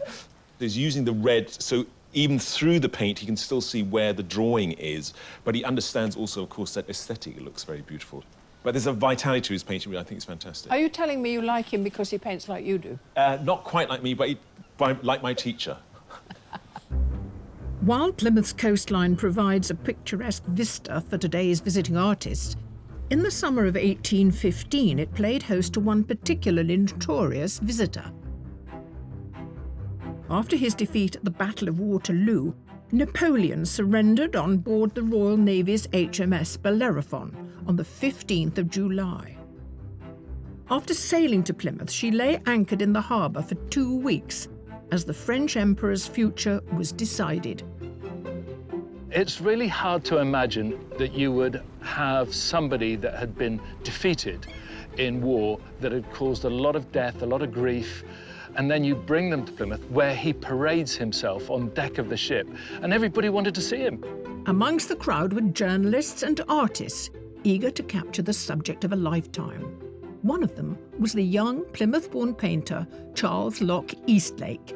The ambitious 21-year-old drew his boat alongside the Bellerophon just as the man who'd struck such fear into the hearts of the British public was taking a walk on deck. Eastlake was sketching Napoleon, and Napoleon obviously clocked this and asked to see some of the sketches. Napoleon allowed him to take his jacket and various other bits of his apparel back to his studio in High Street so they could get the detailing absolutely right on his outfit. Eastlake's portrait of Napoleon is one of the most famous paintings of the extraordinary events of July 1815. And it was the start of a glittering career, which eventually saw Eastlake appointed as the first director of the National Gallery. All thanks to a chance meeting with one of the most infamous Frenchmen of all time that took place here in Plymouth Sound.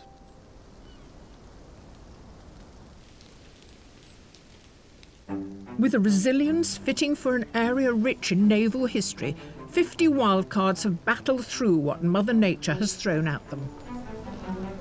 And they come out the other end still smiling. It seemed pointless using an umbrella, seeing everyone else's blow away.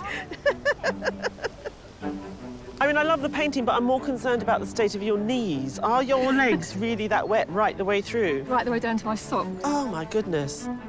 Amazing. You've done that in one day. Fantastic.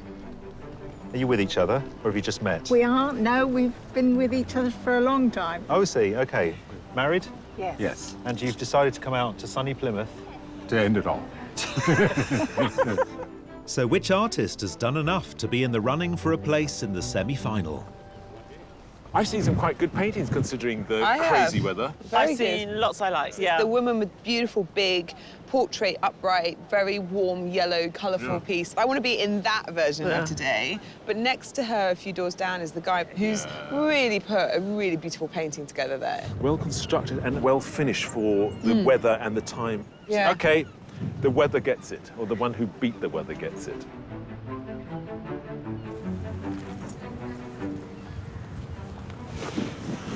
I think you've done a rather good painting. We think you've done a rather good painting today. Blimey. And congratulations, Oh, you're good night. Well,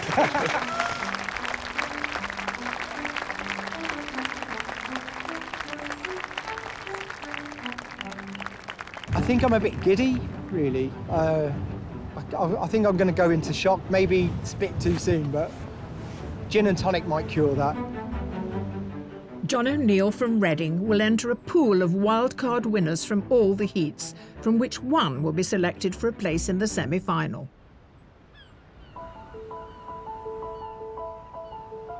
Further up the Hoe, our 8 artists are into their final hour. I'll probably put a bit of thicker paint on here and there. I need to work on this headland. I'm feeling quite panicky, just a little panicky, because I know that I'm not going to pull off something that is going to be great, you know, but hopefully it's going to work. I carved most of the fine details, so I'm happy enough. But yeah, I don't know how my little line of cut stands up to all these fabulous paintings. Oh God, I'm still worried it's really twee. I've put some more drab colours on it since I had a bit of a panic, and hopefully that will tone it down a little bit. Hand of the gods.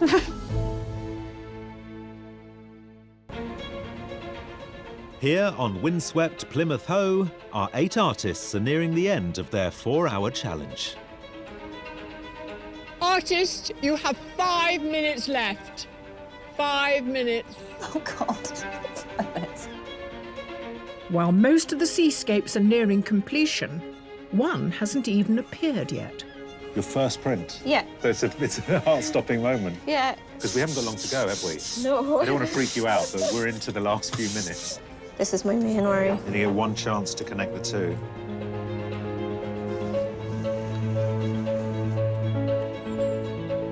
One, two. Wow. Trying to just stay focused and get round the whole painting.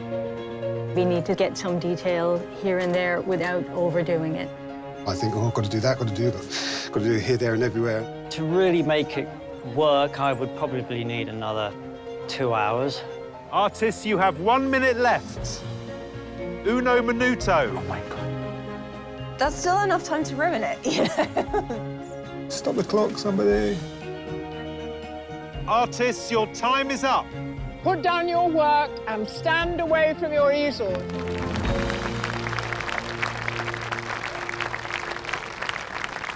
Well done. How was it? Right. How was yours? Well, this is what it is.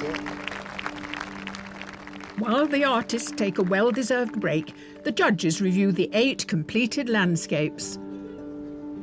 I think William Balthasar clearly knows what he's doing. The way he's given the lighthouse a rounded form by really subtle variations in the colour. I like the way he puts on the paint very dryly, very thickly, which makes it very painterly. And the sky, there's some marks in there where you just wonder what's going on, and it sort of jumps forward.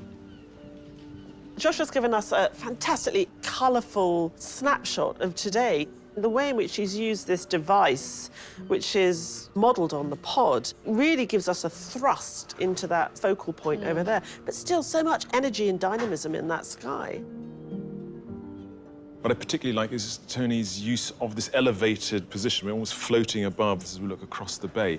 I find his painting technique a bit sort of underdeveloped in the landscape, but I can see he was getting close to that sort of strange, nostalgic feeling he had in Submission. We've got this fantastic tondo. I love the off-kilter lighthouse. It feels very exact, and at the same time that a lot of it's drawn from her imagination somehow. And the fact that everything's flipped, it makes me sort of spend more time trying to renegotiate the landscape that I've been looking at outside. Andrew's choice of this very thin composition works very well.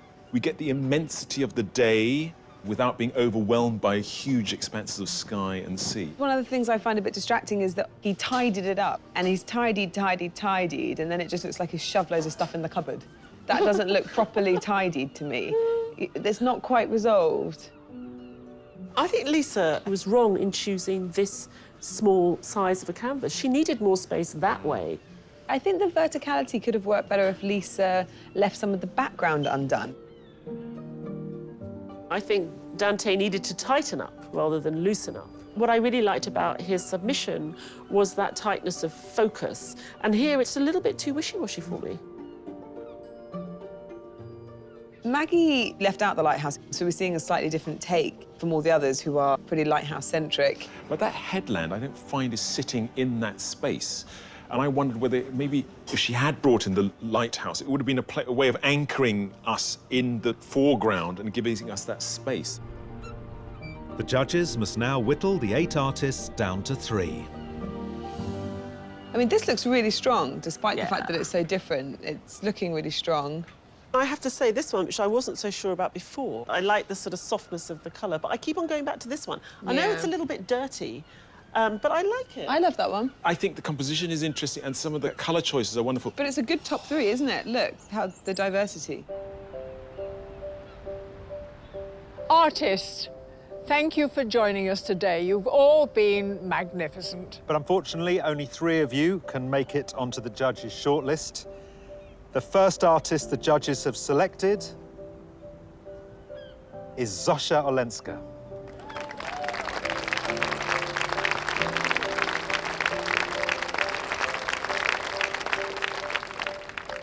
The second artist on the shortlist is Kathy Reddy.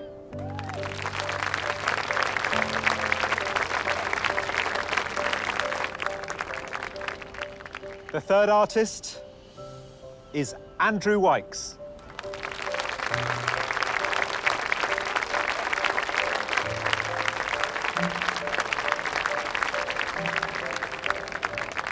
Our commiserations to the rest of you. You've all done admirable work, and thank you for sharing it with us.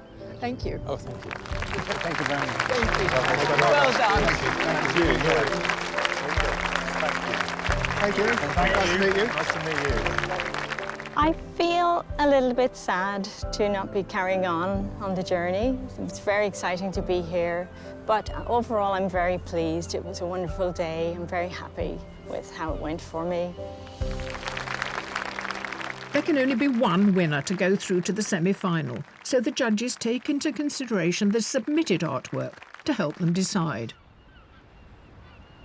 Well, judges, we've had wind and we've had rain, and we have very different impressions of what it's been like to be here today. We gave them a pretty confronting view. The lighthouse is not to be messed with. I mean, it's very vertical, it's very stripy, and yet we've got 3 very different interpretations. I think it's really exciting to see that. But 3 consistent artists. They've brought what we picked them for and kept that language going. It's quite extraordinary because it was a difficult view to tackle, and they've done it all in their own inimitable ways. So let's talk about each artist one by one. How about Zosha's work today? What Zosha does really, really effectively is use a device like a window for us to look through. In her submission, it's the frame of the bridge, but here in the work that she did today, it's the side of the pod. It's very effective. She obviously spent a lot of time on her submission. We see lots of detail, lots of painstaking window panes. She didn't have the time to do that today, but she gave us the same sort of effect of really throwing the eye into the distance of scale. And it's impressive to see that she can do it in a slightly different way. Kathy's given us another elegant lino cut. I'm impressed. Kathy's close-up barley heads. I just didn't know how she was going to move from that close-up to this space and the monumental lighthouse. And she's given us something that is inventive, and it all sits very beautifully together, and it's very punchy. She, you know, considering she's up against paintings with thick paint on them or colour on them, it really stands its ground. Yeah, I mean, you have to be brave to come and make prints on landscape artists, especially on a day like today with this weather. And I think Kathy was doubly brave because she didn't use colour. And this really strong monochromatic work really stands up against the others. Andrew knows what he's doing. Andrew is very clever, I think, to take that bottom section of the lighthouse and plonk it in that left-hand side and sort of allow it to weight down the entire composition. This is a very exaggerated panorama. He kept enough of the lighthouse in that we understood what it was, and he allowed that colour to inform the headland in the background. And he did that really effectively in his submission. But I think he has a really sensitive understanding of colour. Well, we've had a great day by the lighthouse, but this is the calm before the storm, because you judges now need to train your beam on just one of these artists. Very good. I'm here all week.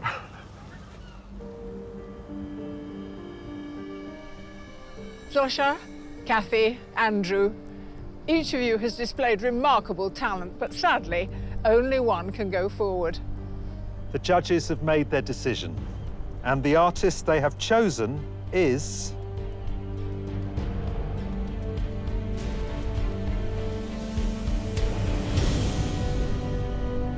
Kathy Reddy. Well done, well done. Well done. Shocked, I'm still shaking, like with my hands. I can't believe it. All those paintings were amazing, such beautiful works of art, but my little lino cut was able to win. I'm shocked. I was really impressed by what Kathy pulled off today. You see in the decisions she's made that she's done this for quite a while now. She's moved away from the traditional printmaking lino cut languages that I've seen so often before. And she's really developing her own language and her own equivalents. You know, to make a tree, a lighthouse, a bay, and translate it into black and white in a way that hasn't been done before, that's quite an achievement. And I'm really looking forward to see how she reacts to what we give her next time. It feels amazing. Happy to have a print win for once and not a painting.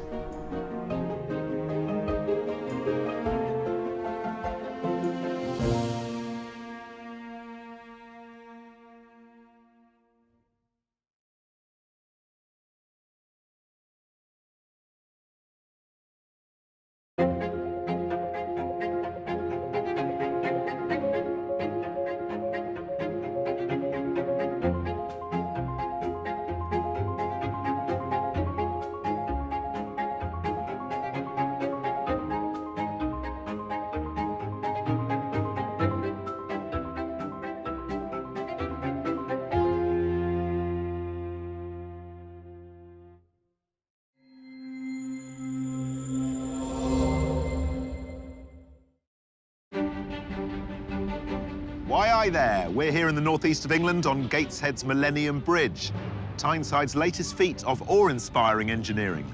We're gearing up to test the mettle of 8 industrious artists with a view to daunt even the steeliest, the iconic and imposing Tyne bridges. So, up the Tyne and away the Tyne. It's Landscape Artist of the Year. During this series, 48 accomplished artists are challenged to capture on canvas some of Britain's most beautiful and enchanting vistas. From seaside surprises to celebrated cities. It's a very complex environment. Traffic, people moving, so it's very busy. Today, on the bustling embankment of the River Tyne, 6 professional artists have come to show off their creative prowess.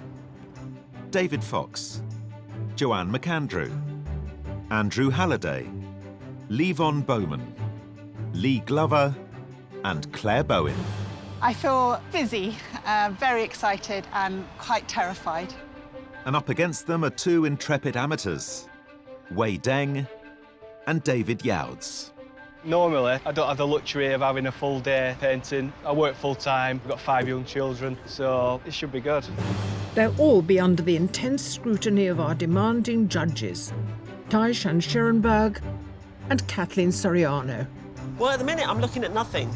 Exactly. So, The artists are competing for a thrilling prize, a £10,000 landscape commission of Venice to celebrate the bicentenary of renowned art critic John Ruskin.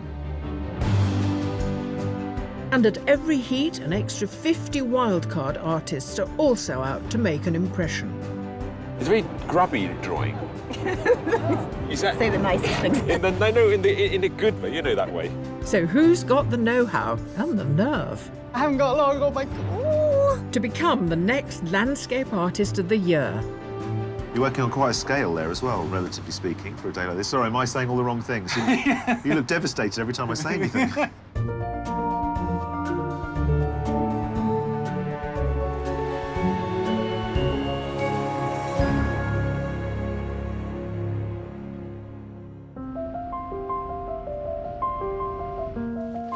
As the 8 qualifying artists prepare to produce their urban landscapes, the judges, who until now have only seen digital versions of their submissions, get the chance to examine them up close. Good morning. Morning. Firstly, congratulations on being the 2 judges to make it this far in the competition. Yes. You should be very proud. Kate is, of course, pregnant and she's at home. So let's have a look at our 8 submissions. And we start with a bit of canal-side graffiti. I love it when an artist gives us a little inconsequential bit of nowhere and makes it monumental. You start to build up a story because there's nothing there. What is there is beautifully bathed in this light that you find by the river, so you do get a sense of the atmosphere. I like paintings of motorways because that's how a lot of us see the landscape these days, is through a car window. I'm happy with the splattering in this painting. Normally, it irritates me, but here it adds to the texture. But overall, what I love is the desolation of it.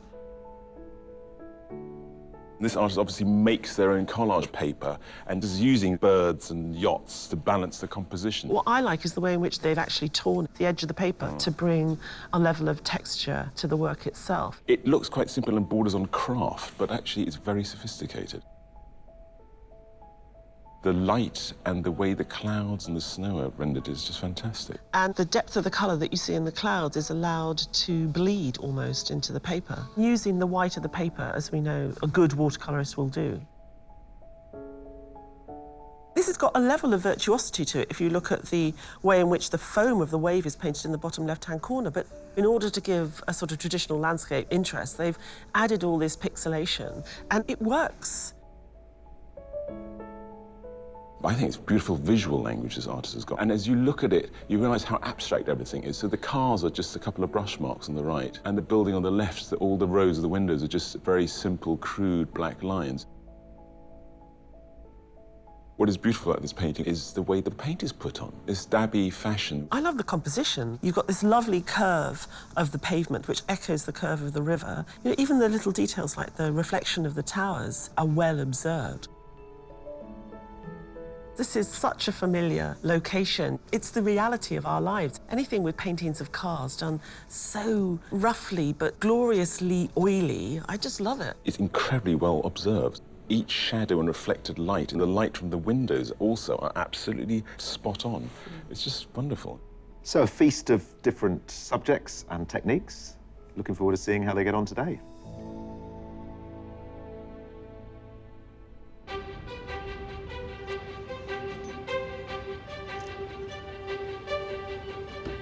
The most important piece of kit is my 35-year-old easel that I built when I was 15. I had to have it here to give me a bit of luck for the day. I've got so many canvases with me. I keep putting different ones up there because I think, well, I could do that, I could do that. But, Well, I've treated myself to some new brushes, expensive ones as well, so whether it makes me paint better or not, I don't know. But I'm hoping it's going to do. Artists, it's time to create a masterpiece, or as they say round here, I read Bobby Dazzler. You have 4 hours to complete your painting. Good luck, everyone. Your time starts now. What am I doing with this for? I don't know. This stretch of the River Tyne is famous for its many bridges, and today's artists are presented with no shortage of them. With the High Level Bridge, the Queen Elizabeth Metro Bridge, and the historic Swing Bridge. And in the foreground, the striking single-span Tyne Bridge itself. Landscape isn't just about rolling green hills, mountains, and English castles. You know, this country is also about fantastic urban architecture. So the artists have got at least 3 bridges within their sightline, each of them reflecting a different moment in Tyneside history. Let's see if they can capture a sense of that today.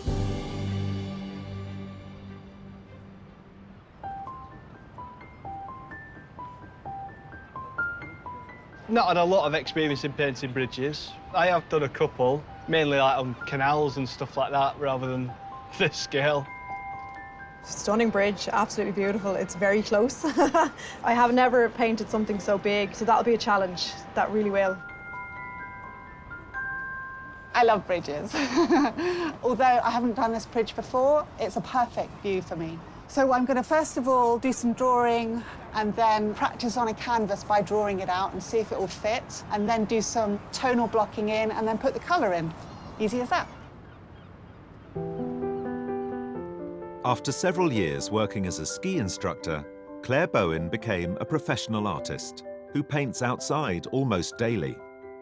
Her submission is of London's Albert Bridge, a view she has painted over 10 times and was produced as the focal piece of her first solo exhibition. You had a wonderful bridge in your submission, and here you got a gift of another wonderful bridge. 3. Are we going to see all 3 in yours? Yes. Wow. But at the moment, I can only see this one that's right next to us. The reason I'm doing this one first is because the sun is going to move round and I wanted the light on the front. But then the ones underneath, the train bridge and the red one, will go in as well. Did you come and map out Yeah. where you need... Oh, wow. Gosh, serious? Oh, yeah. Cool. I got an app that tells me where the sun position is going to be, so I know by about 12 o'clock it's going to be straight onto the bridge and then it will be behind it.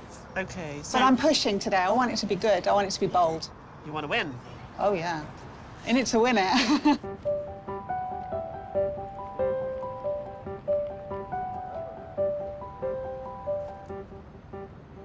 I'm thinking to include the part of the bridge and the river because those boats, they are part of the urban life, so we got to paint these.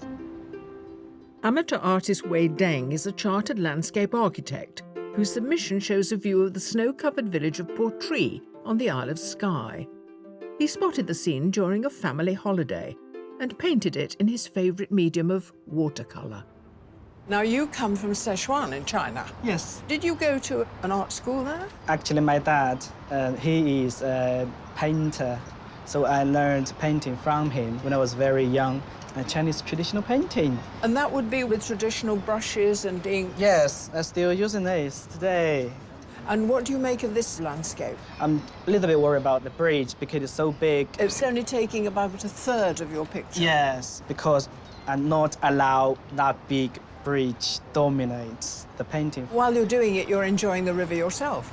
Yes, I'm enjoying it very much. Nice weather, nice place with other artists. Very enjoyable. The 8 pod artists are not the only ones grappling with the view over the River Tyne. Taking over Gateshead's Baltic Square and Millennium Bridge, 50 idiosyncratic artists are trying their luck at creating a stunning cityscape. It's like if Asterix the Gaul met Game of Thrones. I'll take that as a compliment. You should. Thank you. These plucky wild cards are hoping to impress the judges and be in with a chance of gaining a place in the semi-final. I like all the bridges. The dome shape here, the dome shape on that bridge, and then the dome shape on the stage. That's a lot to do, though. I know I've only got 4 hours, so yeah, we'll see. But it's not just a ticking clock they're up against. A bit windy today. Wind is the worst weather when you have basically a sail in front of you. Wind is dangerous. Wind is the enemy. The forecast is for the wind to get up, I think, today. When it funnels down that river, could be a bit exposed in places. I've got a large canvas and a small easel, and I think it's a bit more like a sail than a canvas. I'm afraid. But it's quite exciting. No, no, no.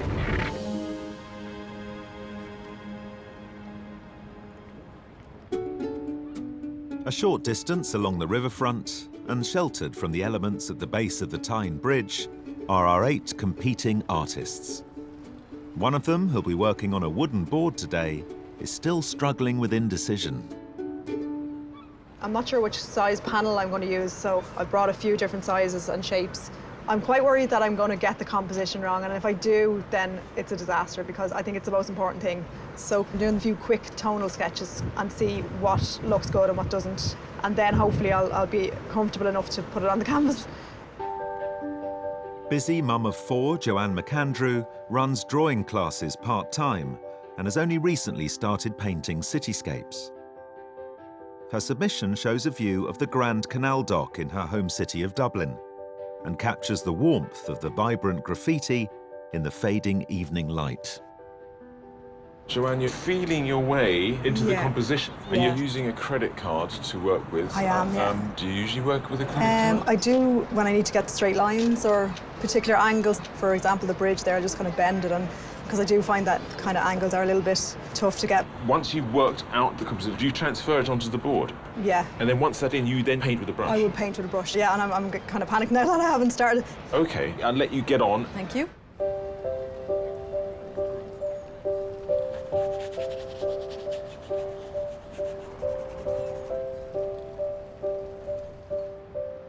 Plan is to not fuss around too much, worrying about the composition, just loosely a quick drawing of the structure. With something this sort of size, you've got to be quite brutal, really, and just think, with the time limit, I'm just going to have to go on a sort of small scale and just pick a composition within that and go from there, really. Amateur artist David Youds is a school site supervisor from Blackburn. His submission captured the view from his front room, created at night while wearing a head torch. Painting from life forces him to work quickly, essential with his family commitments. I noticed you've got a fan club behind you. Who's here today? Yeah, my wife Lisa. Got 4 of my 5 daughters and my twin brother. How are you? 5 daughters is impressive, though. You've run out of names. Well, with the first name, it's like you spend ages looking, and by the time you get to the 5th one, it's like, just throw a dart in the butt, you know. Yeah, I've got 3 sons. I just get beaten up all day long. That's the thing with girls, is it's more like psychological warfare. 1 hour into their challenge, and the complex city view is proving troublesome. It's quite bitty. There's a lot of bits to it. I need to kind of bring it all together, so fingers crossed. The thing make me a little bit worried is the bridge, because of its scale, is so huge.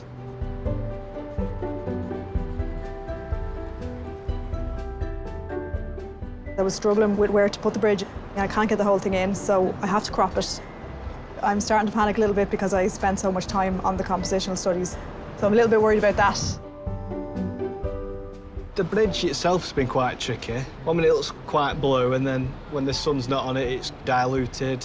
But I think it's important to get them colours right, because that is like the main focal point of the painting.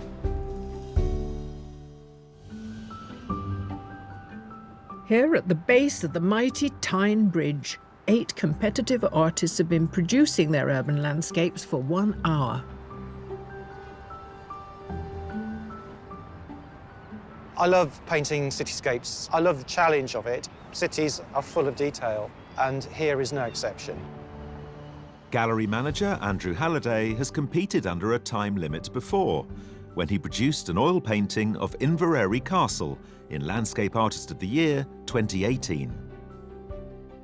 Fascinated by urban life and architecture, his submission is of the view from the top of the Rockefeller Center in New York. You're very precise. Well, Yes, and there's a point I don't want to try and get too precise. Okay. I think otherwise it'll lose its life. You're working on quite a scale there as well, relatively speaking, for a day like this. Sorry, am I saying all the wrong things? You look devastated every time I say anything. Well, actually, I was thinking of working smaller, but because of the detail, I'll actually work better if I'm working a bit larger. I see. But yes, there is a problem in terms of area and getting it covered. It's Landscape Artist of the Year. You've got to try, you've got to be ambitious, haven't you? When you say... Yes! I'm going to win it. You're going to win it.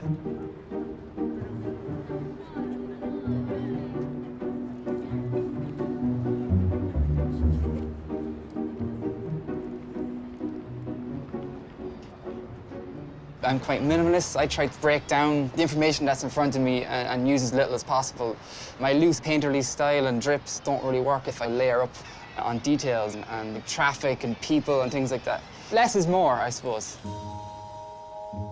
David Fox is an operations manager for a bus company in Dublin, who previously took part in Landscape Artist of the Year 2016, competing at Scotney Castle in Kent. His submission this year is of the M1 motorway connecting Dublin and Belfast, painted to highlight the logistical impact Brexit will have on Irish communities. So you're doing a series of paintings about the border? Yeah, that's it, yeah. Just painting along the border span. It's not a tangible border, it's not a physical border. The greenery's the same, the road's the same. You wouldn't even know you're crossing the border half the time, you know? Just highlighting that freedom of movement. Who'd want to change that? Exactly, that's what my point is. There's no border between Gateshead and Newcastle. No, but there's just the Great River. Are you confident? I don't know. If it comes across that way, I'm doing well.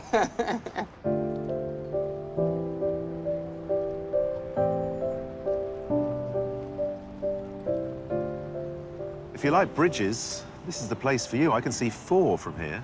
It's very chaotic bridge-wise, isn't it? Yeah. I think a lot of them have gone for a view. I really like the way that bridge frames very beautifully those different style buildings. And I've been watching a few of them work on that and felt it was like pang of brush envy. Oh, really? Yeah, I thought, ooh, yeah, I want to do that. Okay. We're talking about the business visually, but also there's the business of the city. And I would like to feel that somehow in the painting. I am allergic to the use of people in a landscape, and birds, and boats. So how do you create the buzz? There are boats on the river. Paint them in a way that isn't about the history of yachting. Okay. Or people walking along the quayside, not as a kind of tourist centre, but as shapes and colour. There are ways of doing it without becoming sweet. So should I walk up and down the artists ringing a bell, shouting, no people, no boats, no birds? No, let's see what they get up to.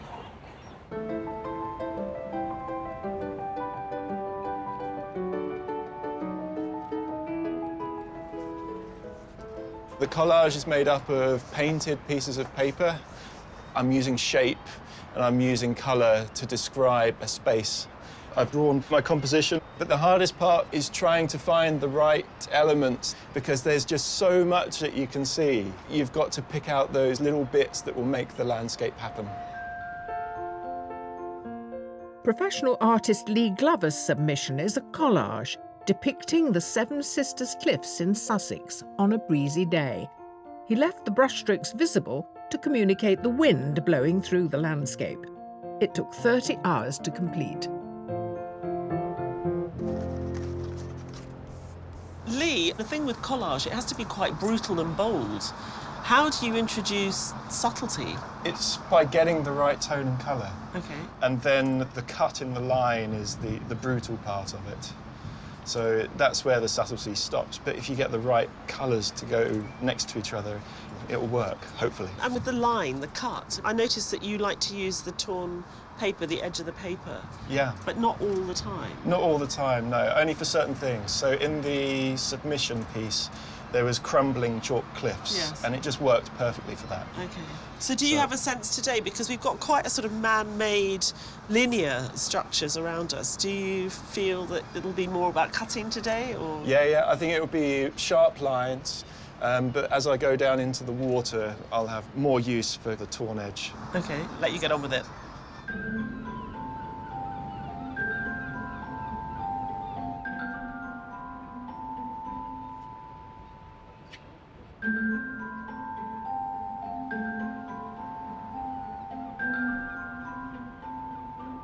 It's a very complex environment. There's a lot of wildlife in the background, birds, traffic, people moving. So I want to capture some of that. And I want also, I don't know if I can do it, but I will try, capture the emotional response that has been evoked being here. Bus driver Levon Bowman has a degree in fine art from the University of Northampton. His submission, depicting his Jamaican homeland, includes stylized pixelation, representing how his emotional memory of his former country is fading and distorting. You know, in your submission, there was that pixelation. Will we see that, do you think? Probably you will see some form of distortion. Maybe I'll use the blur technique instead. And have you worked out in your mind's eye what you can do? I'm trying to. I don't think I can get everything. I think the other bridge in the background will be very, very vague. Is that? Okay. So in a way, blurring would make that work, where you have blurring in the background, make it softer and the harder in the front. And then you will force to think, okay, there's something else there. That's what this place does for me. It does captivate me. I could stay all day just staring at the scenery. It is great, isn't it? It's a great view. It's a very complicated view, but it is a great view. Meanwhile, encamped on and around another iconic Geordie structure, the Gateshead Millennium Bridge, are our 50 wildcard artists.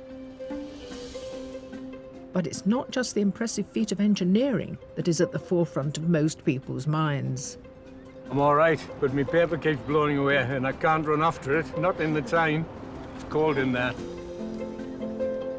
So you've tied it in order to stop everything blowing away? Oh! Didn't go, red.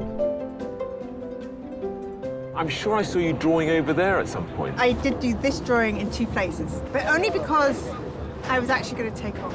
Well, look, it's a lovely drawing you've done today, and I'm sorry you've suffered for it, but that's what artists do, isn't it?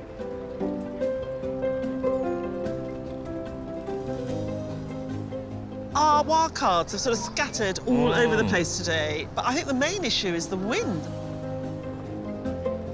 It's not only the wind, but also the bridge lifted and they're to get off. You'd have thought they would have realised that at the beginning of the day. I think they like the challenge.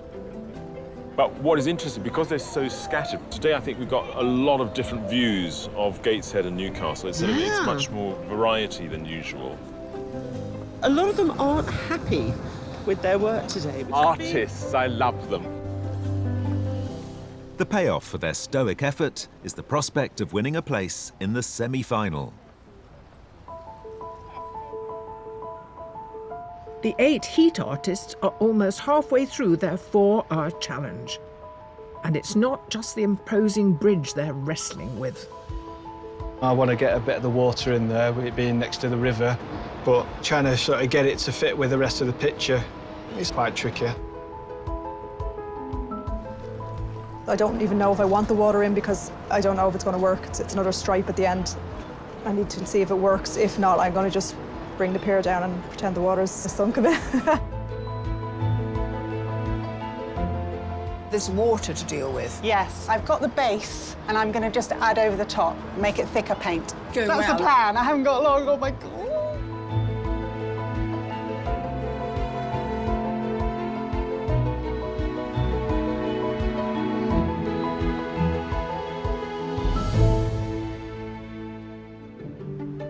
Here on Tyneside, 8 artists are halfway through their challenge to capture the intricate view across the River Tyne.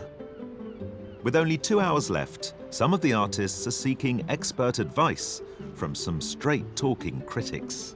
What do you think of the painting so far? It's good. Good. Because you need to do the red windows on that building. And that building over there? At that bit, isn't he? It kind of stops there. What do you think? Do you like it? You should It's too add a pink, is it? little, like, yellow to that. Will I put that more yellow, will I? Yeah. You're giving me some tips, aren't you? You're very good. However, it's the opinions of our judges that really count, and they've been monitoring the artist's progress all morning. Judges, the first thing that strikes me about today is how different the contributions are one from another. They are, and funny enough, they've all chosen pretty much the same view. That rather striking bridge and the way it sort of settles into those 2 towers there. I also wonder whether it isn't about symmetry. Something that's so perfect as the arch is not so interesting. But the minute you have only some of it, it makes everything tighter. Let's consider the different styles then. Way. It's very romanticised. The way he's tackled the buildings, it looks like the dreaming spires of Newcastle. It's obviously the tools he uses. So those traditional Chinese brushes must give his marks a certain flavour. I'm just amazed how traditional it is, but I think it's very beautiful. Joanne is working on wood. I love the heaviness of the line, the confidence. There's no tentativeness there using that credit card. And the fact that she's gone so close in and it's so dominating and dirty and real, I love that about it. David Yards, how's he doing? I think David's started to construct something that's really rather beautiful and gem-like. He sort of builds it up through the use of the colour. There is so much information, so I'm glad in that small rectangle he's using, he's been able to pack as much in. Andrew? I think he's doing a cracking job. It's just got confidence, bravura, power. I just want it to stay the way it is at the moment. He saw this and realised that it had to be a certain size to get the monumentality across, and I like that he's responded to it in that way. So we go on to Claire. Claire is so comfortable. She knows what she's doing. The structure's really good, the composition's really good, but it's really hard to judge at the moment because she hasn't started to engage with the other two bridges that she's going to put into the picture. Will it be hard to judge? It's going to be really tough to judge, actually, today. Today it is. Gosh, if only we had her. What's her name? Yeah. Kate, we need you.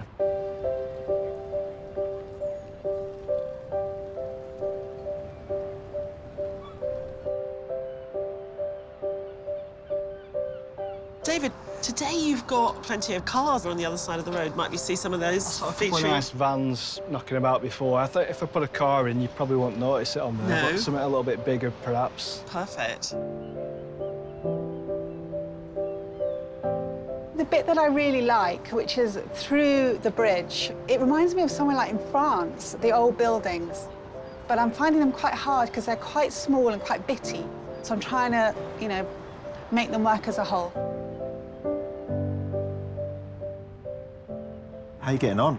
Pressure is on. I normally just work in my studio in my own time. Okay. I would normally be there, very meticulous, and then now I have to be chucking paint around. But it's fun. It's a challenge, isn't it? I wish you well. Yes, thank you very much. I need that. Newcastle and Gateshead may be separated by the River Tyne, but they have centuries of shared history, although it's often been a rocky relationship. There's always been a fierce rivalry between Newcastle and Gateshead. Historically, Gateshead was referred to in both political and social spaces as Newcastle's wife, or even more critically, as a dirty lane leading to Newcastle. 7 bridges link these Tyneside cities, with each being testament to groundbreaking engineering. But arguably the most iconic is the imposing Tyne Bridge, which for many years was the longest single-span bridge in the world.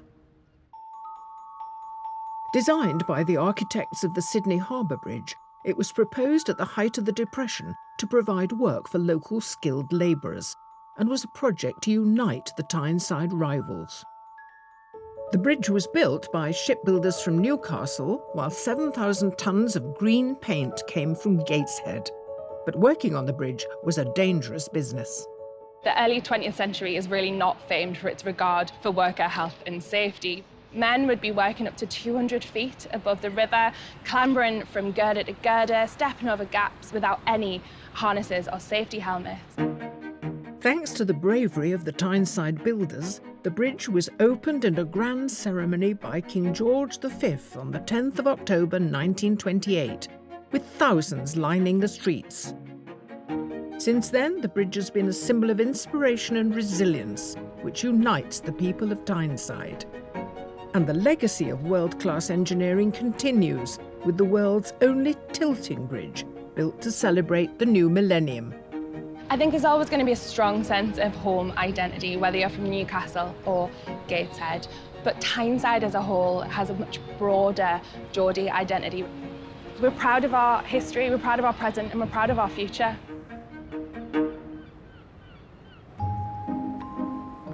On the busy riverside, 50 wildcards have captured on canvas the various feats of engineering the area has to offer in their own unique styles.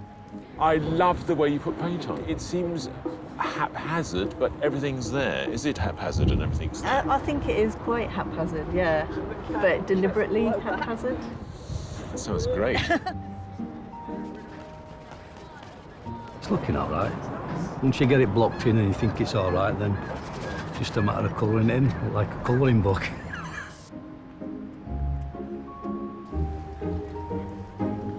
Interesting bunch today. Yeah, what about that girl who struggled on the bridge with her drawing?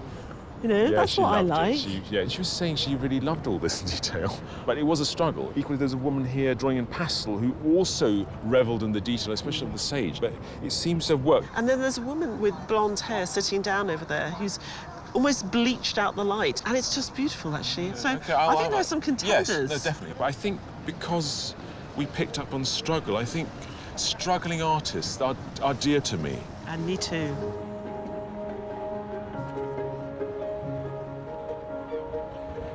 So, windswept artist, well done. Congratulations. It's lovely drawing and about to take off again. Pleased and delighted. I nearly chickened out this morning, but my boyfriend forced me to come here. Very, very sweetly, I should add. Rosie Barnes from Edinburgh will enter a pool of wildcard winners from all the heats, at the end of which one will be selected for a place in the semi-final.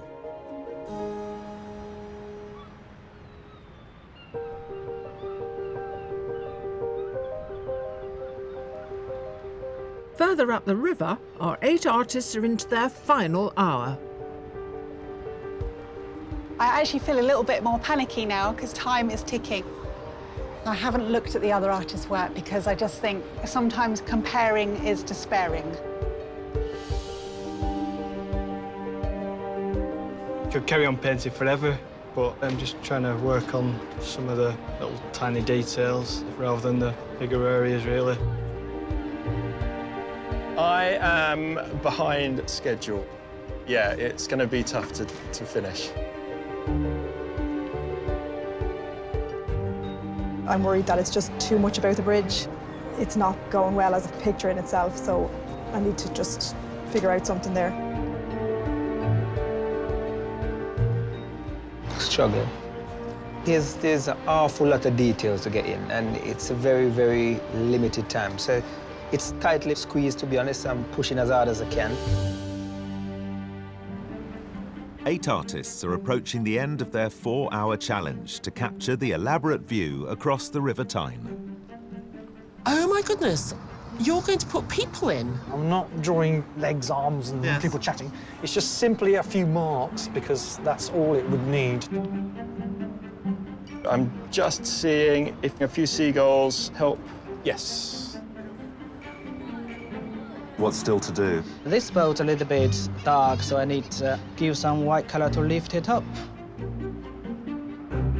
Artists, you have 5 minutes left.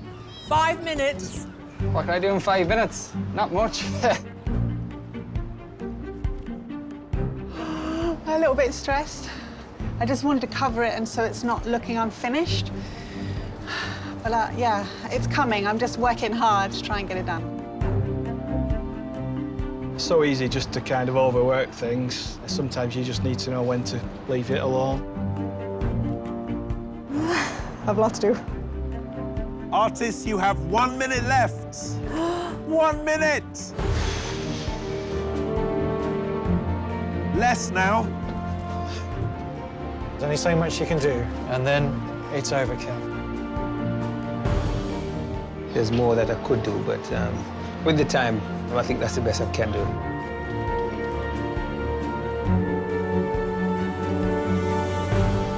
Artists, it's time to down tools because your 4 hours are up. Please stop work and stand away from your paintings.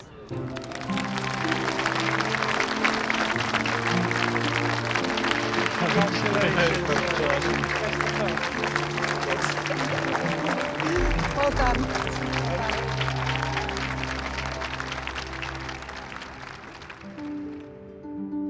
As the artists enjoy a much-needed respite from painting, the judges evaluate the 8 finished landscapes. It's been a really good day. All the artists have chosen the same point And so it's a really good way to compare their visions and their sort of artistic language.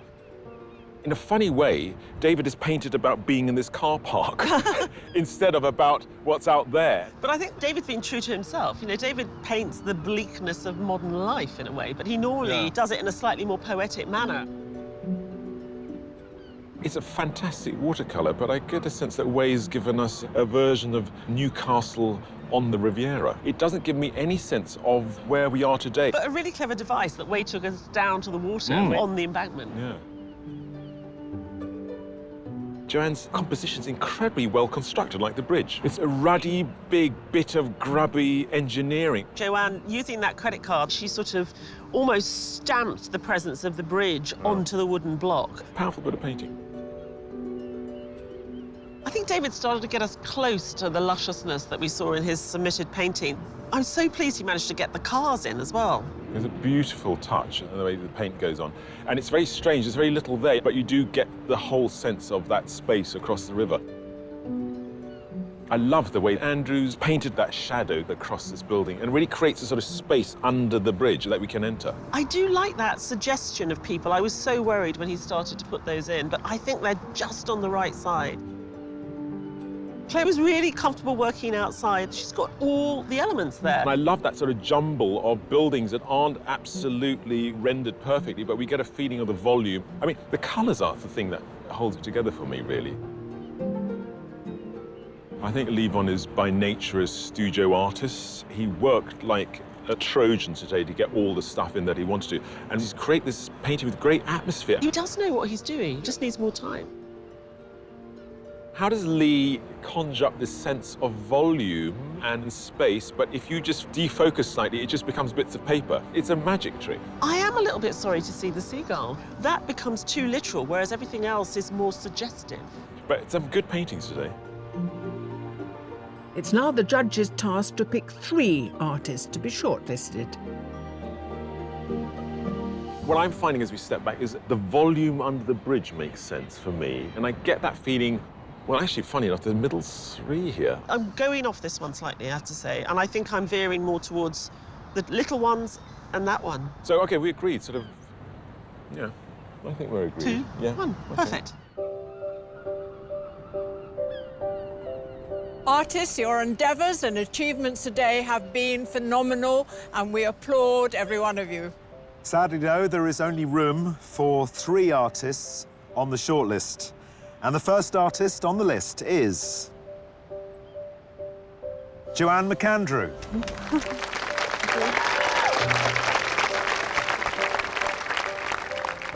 The second artist on the list is David Youds.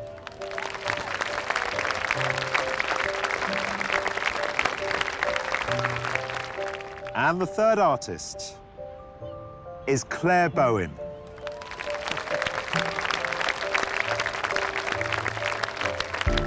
Our commiserations with those who didn't make it. It does not mean you are not very talented, and we admire you all. So, commiserations. Lovely piece of work. Thank you. Thank you. Brilliant day. And I will put into practice what I've learned today. Painting in the open air, I think it's completely different from painting in the studio. You get to soak up the atmosphere, you get to feel it, and then you get to express it on the canvas. With only 1 artist able to go through to the semi-final, the judges also review the shortlisted artist submissions to help them decide on a winner. First thing I'm struck by, looking at today's 3 shortlisted paintings, they all have zoned in on a pretty similar viewpoint. It's been a very good day, though. I think what we gave them really inspired them, and I think we've got 3 very good finalists. Let's talk about each one in turn, then. So, first of all, Joanne. Joanne's got a very good eye for framing a scene and giving you a lot of information with interesting elements. Joanne really responded to the engineering of the bridge. She really got the sense of building something. She built that painting. It really shows in her submission. She's very good at leading the viewer through the painting, and she's showing that again today. And David, his submission placed us in residential normalcy. I think that David's work has a charm, a naivety, which you see more in the submission maybe than in the final work today. But I like the way in which the paint is applied in these little blocks of luscious, oily colour, and the darkness of those arches sitting underneath the bridge, the reflection on the water. I think there are small passages that are really strong. He introduced traffic lights and traffic. You got a sense it's a working city behind us, and that was very nice that he was able to do that on such a small scale. Well, now, Claire, her submission was truly romantic. I think Claire, because she's a plein air painter, she loves light, and that's what I feel in both of the works. What I see is not just the light, but I see shadows, and what she's very cleverly done is created a circularity in those shadows, so it's got an awful lot of movement in that picture as well. What comes to the fore is Claire's understanding of colour. I think it's beautiful. So you have a decision to make. How are you going to decide? What I would really like is a week to live with them and then see what I feel after that time. Yeah, so see you in a week. We haven't got the time.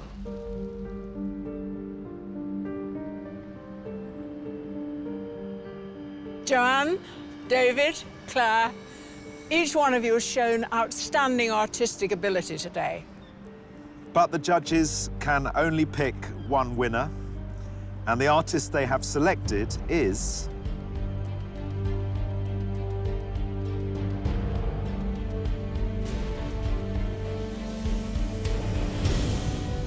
David Youds.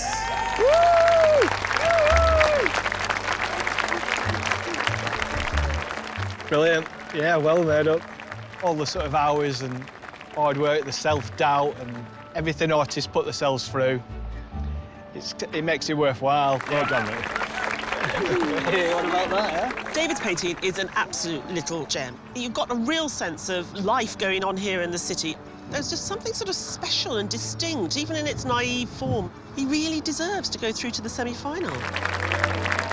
Well done. Before the heats, my girls, they all wrote a little letter each saying how proud they were, and it really sweet.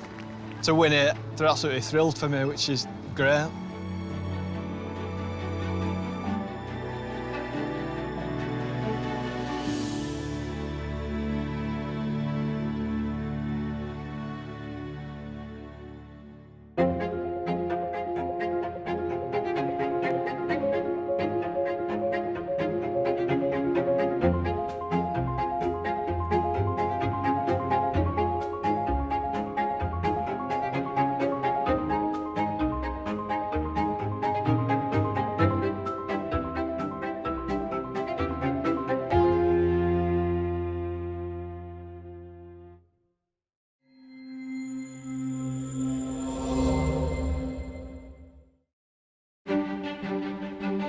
Welcome to Hurst, Monsu in Sussex. Once home to the Royal Greenwich Observatory, the site still houses 6 historic working telescopes. And today it's home to 8 astronomically talented artists who we know will make a bid for the stars in search of landscape glory. Let's hope they create something out of this world.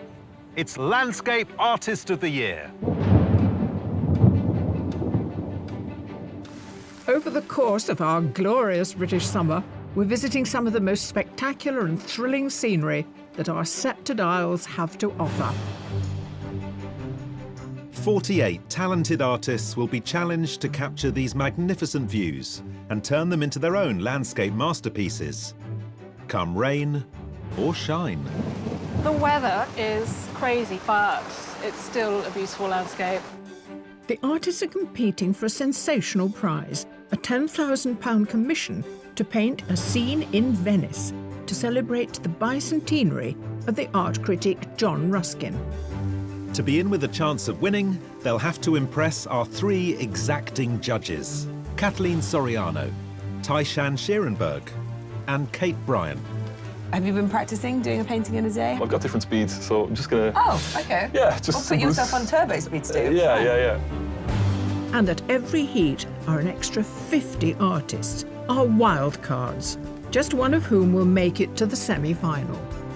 So sit back and enjoy as the search for the Landscape Artist of the Year takes shape.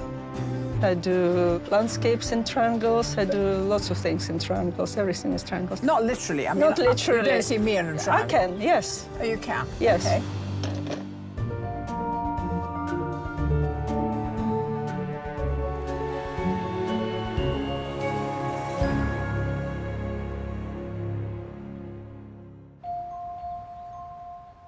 Engaging with both the landscape and the British weather are today's competitors, comprising 4 professional artists: Pippa Cunningham, Stephen Royals, Patsy Moore, and James Hayes. I think the weather kind of suits me. I like to paint gloomy skies, so couldn't have asked for more. Joining them are 4 amateurs: Drew Carr, Tamara Savchenko, Chien Snow, and Roy Carlos. I have painted in rain before. I don't think I'm worried about anything except maybe lightning. All of the artists were selected from a piece of artwork they submitted online. So today, the judges get their first chance to scrutinise the art in person. Well, judges, welcome out of the rain to contemplate some really stunning landscapes. Look at the sunlight on this one. There's such an intensity of colour here. You really feel bathed in a warmth. I really like the way the paint's put down. I mean, they're really clearly delight in these big, bold brushstrokes that sort of dance across the canvas. I had problems with this sort of angular style, but seeing it in the flesh, what really works is the distance the artist will be able to create and the space in a believable landscape. You know, we often want our artists to have their own particular style. It feels like this artist has found their own voice. It's a really creative composition, actually, sort of combining the man-made and the natural in that way with that fantastic viewpoint that frames the landscape for us. But so counterintuitive in a sense, because, you know, if you're teaching somebody about painting, you would say, don't frame something that's symmetrical with something that's sort of geometrical. But it works because of that contrast between the natural and the pylon. It's a really strong bit of storytelling. Man's existential crisis in the face of the forces of nature. There's a storm brewing on the mountains, there's a tiny little patch of light in the distance, and he seems all alone with his thoughts.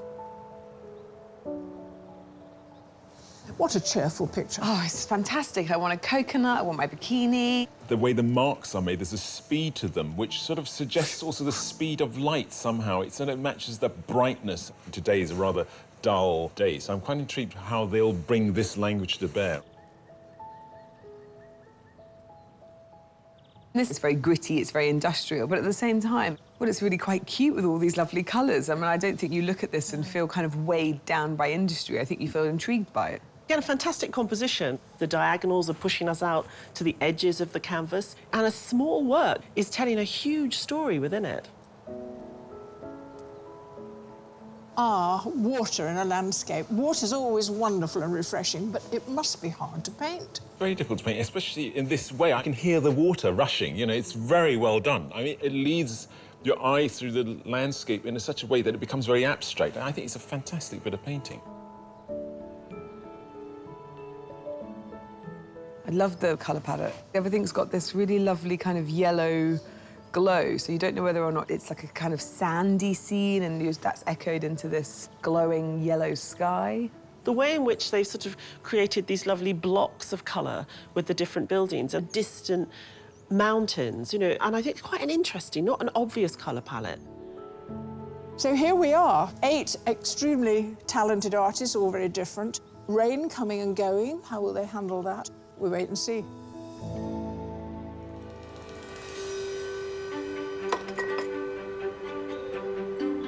Artists, the moment has arrived. You have 4 hours to complete your landscape, and the time starts now.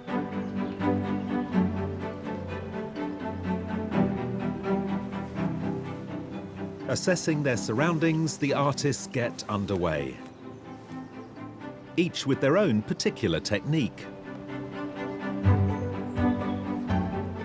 Their view is of Hurst Monsu Observatory, once home to the Astronomers Royal and still in use today, albeit by less august stargazers. Mirroring the domes of the telescopic housing, we've dropped in some rather shiny celestial objects of our own. We're looking for the artists today to really respond to what we've put in front of them. You know, how do they deal with that traditional English pastoral scene and this very kind of modern geometric form with this amazing reflection, actually? There's good storytelling here. I mean, they could do something quite moody. We could have something quite strange. We could almost have like an alien landing landscape artist of the year. That would be fun. think the view is incredible. When we arrived, I actually shed a tear of joy because I love round things. I've never painted round things, but I love round things. I usually go for kind of distance and horizons, and there's none of that today. And the silver balls certainly add a bit of complexity as well, which I try not to panic about. For one artist, panic may actually be setting in. It's not a view I would pick. It's really difficult. I mean, normally you pick things that have some sort of connection, you know, there's a feeling that you want to paint. And this is like quite challenging for me because I don't have any of those sort of feelings towards it. Local artist Pippa Cunningham studied fashion and textile design. During her career, she's been commissioned by high-end fashion houses and national charities. She often features balmy climes, as depicted in her submission, painted in gouache on a recent trip to Sri Lanka.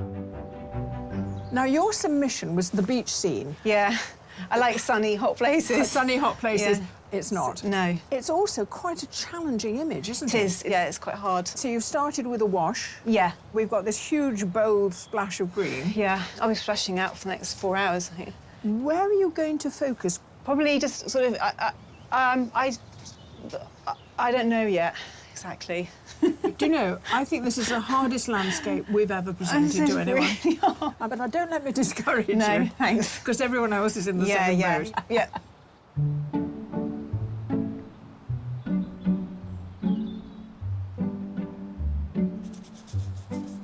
Obviously, there's a definite precision about the architecture, but ironically, as an architect, I don't really enjoy painting buildings. I would usually choose mountains or locks, a bit of both.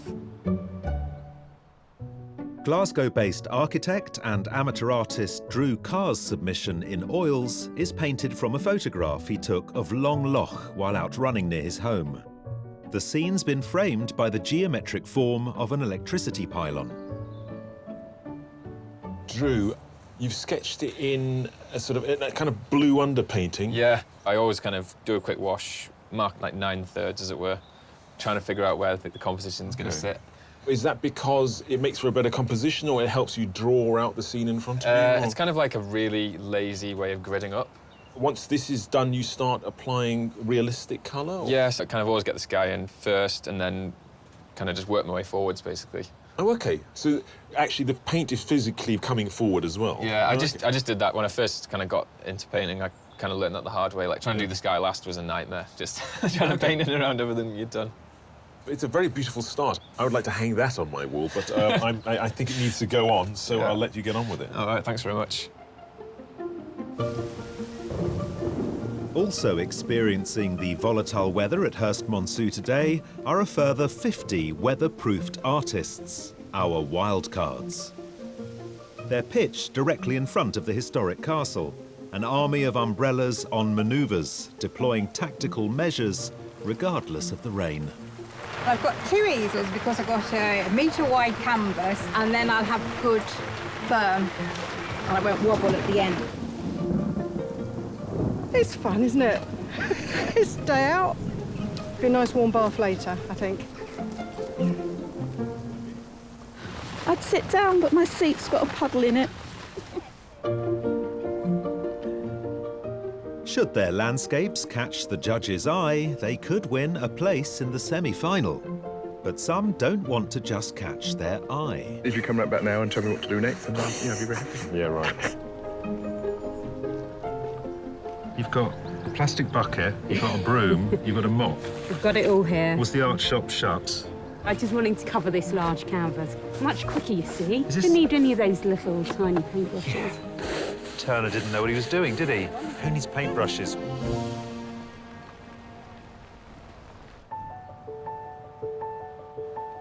Meanwhile, our chosen 8 are taking a slightly more traditional approach, depicting their scene at Hurst Monsu Observatory. I've never painted anything quite like this before. This is very different. I like a view that will tell a story, and that's what I try and get across in the painting, that there is a story to be told there. Professional artist Patsy Moore's Shantytown submission is painted in oils. A fine art graduate from the University of Edinburgh, for the past 17 years she's tutored budding artists on how to get their stories across on canvas. Patsy, what are you making of these quite extraordinary orbs that have found their way into this bucolic English landscape?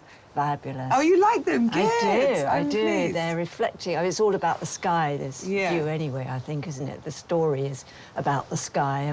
I'm intrigued by how much lighter the globes are than the sky itself. I mean, they make the sky look so dramatic, don't they? It's Behind like a it, vortex, those clouds. Absolutely.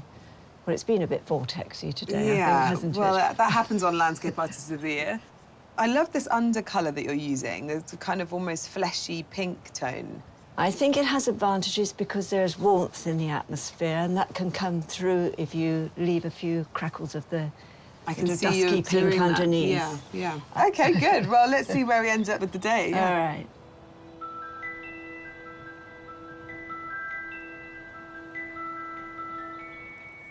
Those observatories look like giant Daleks. Kind of, we will exterminate. We're going to come and get you. It's good.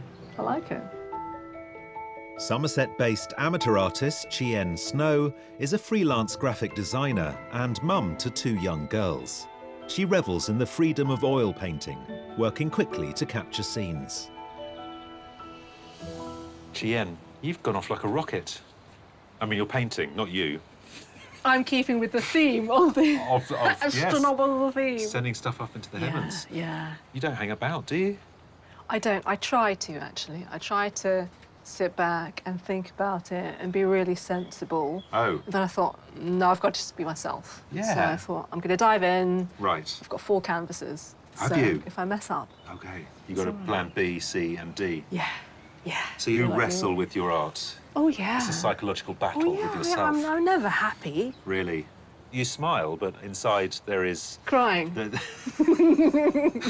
Well, I expect to look over later and see you laughing hysterically 1 minute and crying like a baby the next.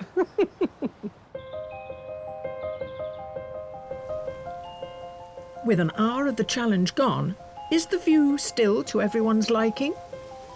It's just getting everything coordinated. There's an order, chaos, order, chaos, order. I'm at one of the chaoses. I always feel like the beginning's not too crucial for me. Everything kind of moves about a little bit and changes a lot throughout the course of the painting, so once I've got everything covered, that's the proper start.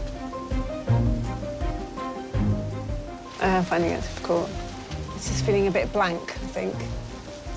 Might fill it up with buttercups.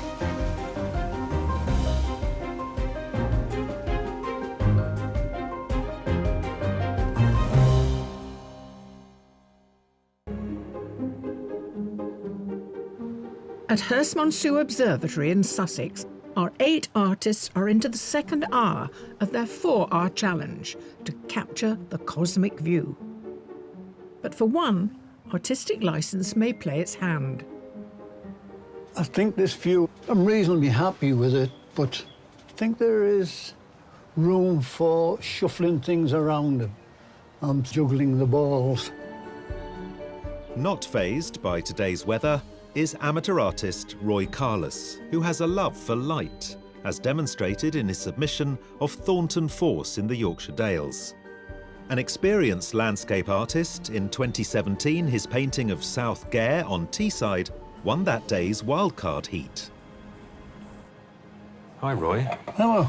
How are you going to cope with these big balls? Oh, fine, that's no problem, I think, really. I mean, you've really gone for it. You've put them all in. You've decided to embrace them fully.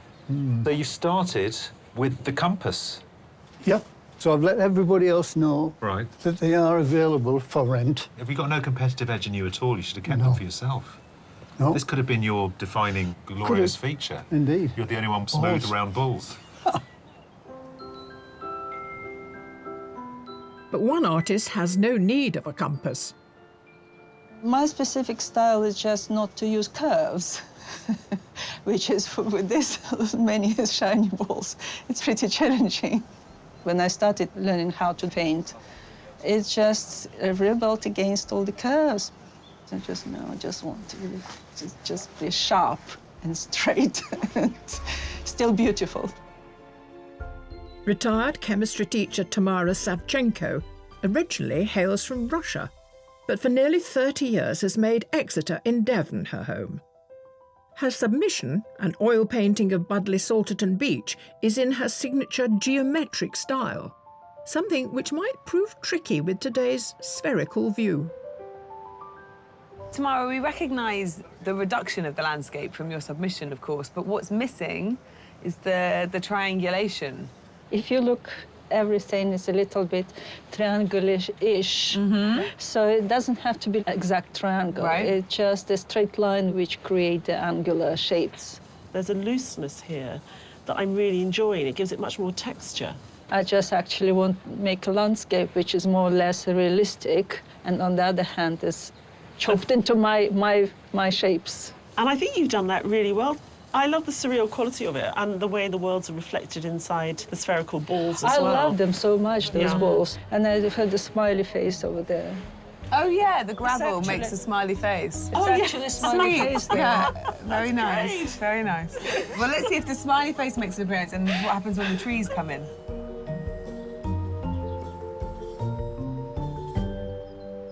Our landscape. Trees, grass, 6 copper domes and a lot of silver balls. A weird one today. It looks a bit like a prog rock album cover, don't you think? I think it's amazing. I must say I wouldn't want to paint it, though. So we've really... Tough. Yeah, it is very tough. The balls are very shiny and the balls are reflecting within the balls. I am told from above they look like the solar system. Nice. Well, it really is for the artist to find subtle differences in a landscape that contains a lot of the same shape. How could they muck this up? How could they cock up the balls? I don't know. I mean, the human mind likes to make order. And if they start subliminally sort of lining things up and trying to make order, it could get very boring. So they really need to concentrate that there's a nice rhythm in their painting. I think if the wind picks up, it'll blow all those balls down and wipe out several of our artists. Maybe that's how we let them know who's the winner. I don't need to do too much judging then. We just roll 7 balls down and wipe out 7 pods, and the one who's left is the winner. Excellent idea.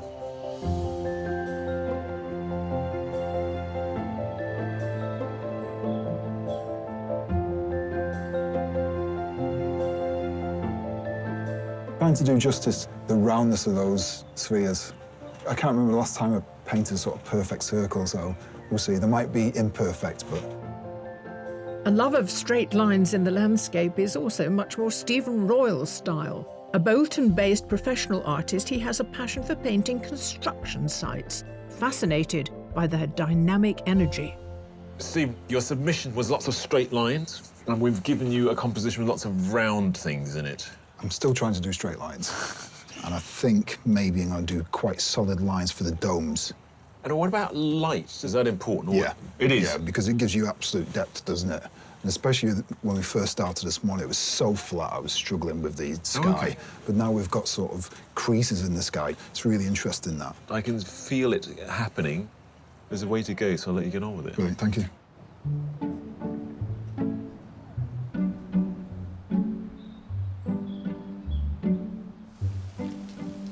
Like all these domes and all these spheres, and there's a lot of competing elements. So I just kind of decided to focus on one of the domes and just a couple of the spheres. Went with a kind of a portrait, elongated canvas because I wanted to emphasize the sky. There was a bit of thunder and lightning earlier, and if you're trying to paint an atmospheric sky, like, to be honest with you, that kind of stuff kind of helps. 31-year-old professional artist James Hayes describes himself as a country boy at heart. Born in County Kerry, he takes artistic inspiration from the brooding, expansive skylines he's grown up with. Are you happy to see clouds and grey skies, or would you prefer blue skies? Absolutely thrilled. Yeah, I mean, it just doesn't get a lot better than this, does it? No. Yeah, I'm planning on doing something a bit dramatic, maybe slightly more dramatic than what we've got. Your submission was very dramatic. Yeah, the submission is dramatic. Yeah, it's huge landscape with those big storm clouds gathering. Yeah. Who's the figure in the painting? That's my brother. He ends up in a lot of my work, and he kind of wanders into shot, you know, and sure, sometimes it works and sometimes it doesn't. Do you two come as a pair? We do, yeah. Today, anyway. Are you close in age? Yeah, we're twins. You're twins? Yeah. So that's close in age. Relatively close, yeah. In the submission, you look very moody. Are you the dark, brooding one? Always. You're the light, sunny, smiley one? I wouldn't go that far. There you go. Oh, really? You're both moody. Yeah. Enjoying respite from the rain, our 50 wildcard competitors are working on their interpretations of the medieval castle, vying for the chance of just one place in the semi-final. Well, that's great. I mean, I think you're the only person who's had the guts to take on the whole castle. So well done. What I find interesting is there's a lot of colour. I mean, and given that it's a grey day, I mean, I know there's a lot of green, but there's a lot of psychedelic colour as well. There are people playing with bright colours. The way the castle's reflected in the brown water, I mean... Pink water. I'm sure the water's brown and it's pink because the castle's reflecting it, but whatever. There are colours, you know, you're talking about colours. I mean, I'm looking and it looks a very drab day, and even this great castle looking pretty drab, but I think you're right, people are compensating because as they're looking or finding their way into the painting, they're finding these colours to work with. But over your shoulder, yeah, I can see an amazing picture, which is mainly sky and just the turret of the castle. They've all cracked on at an incredible pace. Everything you do you put that black line? Right. I'm not really interested in a landscape in a conventional way, but I like the shapes. So the black line helps me to kind of pull out the shapes, really. Works very well. Well done. I like your umbrella as well.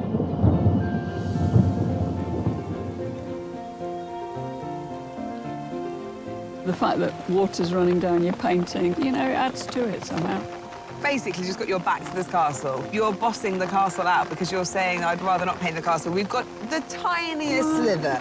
I don't particularly like the building, but I think it works reasonably well the way I've just put it on the edge like that.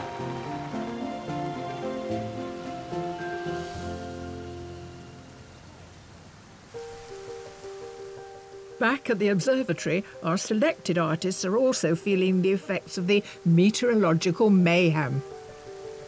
The weather has been so crazy. I've changed the sky a million times. You kind of hear claps of thunder and you think, oh yeah, and they kind of try and get the dark clouds in, and now I might as well just catch the rain on my canvas and see what happens.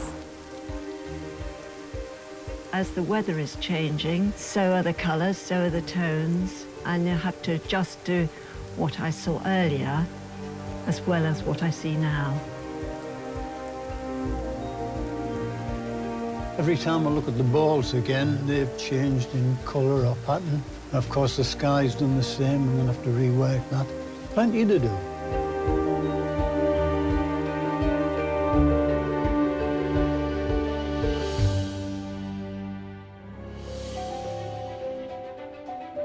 Our 8 artists are nearly halfway through their challenge to depict the renowned observatory at Hurst, Monsu in Sussex. With just over 2 hours left, one artist is still struggling with her composition. Pippa, here, I'm looking at the centre and there's an emptiness to it. You still need to give your work a sort of a focus, don't you? Yeah. So, I mean, where would you say the focus is at the moment? I don't know, that's the problem at the moment. Might you introduce an object or a thing in Well, this I was middle thinking ground? of painting the... Oh, the camera? Yeah. And totally uninterested in that copper roof of the observatory. It doesn't appeal to you at all. Not really. What is it that put you off it? The shape of it, the colour of it, where it is, I love that you're background. screwing up your nose at this observatory. You're just absolutely not having any of it. Well, good for you. I mean, we want you to paint a version of what's in front of you, and you've chosen your very particular, quieter corner. So good for you. Clearly not at a loss in the landscape is Chi Yen, who's already completed one canvas and is now working on another. G.N., you're on your second painting. I am. It's a different composition. Tell me why you got bored. This was more of a study. This is me having fun. Like sitting an exam, you do your best very early on, make sure you get everything done, and then you kind of go, ah. Also having artistic fun is Roy. I love the way that you've got the echoes of the silver balls in the sky. I love that. I don't know whether they're going to stay in there or not. OK. I'm not averse to pushing a bit towards the abstract. OK. I don't know. I think we'll have to wait and see. Oh, so 'Cause even you don't know? I'm really not sure. So what do the judges think of our 8 artists' progress so far? Is there anything nicer than coming to the British countryside in the summer? I think it's the worst. It's definitely the hardest rain. But possibly the best quality of work in the pods that we've had. The complexity of the vista that we've given them has actually made them all put a lot more thought into it. How is Patsy coping? What is beautiful is the red ground she's used that's still coming through. I think what we liked about her work was a sense of her colour palette being slightly off. And at the moment, I'm not getting that enough. Roy's been here before. Is his experience telling? So the way he puts paint on is consistent and it's very beautiful. Very strange, the orbs are reflected in the sky, which I don't think is necessary. But I quite liked seeing him this morning with his compass, you know, making sure he got everything right. And then as he paints, he sort of paints a lot of life into it. Pippa's not interested, it seems, in the spheres or the observatories particularly. Is that a problem? She's struggling, but in this struggle, she's reduced the whole thing down to just a field of green and one orb, and I think it's looking rather elegant. I worry, though, that it's a bit dull in colour. It just seems a bit flat. I love the colour and the density of that colour, the sort of chalkiness, the opaqueness of it. The palette that she's chosen today is really attractive. Chienne's interesting. She's on her 2nd canvas. Very vivid, her painting. Very vivid, and she uses colour really well. She plays around with the paint on the surface, lets it skid around, different brush marks. There's very little drawing, and a lot of it is done through this big gusto act of painting. The second composition, I think, is slightly stronger, but she works so fast, I think she just needs to back off a bit and slow down and really sort of tighten things up a bit, because at the moment, I think it's too energetic. How Drew do?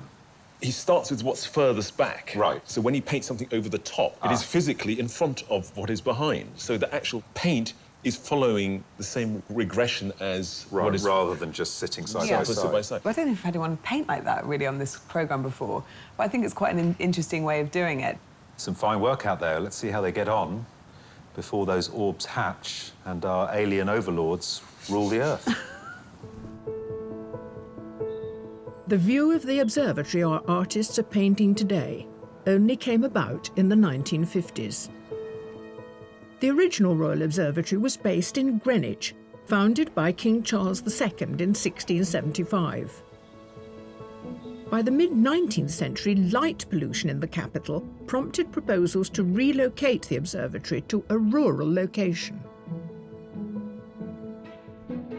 In 1957, it moved here to Hurst, Monsu. Individual domes were constructed on the site to house 6 large telescopes, their green copper cladding designed to blend in with the Sussex landscape. At its busiest, 200 astronomers and support staff were based at the Hurst Monsu site, monitoring the night skies. The 7-metre-long Thomson refractor is one of the largest telescopes in the world. In 1969, it was used by a team of astronomers assigned by NASA to map the surface of the Moon ahead of the Apollo mission, and it's still in working order. Every night, the Hurst Monsu astronomers mapped the position of the sun and stars and were even responsible for generating the Greenwich time signal, more commonly known as the BBC Pips. In 1990, the Royal Observatory moved again, this time to Cambridge to be close to the university. But the old telescopes and their iconic green domes remain here at Hurst Monsu. The site is now a science education centre, inspiring the next generation of stargazers. Today, down the hill from the observatory, 50 wildcards have spent their day dodging the downpours, capturing the castle on canvas. Only one will be selected to be in with a chance of making it to the semi-final. 2 ladies in purple. Did you deliberately set out to match? No, it's totally accidental. Except we both like purple. We both like purple, obviously. Yeah. Now, yours is not purple. No, but there are elements of purple there. So this is yours? It is. What do you say she should do now? Scrap it and start again.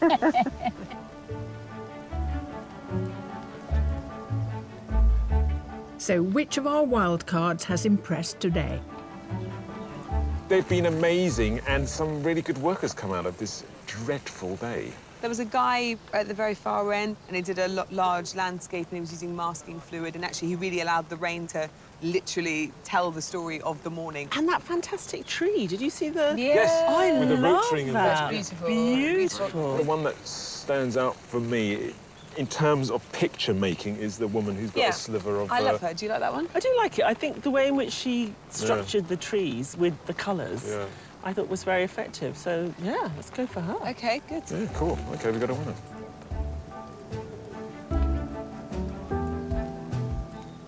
We really like your painting. It's caught enough of the castle to get away with it. Well done, congratulations. Absolutely delighted, thank you. It's always a boost, really, to know that somebody else likes what you're doing. It's an absolute thrill. And it makes you think, yeah, I can do this, and I'll just carry on doing it. Sue England from Chichester will enter a pool of wildcard winners from all the heats, at the end of which one will be selected for a place in the semi-final.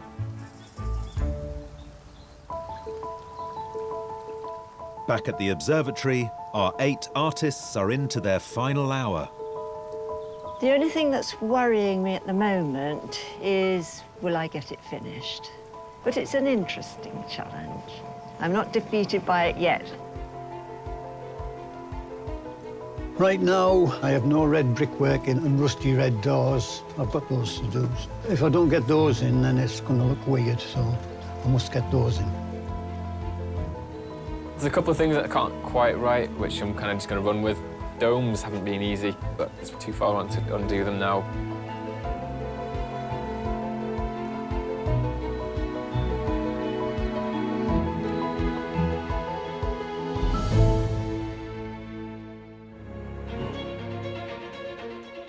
Here at Hurst Monsu Observatory in Sussex, our 8 artists are coming to the end of their landscape challenge, with final make-or-break decisions being made. I've got 10 minutes to go, and I'm just trying to paint the camera crew. They're quite difficult because they keep moving around. Filling up the obvious gaps, the details, bits and pieces. My main concern is choosing the right painting. I need a big hand to come along and push one over or something like that. Can't make a decision. Artists, you have 1 minute left.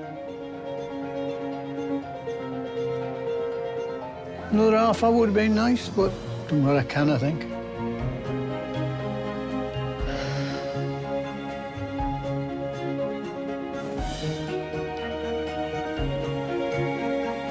Artists, the laws of space and time cannot be broken. Your time is up.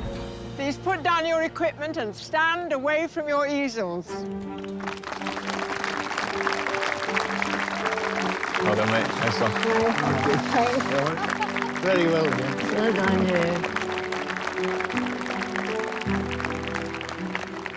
For our artists, the hardest part is over.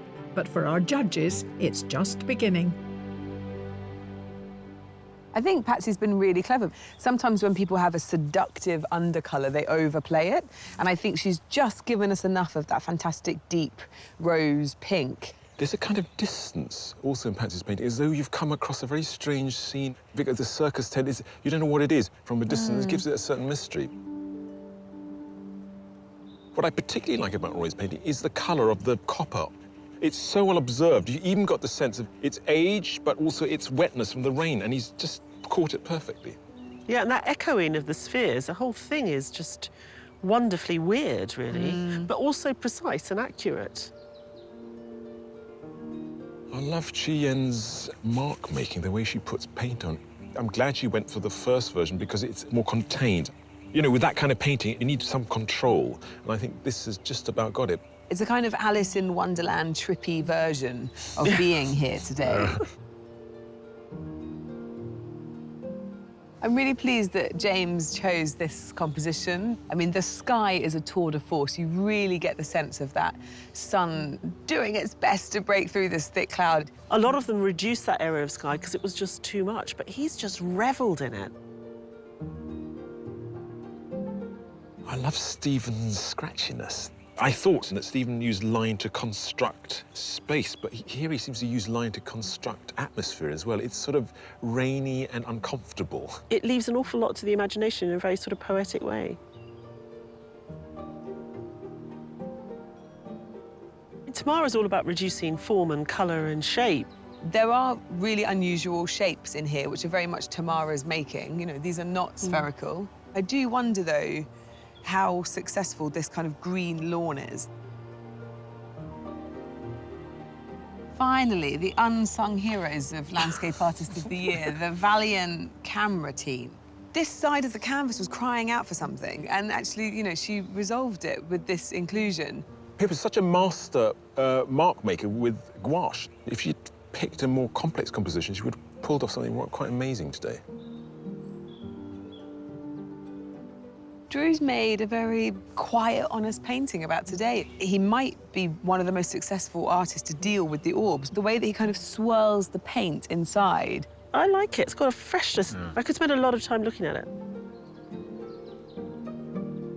The judges can only pick one artist to send through to the semi-final, so they initially narrow their selection to a shortlist of 3.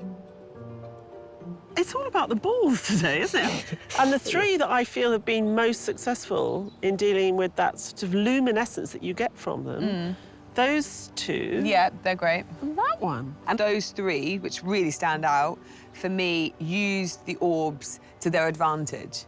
The ones that we've picked are believable, and I think if you took the painting away from here, anybody seeing it would understand what's happening. OK, good day painting.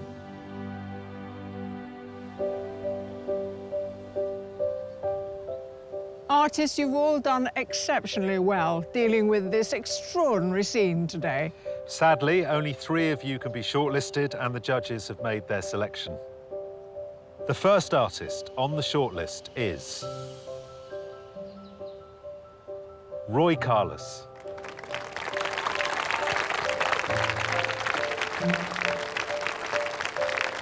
The second artist is Patsy Moore.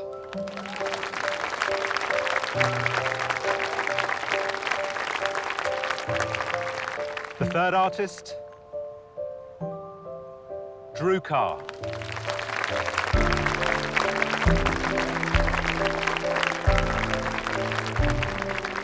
Commiserations to all of you who haven't made it, but we have really enjoyed watching your efforts today. They have been exceptionally good. Well done.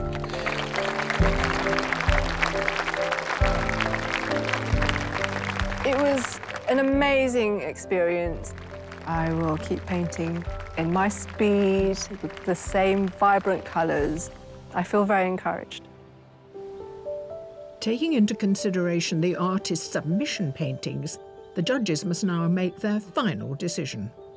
Well, our painters today struggle through some difficult conditions. All these 3 have really risen to the challenge, actually. So let's talk about each artist in turn, and starting with Patsy here. I think I like Patsy's work today more than I like this. There's something about her submission that is very sort of staccato and precise. There's a more organic nature to the work that she made today. The choice of the ground is really, really sensible, and just the way that it comes through, just enough. With that beautiful red ground coming through and that sort of the purple in the sky, she's a really great colourist. Ty, earlier in the day you were worried about Roy's reflecting the orbs in the clouds. Yeah. But has he resolved that for you successfully? It seems to make sense. I got some sci-fi soundtrack coming through the clouds there, and I think those vibrations that make the painting more interesting. And I'm pleased to see that he's just taking one step into something a bit more surreal, and I think it really raised his game for us today. Drew? Drew came through. I think Drew's painting has a language that makes sense, and the subdued colour and simplification works very well. But I would have liked a more vital surface. He didn't put a contrivance on top of the work. He didn't just have a trick of seeing something through something else. He really painted what he saw today, and he's got this fantastic sense of distance. I think all 3 of these artists today didn't just really nail the orbs, but they really thought carefully about the kind of sky that we have. This is not a characterless sky. Well, the English summer's finally arrived, a few hours too late. You needed to pick a winner. I'm going to go and get my Speedos on.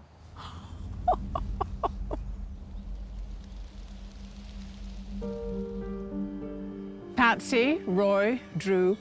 It is, of course, a fantastic achievement to have made it to the last 3, but there can only be one winner. And the judges have made their decision. The artist they have chosen to put through to the semi-final is...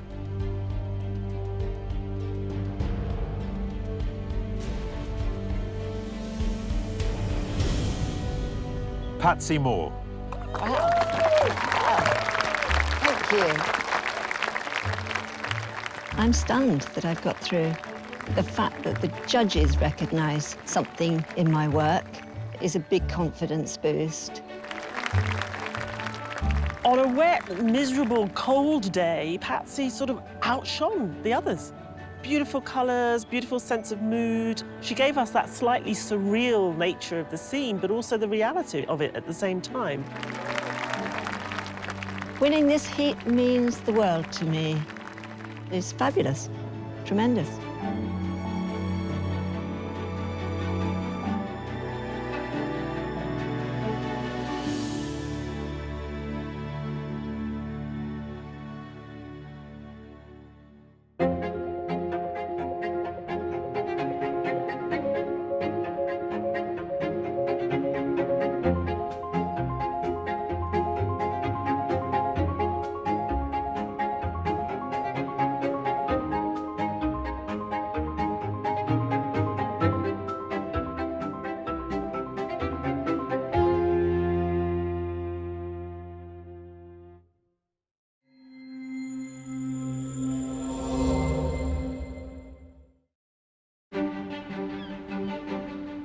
Welcome, ahoy and avast from Plymouth, Devon's historic maritime city. For centuries, Plymouth has harboured ocean-going explorers, buccaneers and pirates. Today, it's awash with artists. All swashbucklers hoping to sail off with the prize. Shiver me timbers! It's Sky Art's Landscape Artist of the Year!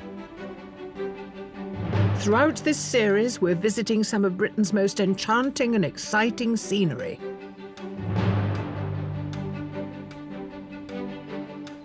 I love that it's a seascape. I'm always drawn to the sea for some reason. I get seasick, so it doesn't even make any sense. 48 talented artists are charged with capturing these sensational views as they strive for creative glory. Competing today are 3 amateur artists: James Murch, Stephen Rigby and Emma Lord. Well, if I wasn't here, I'd be doing my day job. I'm a secondary school teacher, I teach art, so I'd be teaching Year 8 in the next half an hour. I'm feeling pretty nervous, if I'm honest. Joining them are 5 professionals: Pavel Isapov, Lisa Takahashi, Paula Mitchell, Mike Skinner and Tony Parsons. I haven't had any sleep at all. I went to bed and I stared at the ceiling and then I got up again. I'm buzzing, I've got lots of caffeine in me and that should see me through. The artists are all competing for a £10,000 commission to paint a Venetian vista in honour of the eminent Victorian art critic John Ruskin.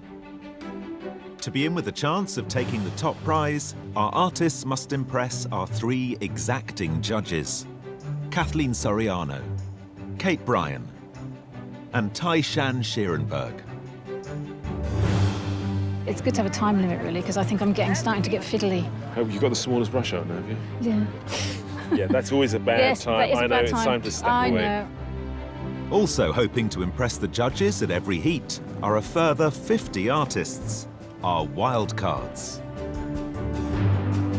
I never work on canvas. It's always metal. It's either bike tanks or motorbike tanks. One of them will definitely win the competition, and the other one won't. Ow! That's awful. Well, so the choice is yours. Don't make the wrong decision. Yeah, brilliant.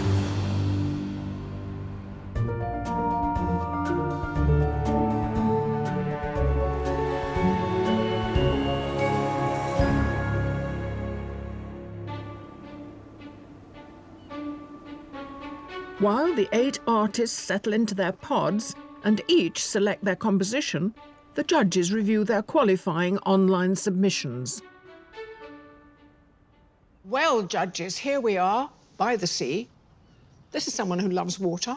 Yeah, I think there's a sort of rich, old-fashioned, green and pleasant England to it. And I think it lives off the water and the reflection on the water and the way that bit of blue just pops as it sort of echoes the sky.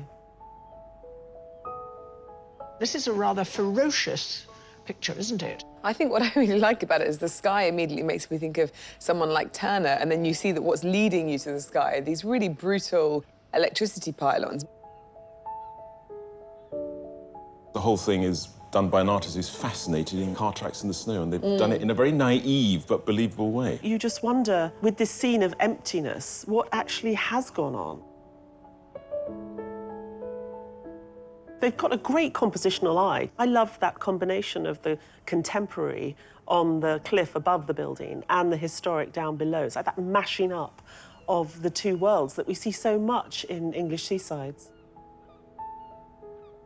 They've retained a kind of strong sense of understanding composition, of colour. I love the way with lino cuts where you often get a bit of the ink falling out of the frame of the canvas, and you can see those lovely sort of bands of orange on the far right-hand side. I think one of the things I like about it is that the seagull gets better treatment than the people.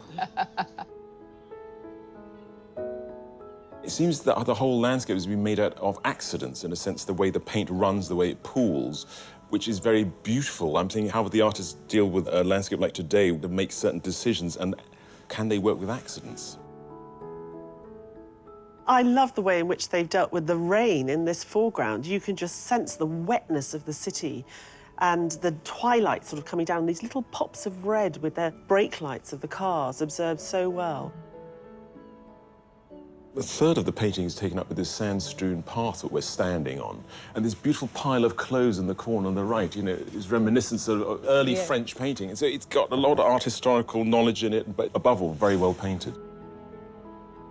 We've got a variety of weathers in all these submissions. It remains to be seen what they make of today's weather. Artists, we hope this view floats your boat because the challenge is about to begin. You have 4 hours to complete your artwork, and your time starts now.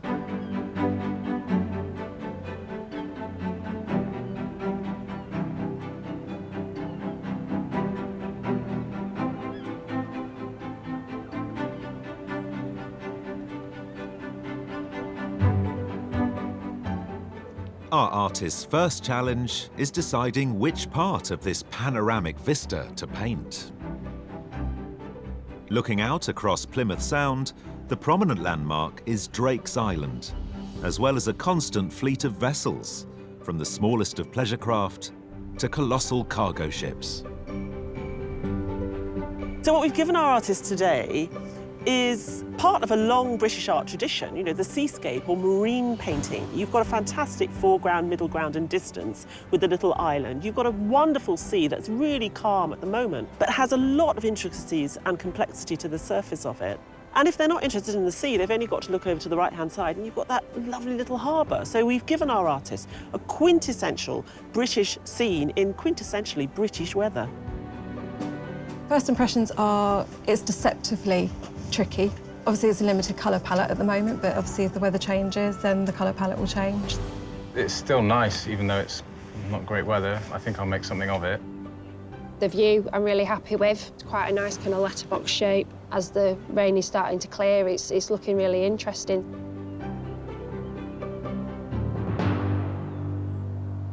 Paula, I've noticed that you're wearing the same colours that you've started your oil sketch in. It wasn't planned at all. Didn't think I was going to get to wear this jacket. But they're your go-to colours, presumably. I do tend to use purple as the darker shade. So even if it's dark green, I tend to use dark purple. Paula Mitchell from Portsmouth divides her time between working as a freelance graphic designer and painting. Particularly keen on capturing seascapes, her submission of Ryde Beach on the Isle of Wight was painted in oils on a scorching bank holiday.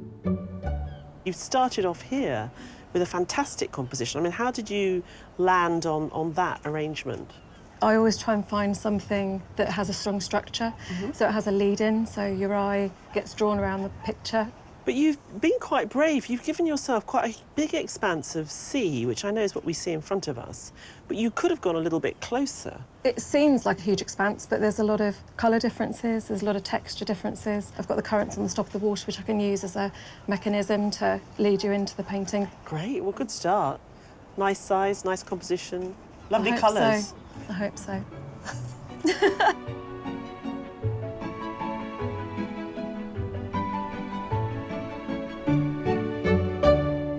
So you don't make any sketches, you're straight in there with the paintbrushes? I do a rough block in, trying to find a pattern of light and dark, which is quite difficult because of the weather. But no pencils, no charcoal? Just straight in paint, yeah.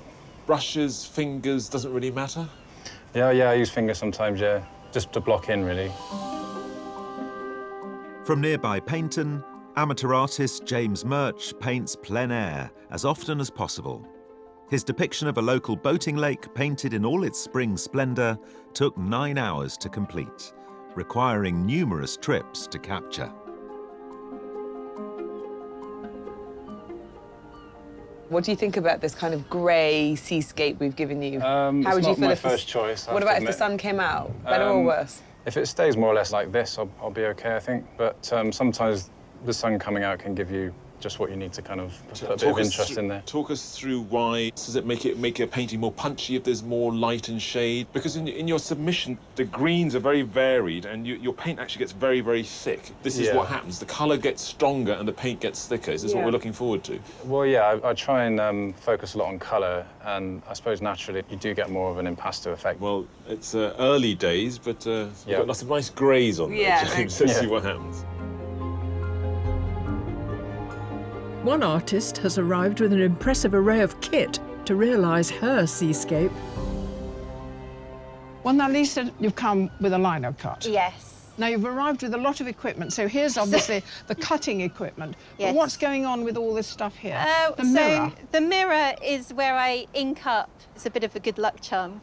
And I've also got a box of pretty much junk, but to me it's treasure. I'll squeeze out the ink and roll it onto these things. So like this wallpaper, for example, is my favourite for sky and sea.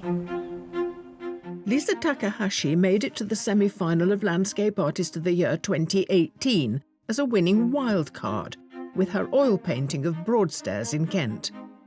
This year's submission is a view of Padstow Harbour made by lino cut, a technique she'll also be using today. The first process is cutting the lino. Yes. How are you going to do that here? Yes, so basically with lino cut, I start by carving the palest colour and then I will print that layer. So that printing will start quite early on and then I carve away even more and then print colour. Most of the day will be spent carving here and every now and then I'll whip over here and ink up and print.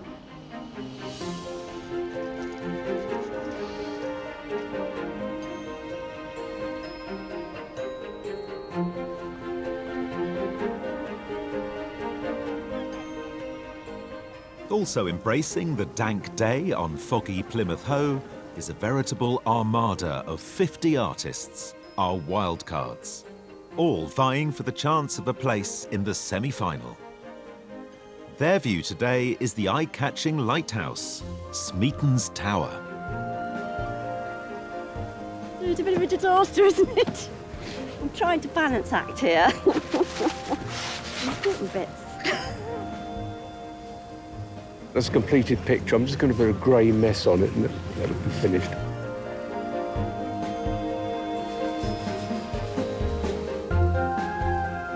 That is brilliant already. That sky is Turner-esque. Thank you.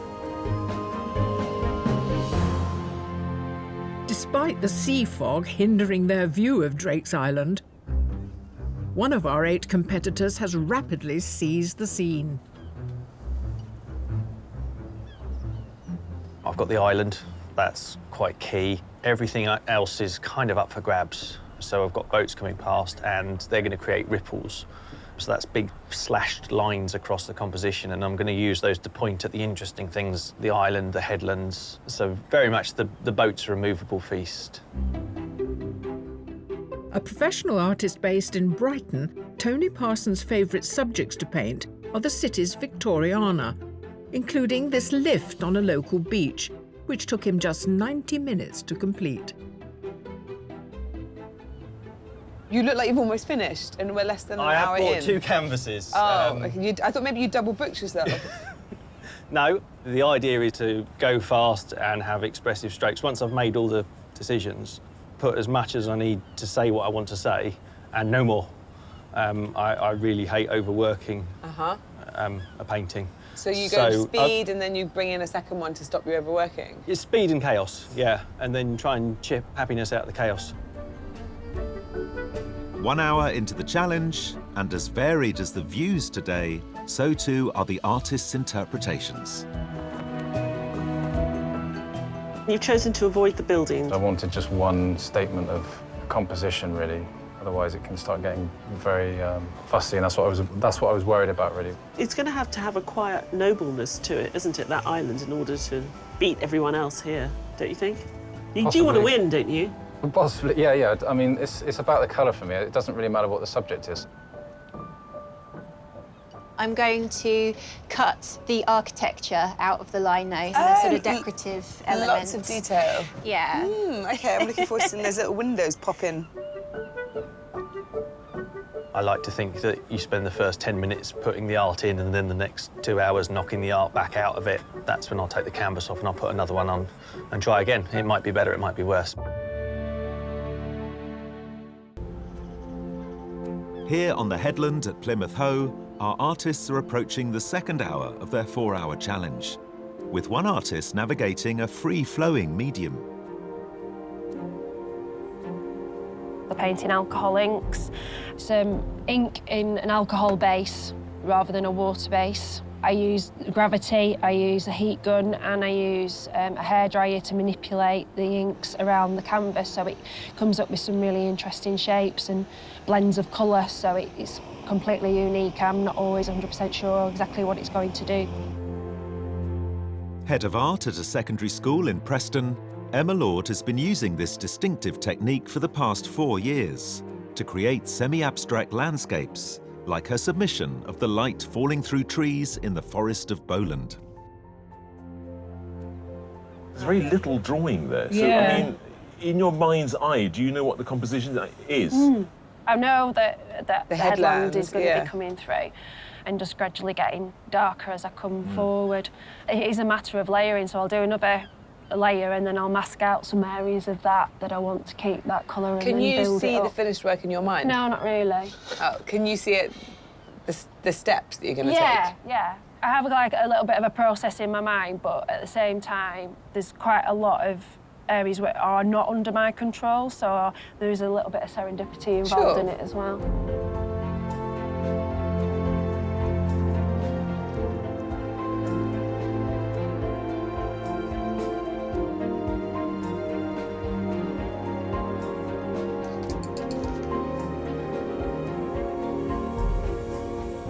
Steve, you're quite far along. I mean, you're working in watercolour, so that's quick. Well, that sort of style where it's Impressionistic. but there's enough there to state what's going on. Yeah. I'm more concerned with tones and colour. Different scales of grey, really. You've got a purpley grey, you've got greeny grey, back to purple. Watercolourist Stephen Rigby from Merseyside works all over the country as a water treatment engineer. But his submission of Liverpool's Liver building in his favourite muted palette is a subject he regularly returns to. Tell me about this pooling here at the bottom. This sort of very almost like symbolist rising smokiness from it. Do you think that will stay, or will you sort of move a lot of that away over the course of the day? I've seen a couple of figures before. Swimming? Canoe, no, in canoes. Oh, canoe. And I'll use them to bring the eye round. There's the danger, isn't there, that it can flip into being a bit too kitschy. Yeah. Sometimes, how do you keep it back? So it's not knowing when to start, it's knowing when to stop. But at the moment, it's telling you to keep on going. Yeah, oh yeah. Great. Yeah, it's a long way to go yet.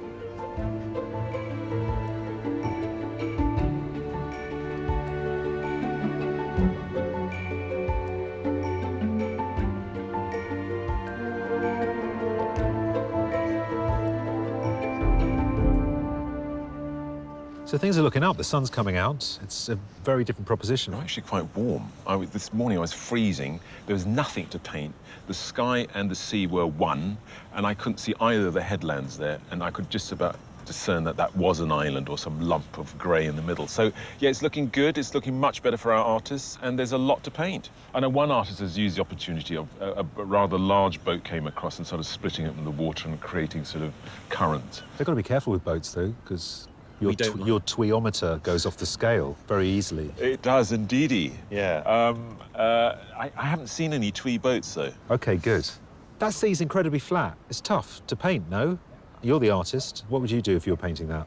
Well, look, it's about creating an interesting composition. Here, the colours are starting to pop out. The headland's a beautiful colour. The island is beautiful structures, the trees and the buildings on it. So there's a lot to work with. And, you know, painting's about using contrast. So with all this detail, you know, you need a bit of flat sea to work against it. I'm very difficult to please. I'd be happy painting this empty space here. It's so flat that it's going to be very hard to stop Joan going jet skiing later. I want to see that. Meanwhile, keeping watch at the lighthouse are our 50 wildcards. You've decided to paint it when it was quite overcast. The sun's come out. Will you change the sky? If you change the sky, it affects the light and the way that it hits everything, so then I'd kind of have to redo the light on everything. So I might try and stick to the moodier landscape, which is what I prefer really anyway. Good luck. Thank you so much. You've got all the sort of the natural forms in, haven't you, with the island and the cliff in the background? Yep. Nice use of that in the foreground as well. But you've also put some boats in. Were they actually there? I promise you they were. OK. There's one there now, look. Oh, yeah, you're right. So, Richard, we brought you up to the top of this bluff. Yes. Overlooking the sea, Yes. the bay, the lighthouse, and the gloriousness of the English coastline. Indeed. You're painting a road in the opposite direction. It is, to be accurate, it's the car park. Can I ask you why? Well, because the only thing I could see this morning, because the mist was everywhere. There's some interesting things there, but there were lovely puddles, and the reflections were great this morning, so I just thought... Do you use the expression lovely puddles? I like lovely puddles. OK, fair enough, fair enough. This is this island here, can you see? Yeah. And then this here is this, apparently it's Cornwall over here. Thrilling. Thank you very much. I hope you're enjoying it. I am, I'm loving it, I'm having a great day. Not all our competitors have been charmed by the sea view, with one of our 8 artists focusing his attention in a different direction. Pavel, we've given you this wide open scene here, the bay, the distant clouds, and you've decided to paint a little corner of the harbour. When I saw the view, I was actually really excited because I'm drawn very much to the geometry of the urban landscape. And having this kind of the curvature of this road going down, it's almost like it's sculpted these forms, the little houses kind of embedded into a rock. I think that really caught my imagination. The youngest painter in today's heat, Pavel Isapov has just graduated in fine art from Edinburgh University. His submission in oils of tyre tracks in the snow was painted from a photograph taken on an evening walk through the Edinburgh suburbs. Well, your submission was all about shape, and you've really found these really interesting shapes here. I mean, we don't actually see the sky in this composition at all, do we? Yeah, I actually quite frequently like to crop the sky out. I like to dip below the horizon. But what we also got from your submission is a great sense of sort of narrative or mystery or atmosphere. Is that what drives the painting, really? Yes, yeah, of course. It's important to get the kind of a sentiment of a place right. I'm going to not put in any cars or any kind of little benches, because I quite enjoy the loneliness of the space, because it was quite a lonely morning this morning. Yeah. It looked like, because it was raining, not many people about. So. Okay.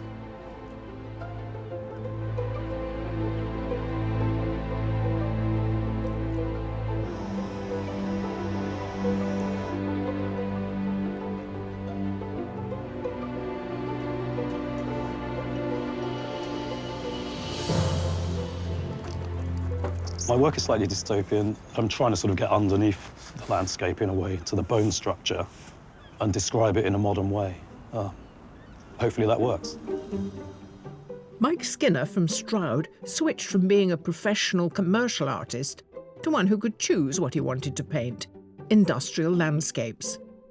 His submission of Rainham Marshes in Essex was completed in his signature mix of acrylics, biro, and permanent marker. You're really not afraid of different mediums? Not at all. So what have you put down so far today? We've got paint on the board, I've had pencil. coloured pencil, biro. What would you say the focal point here is? I think once this bay has some energy, everything will spin off that. Tell me what you mean. I want to sort of describe the energy today as it's Okay. kind of changing and moving. So would that be through colour? Will it be through sort of dramatic movement or? It's through dramatic movement. Yeah. And how is it experimenting outdoors like this? Are you normally outdoors? I'm quite a fair weather kind of guy. Right. Today's been quite challenging. As you can tell, my voice has gone. We're going to have to toughen you up. I know. We need a bit more outdoor painting, I think. Our artists are nearly halfway through their challenge, with crucial equipment failing under pressure.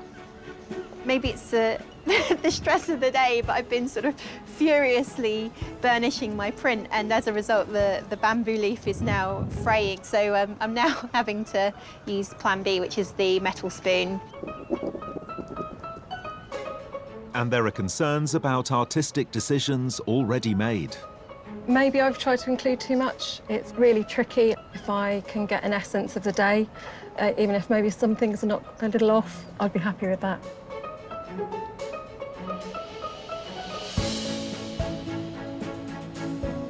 I'm working on the more dramatic colours that we've got. With that big boat that came through not so long ago. Yeah, although, to be honest, it came through so fast. I can't remember the details. I should have photographed it, to be honest.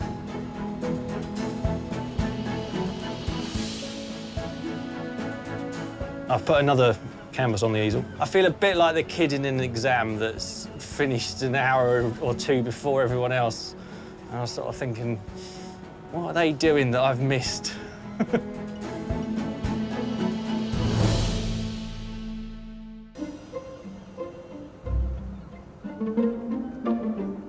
Our 8 artists are 2 hours into their 4-hour challenge to capture the picturesque West Country coastline.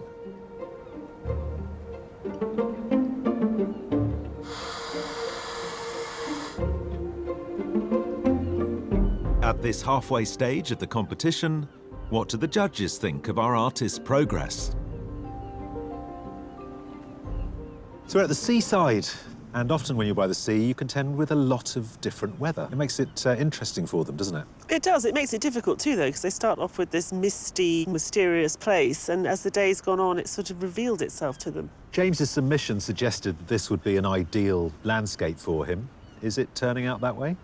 I think James made the right choice with that composition, but I do think it's looking a bit flat at the moment. I mean, James is a seasoned plein air painter. He knows what he's doing. But I think the brush marks, in a funny way, in this painting are too big. But we're only halfway through, so I think it will be more realistic as the day wears on. Emma is over there applying paint, heating it, it's crackling, it's spitting. It's like painting meets welding. What I'm worried about at the moment is that she's starting to create something that's feeling a little bit sort of kitschy. I think using the inks she does, the colours are very strong. And so a green is a green, a blue is a blue. It becomes a very obvious type of that colour. And I think maybe through the process, she'll be able to sort of make them blend a bit more into the light of today. Tony has painted one picture and he's on to his second. I mean, I think Tony might have overpainted his first picture. He was so quick, and I thought, well, this would be great because we won't have something too heavy. He'll keep this sort of vivacity, go onto a second canvas. And when I look at the first canvas there on the floor, I think he did put too much down. I'm hoping he learns a lesson for that for the second one. Pavel has zoomed in on what interests him, that man-made landscape. Yeah, Pavel found the curve. It takes us in very beautifully, and he's still giving us a bit of nature, but he doesn't like to paint anything that doesn't have some sense of, you know, humanity or the man-made in it. And he's very clever, painting exactly what is in front of him, but slightly to the right. Lisa has all sorts of processes going on, all these different methods she's using. She's very busy. Yeah, Lisa's work isn't as punchy as the submission, but she's playing a very difficult game. It's a reduction lino cut. We will only see the final print at the end of the day when there's nothing left of the lino she's cutting out. So I'm kind of excited, but also worried as hell. But all to play for. And let's see how the weather changes. Things could change very quickly.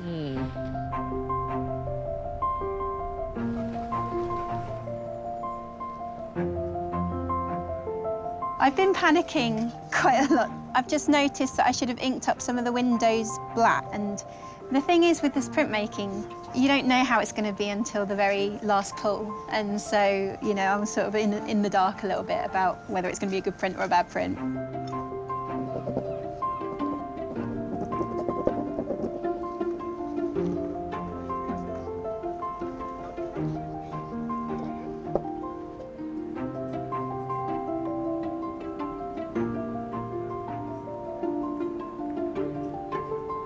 How has the changing weather affected you? 1 minute it's cloudy and overcast, the next minute it's blue sky. Yeah, it's actually helped a bit because I was struggling to find values, and as the sun's come out, it's put a bit more colour into it. I tend to have an emphasis on colour, so it has helped. I think if it was the other way around, it would have been a problem.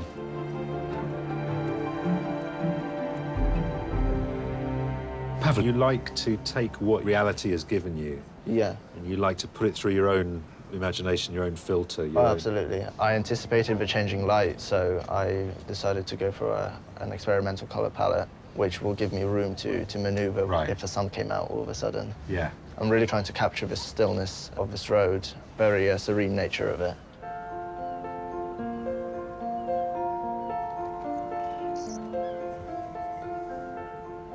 Tony, there's one question I'm forced to ask right away. Go on then. When you've done a painting as good as this, Yeah. why have you moved on to a second one? Primarily everything changed. Oh, that started quite moody, and then the light lifted massively, and the tide went out. As cardinal sin is chasing the light. Yeah. And I felt I was coming up to the borderline where ruination lay.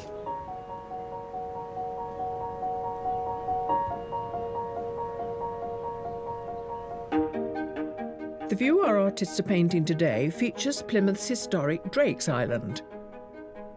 In the late 19th century, Drake's Island was part of a huge military construction project whose ruins still haunt the island today.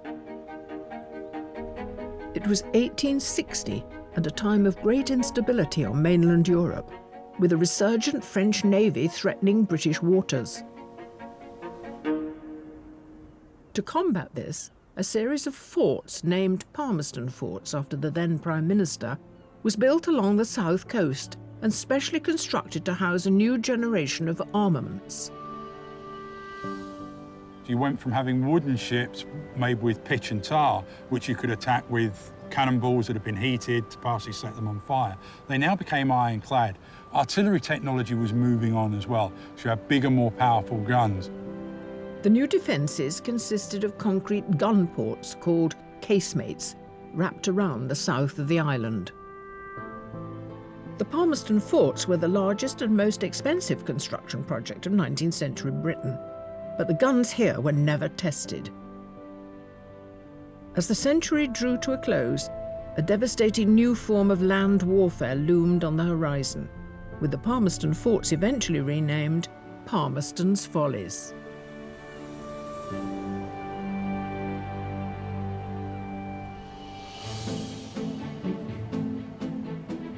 Further along the headland, time is nearly up for our 50 weathered wildcards, with the judges selecting just one to go forward to be in with a chance of making it to the semi-final.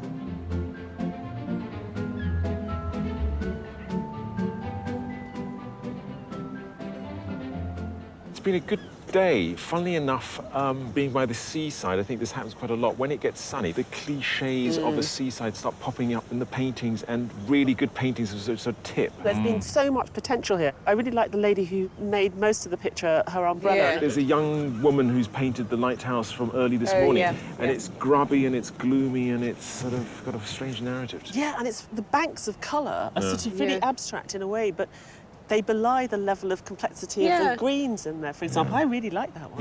Yeah.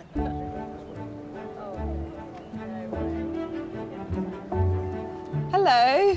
Hello. You're our wild card winner. I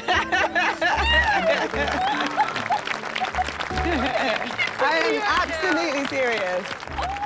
Beth Uglow from Truro will enter a pool of wildcard winners from all the heats, at the end of which one will be selected for a place in the semi-final. Yeah, we love it. We think it's great.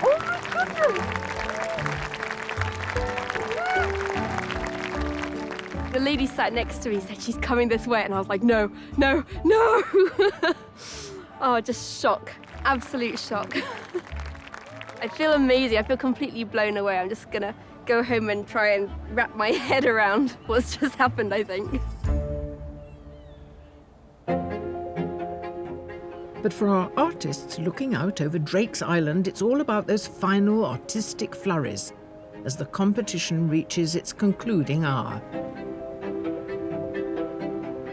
With the pressure on, reassurance from a loved one is sought. What do you think? I might put boat in. Yeah. They always go on about how twee boats are, and I don't so I don't know whether to or not. Twee, it's fine.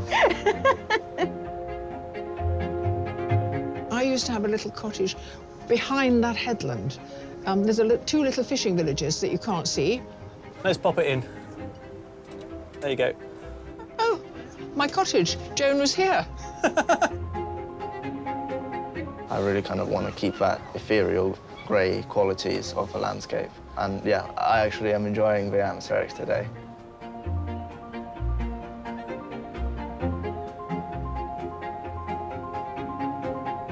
You can get to a point where you're happy with it, which takes a long time, but it can take maybe a second to do something that can take half an hour to fix. So I want to try and avoid that.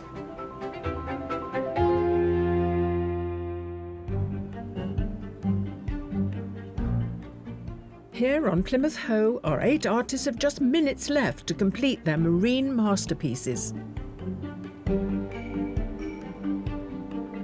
But for one artist, it's decision time, and one they're not making alone. What do you reckon, gang? Which one? Come on. Artists, you have 5 minutes left. Okay. 5 minutes left. I'm beginning to fiddle, so I'm actually quite pleased there's 5 minutes left. Are you happy with what you've done? I forced myself to stop. Why? Because the lights changed too much, and I'm about as far as I can go with it, really. I think I'll know in a few days whether it's all right.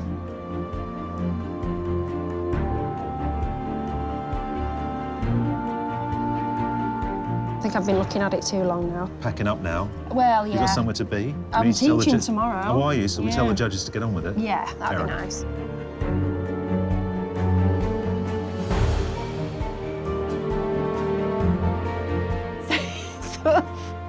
Feels like I'm sort of teetering on the edge of either success or disaster.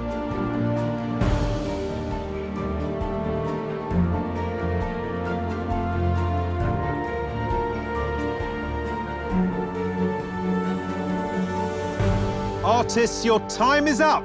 Please put down your utensils and stand away from your work.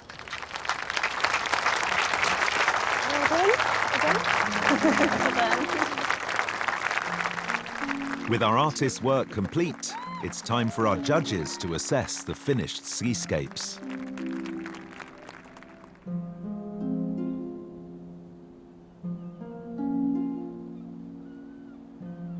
I was very concerned that James would overwork this, but I mean, you still even see the raw canvas coming through in the sky that was there this morning. I think the cool tones of the water in the sky against these kind of very warm earth patches of paint, almost sort of shiny and luscious, all hangs together very nicely. It's a fantastic technique, and all credit to her for sort of having discovered it. The sky and the water are extremely beautiful. I love the land in Tony's piece. I love definitely the dark blue receding land. I don't love the tiny little details in the foreground of the water. This is the second of his too. I think he took a public vote, asked everyone to decide which one he should put forward. I find this scene incredibly moving. Pavel has absolutely captured the atmosphere that he was trying to capture this morning about the sort of the desolate corner of some forgotten harbour. She's used a really charming shorthand, particularly there with all the detail on the promenade. We really do feel like we're headed far out to sea with those clouds. What I really like about Mike's work is this sort of bird's eye view that we have, and this wonderful sort of vignette here, and this thrusting frigate, or whatever it is, coming into view on the left-hand side. I really like Paula's sense of composition. The sky is fantastic. I think the headland and the island are beautifully done. The water, I have a problem with. I can see she was trying to do something with the dynamics of the currents, but it looks like it's not a flat surface here. It looks like it's folded. I love the little attention to detail. There's a tiny little set of stairs there, which are absolutely adorable. It's really convincing in its sort of sense of depth and scale.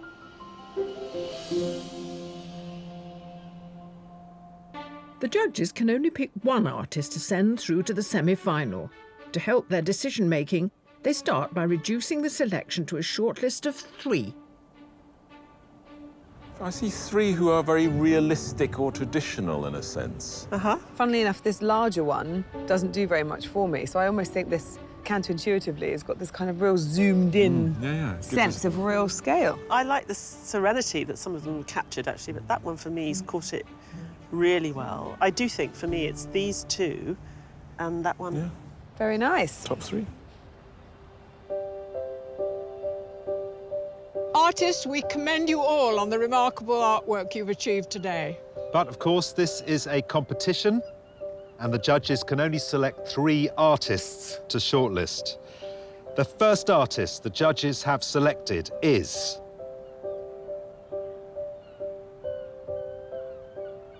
James Murch.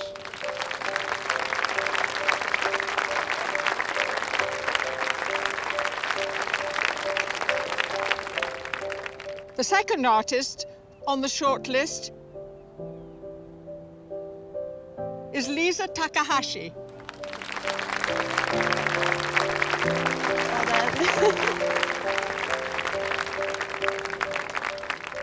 The third artist is Pavel Isapov.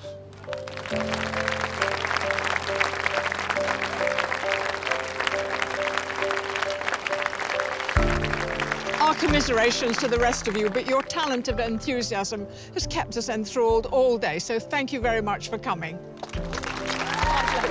Well done. Hard luck. So much. You've had a good day. Lovely piece of work. From their shortlist, the judges must now select just one winner. To help them, they take into consideration the selected artist's submission artworks.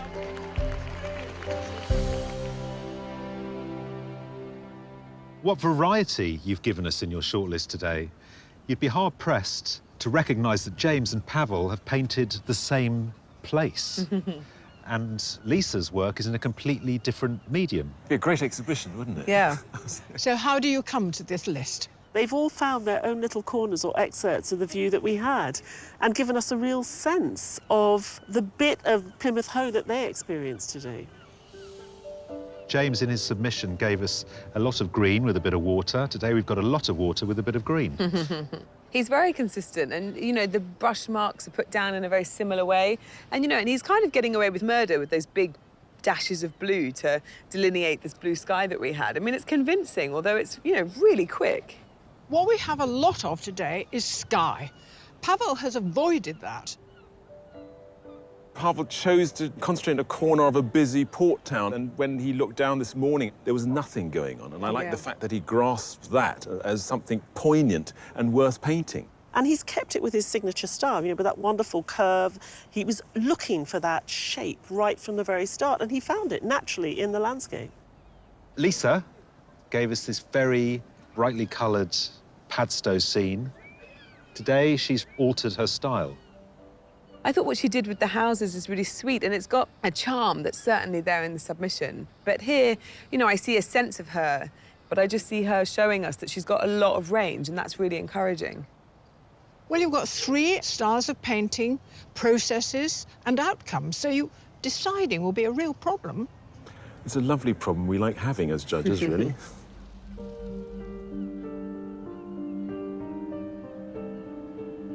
James, Pavel, Lisa. Well, it's clear each one of you has impressed the judges, but then only one can be a winner. The artist who will be going through to the semi-final is...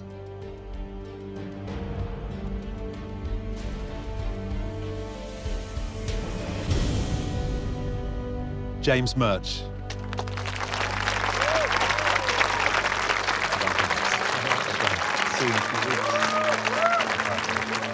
I feel amazing to win, a bit dazed, and it feels kind of surreal. Massive confidence boost. Really means a lot, and it means that I could potentially justify spending a lot more time painting and less time working. James was really exciting to watch today because he was able to give us a sense of distance. There was a real energy in the paint marks. They were believable, but there was such brevity. He didn't need to put much down. He was masterful at telling us the sun came out with that one blue dash in the sky. So I'd like to see more of that. I hope he's as confident today, if not more so in the semi-final.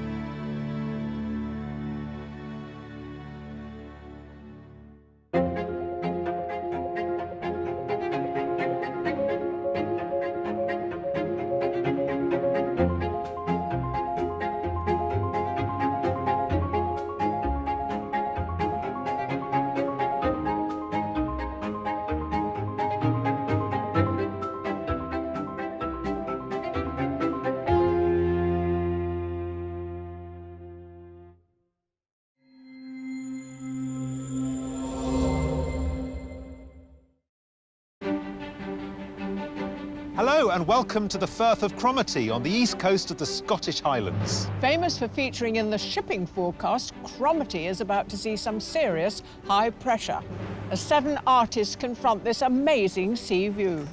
General synopsis for the next 4 hours is rising terror, becoming highly competitive later, with outbreaks of occasional panic. That's just us. Don't worry, I've got a hip flask. It's the semi-final of Landscape Artist of the Year.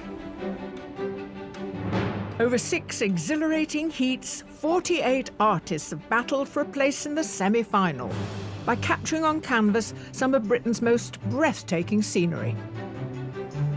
Really happy. This is like perfect. And they've conjured up some magical artwork. Something genius could happen on there.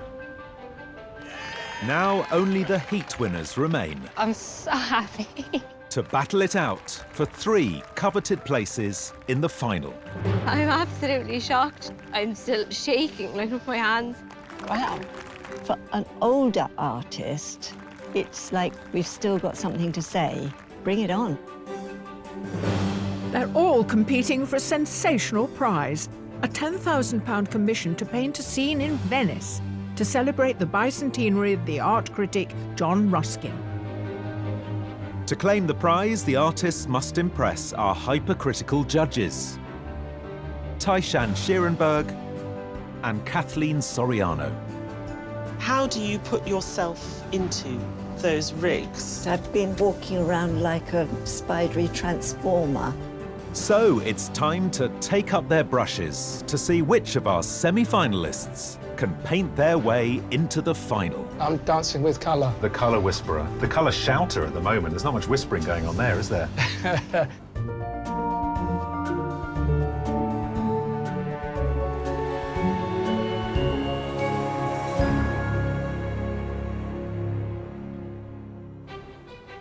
In today's semi-final, 4 of our artists are professional.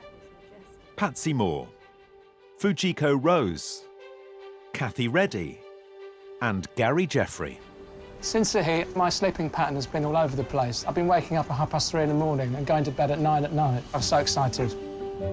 And joining them are 2 amateur artists, James Murch and David Youds. Feels amazing to be selected for the semi-final. Today my intentions are to go with my sort of instincts really and just crack on with it. But our 6 heat winners aren't the only ones to have made it to the semi-final. At every heat, 50 wildcards set up their easels and braved the elements. For 1 wildcard place per heat. You are our wildcard winner today. Thank you very much. With room for just one more artist in the semi-final, the judges voted Sue England's painting victorious. Sue's jumped out, and it was because it was something beyond the surface of the landscape. It had echoes of the day, the pouring rain, the greenness, the edge of the castle, but she'd made something with its own distinct style. And that's what we're looking for, artists who have something to say. Sue England's painting of Hurst Monsu Castle in Sussex captured the judges' attention and earned her a place in a pod at this year's semi-final.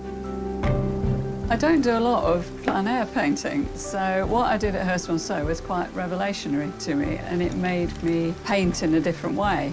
So, yeah, I feel quite competitive, yeah.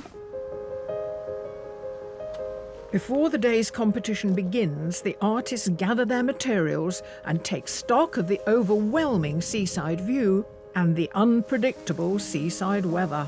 The oil rigs add the nice element to what would be a really kind of flat, featureless landscape with the weather. Yeah, I'm quite looking forward to getting into it. What I really like is all the different components you have on the oil rig, lines and angles, just so much going on it. The view's presenting all sorts of issues, mainly because of the drizzle. I think the key for me is to put my positive pants on and keep them on all day.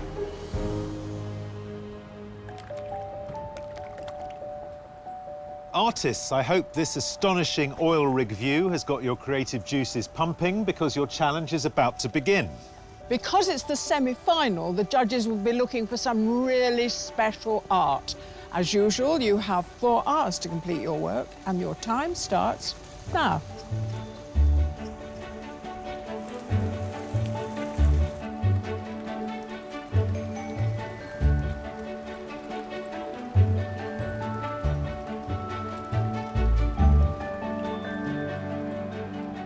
Today's Seascape takes in the Firth of Cromarty.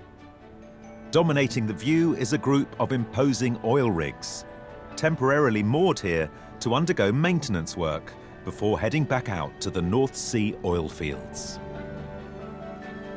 It's a complicated, dramatic landscape. It's as if we're on Mars or something, and they've got this incredible combination of the man-made, but then also the natural environment that's slowly being revealed by this Scottish weather, where we're going to have 4 seasons in a single day. And I want to see our artists sort of bring those 2 elements together in an effective, fabulous painting.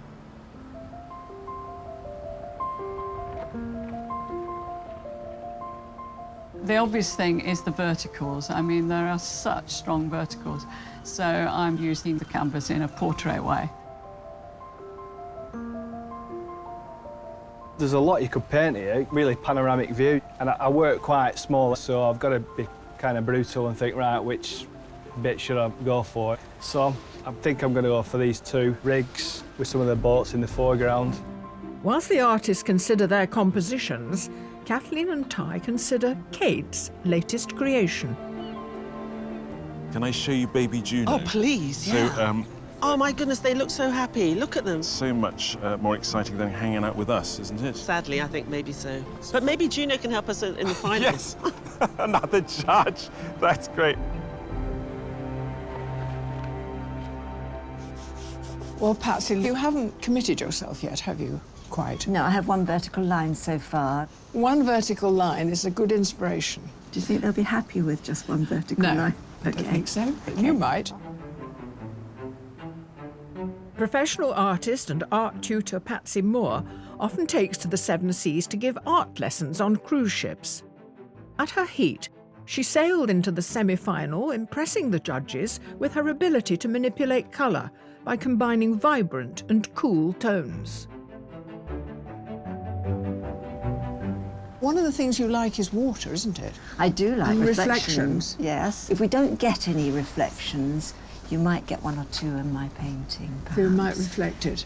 I think the story of the picture is competition, in a way, between the man-made structures and the softness of the landscape behind.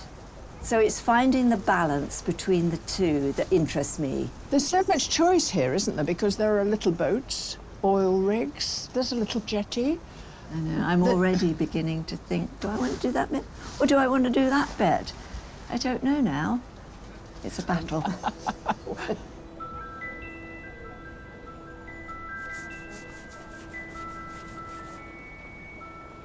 I panicked a lot last time and I don't want to be panicking so much, so I'm trying to really get the details down in my head and planned out beforehand. How am I going to actually draw the water? What techniques do I want to use to draw the rig? So I don't have this sort of phase. Professional artist and wallpaper designer Fujico Rose won her heat with her depiction of the Gateshead Millennium Bridge, distinguishing herself through her signature technique of using white paper and Indian ink, applied by brush and pen. Fuji, you're using a strange implement. What are you doing? So I'm just using a ruling pen to apply the masking fluid. So the masking fluid, it masks the white of the paper.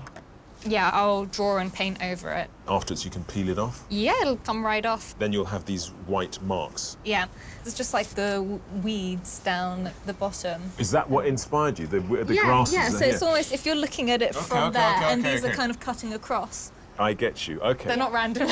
Random. I thought there was kind of some scratches. cosmic ripples or something. No, I really love texture. Well, you've got a lot of lines weird and- texture on those rigs. The oil rig will be just under half of the page. It's going to be quite a close-up of it because I want to get kind of the details of it. I'm quite intrigued. Looking forward to seeing how this works.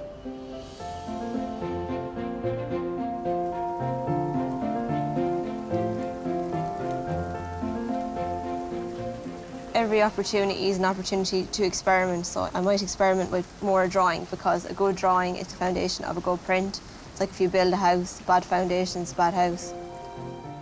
Professional printmaker Cathy Reddy gets her inspiration from her agricultural surroundings in County Carlow, Ireland.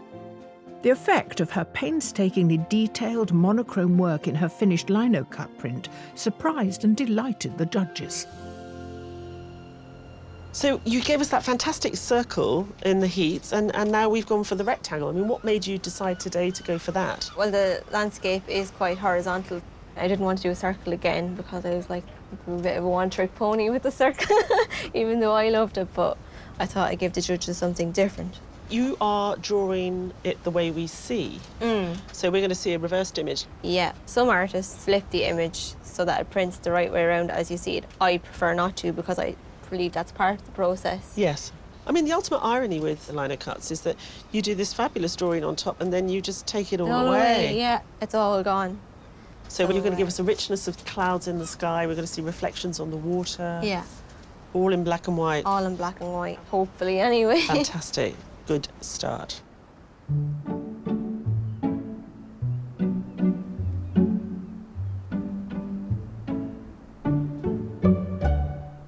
I think to go impressionistic on something like this wouldn't really do it justice. It has to have some sort of grittiness to it. When I had to paint the castle in the heat, what went right for me was really building in a lot of colour beforehand and then painting over it, using opposite colours to inject colour into a grey scene. Professional artist Gary Jeffrey lives in southwest London. Gary only ever paints landscapes, and in his heat at Hurst Monsu Castle, the judges were struck by his complex and unusual use of colour, starting bold and then toning down. You had a very relaxed approach in the heat. You seemed very calm and just there for a laugh. You managing to maintain that in the semi-final? Yeah, there's a bit more of an edge to my laughing this time. What are your feelings about these testaments to man's engineering prowess? Well, I find them a bit otherworldly. They're definitely otherworldly, aren't they? So does it fill your heart with joy, or are you like, oh, what am I going to do with these things? Well, I'm kind of sidestepping it by playing with colour at the moment. Yes, I can see at the moment they're quite vague, aren't they? Yeah. The platforms. They're going to have to come into focus at some point. Okay. I'm dancing with colour. That's where I'm You're at. the colour whisperer. I wish I was. The colour shouter at the moment. There's not much whispering going on there, is there? So all this playing around with colour is because you're scared of what? Because it's so tremendously complicated, the structure. And I just want the whole thing to sing and just punch you in the eyes. That is brilliantly bold. I love it. Places in the final are guaranteed for 3 of today's 7 semi-finalists, and they're nearly 1 hour into the competition. I'm not happy with what I have at the moment. So I'm just quickly taking a sketch in a completely different angle just to see would that be the right way of doing this landscape justice. A little while ago, I was panicking. It's beginning to take some form and some shape. Although it doesn't appear to have a lot here, it's had an inordinate amount of thinking about. And that's what counts. I'm happy with the composition. The water's almost done in the sense of actual drawing, and then I can just focus on getting the details of the oil rig. If I'm too pushed for time, I can get a little creative with it.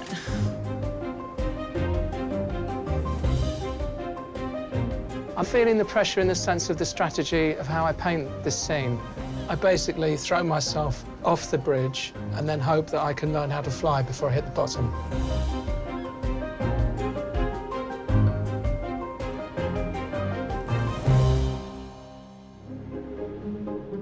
Here on the Firth of Cromarty, our 7 semi-finalists have been wrestling with this ominous seascape for an hour. And the ever-changing weather has made painting plein air even more challenging than usual.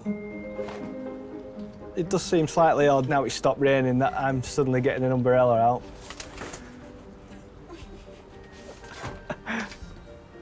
I knew something like that was going to happen.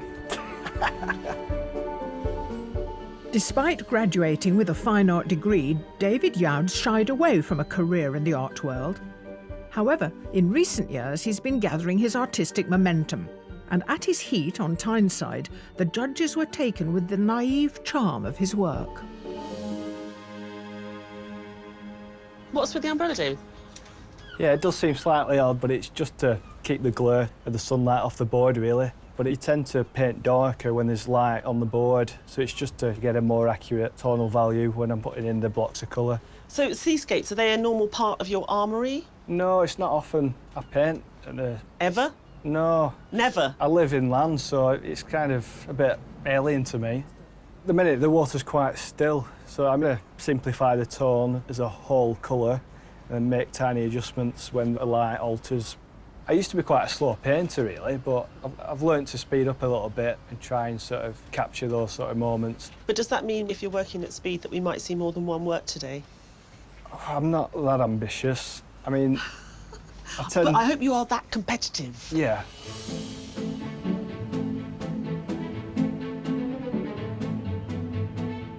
But while some artists are forging ahead, one is playing catch-up. Something had to change, so I decided to focus on one drilling rig and the mountains and make it vertical and zoom in a lot more into the landscape. I feel like I'm on the right road now. It's not your normal Firth view, is it? They are odd-looking things, but there's something very beautiful about something that's designed purely for its purpose and with no thought given to aesthetics whatsoever. Oh, you're sounding so German. Form following function, yes? Exactly. Look at them. There's something magnificent about them. Yeah, my heart goes out to our artists. There's a lot of detail there. A lot of cross-lattice work. Nice, yeah. Yes. A lot of cross-lattice work. It is menacing as well. It reminds me, is it H.G. Wells, The War of the Worlds, where these tripods kind of come out and sort of attack humanity? There is something about that in their size and their sort of rustiness and alienness. And so I do want the paintings to have that mood in it, because it is strange. So I hope the artists pick up on it. What are the pitfalls of painting this quite bizarre scene? The only danger really is getting bogged down in the detail of engineering. There's so much of it there. You could spend weeks drawing them. So they need to find a way of abstracting it and just giving us a sense of these monsters without actually drawing every metal strut in. The slight bleakness of those structures and this glorious weather. Yes. I mean, it feels... wrong. Well, the weather feels sunny and optimistic and open, and those rusting elephants. It's an interesting contrast. It's perfect for a semi-final.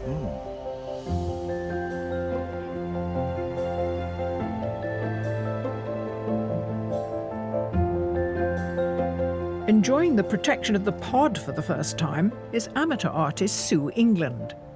Now, you were a wild card. I was a wild card, yes. And you've come through to the semi-final. I know. That's great. It's amazing. Now, when you're a wild card, you have your own encampment, your own easel and everything. You do. This is different, isn't it? It's wonderful. It's like being in a 4-star hotel. Yeah. So how do you feel about today? Yeah, it's great. I just wish the light would stay still for a minute, and you know, but that's a common. Here it comes. Common problem. Here comes here, the 'cause sun. sun. Yeah. Amateur artist Sue England is a retired graphic designer from West Sussex. The heat at Hurst Monsu was her first attempt at painting plein air. But despite the horrendous conditions, her large brushstrokes and loose style drew the attention of the judges. It is the most amazing views. Yes, it is. I had no idea. And how are you feeling about how you're dealing with it? You've made a lot of this water. Well, I didn't want to put the horizon line quite in the middle, and I wanted to not just be about the rigs. Now, the rigs are looking very impressionistic. Are they going to stay like that? Well, probably. I do tend towards the abstract when I paint, so I don't really see things in detail. I deliberately haven't put my vision glasses on, so that actually things are a little bit of a blur, you know, so... I've got mine on, I can tell you. They look very rig-like, actually. Thank you.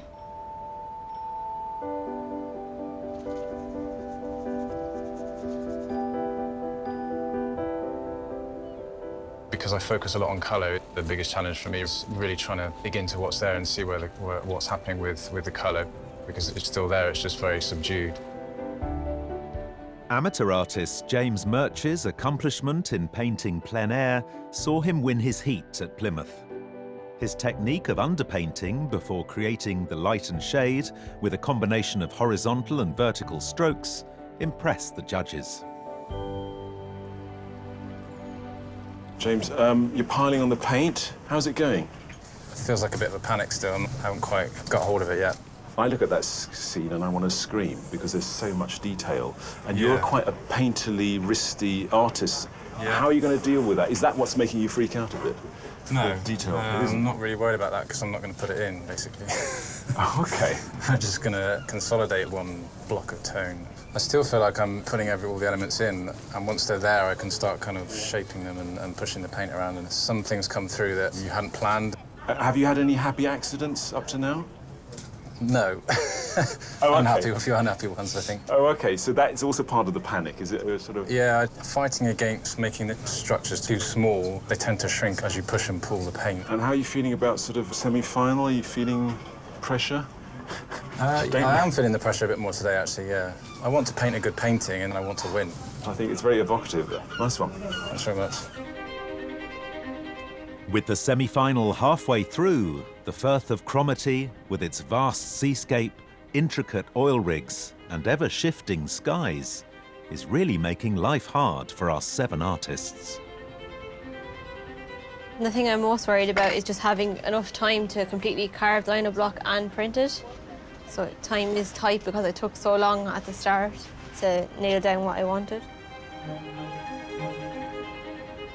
I wish I hadn't put quite so much water in and put more sky and less water, because the water now is pretty boring. It's just horizontal waves coming towards you. There's no shape in it. If I was starting now, I'd do it differently.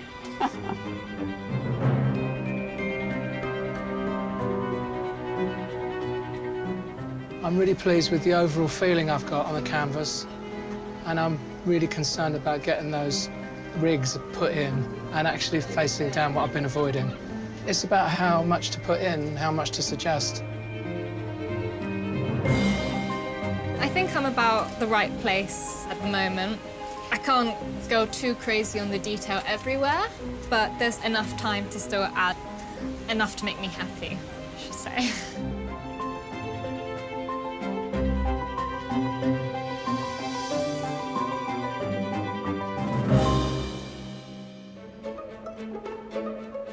Our artists have less than 2 hours left to recreate their vista of the Firth of Cromarty.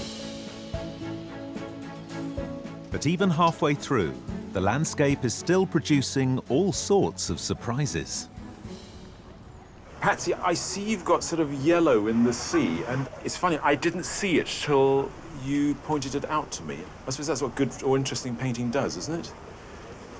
I think it's all about looking and seeing what you find in there. Since the heat, I paint slightly differently, really searching to find something different. Oh, you're such a painter. No, it's nice. You're such a painter. It's such a nice thing.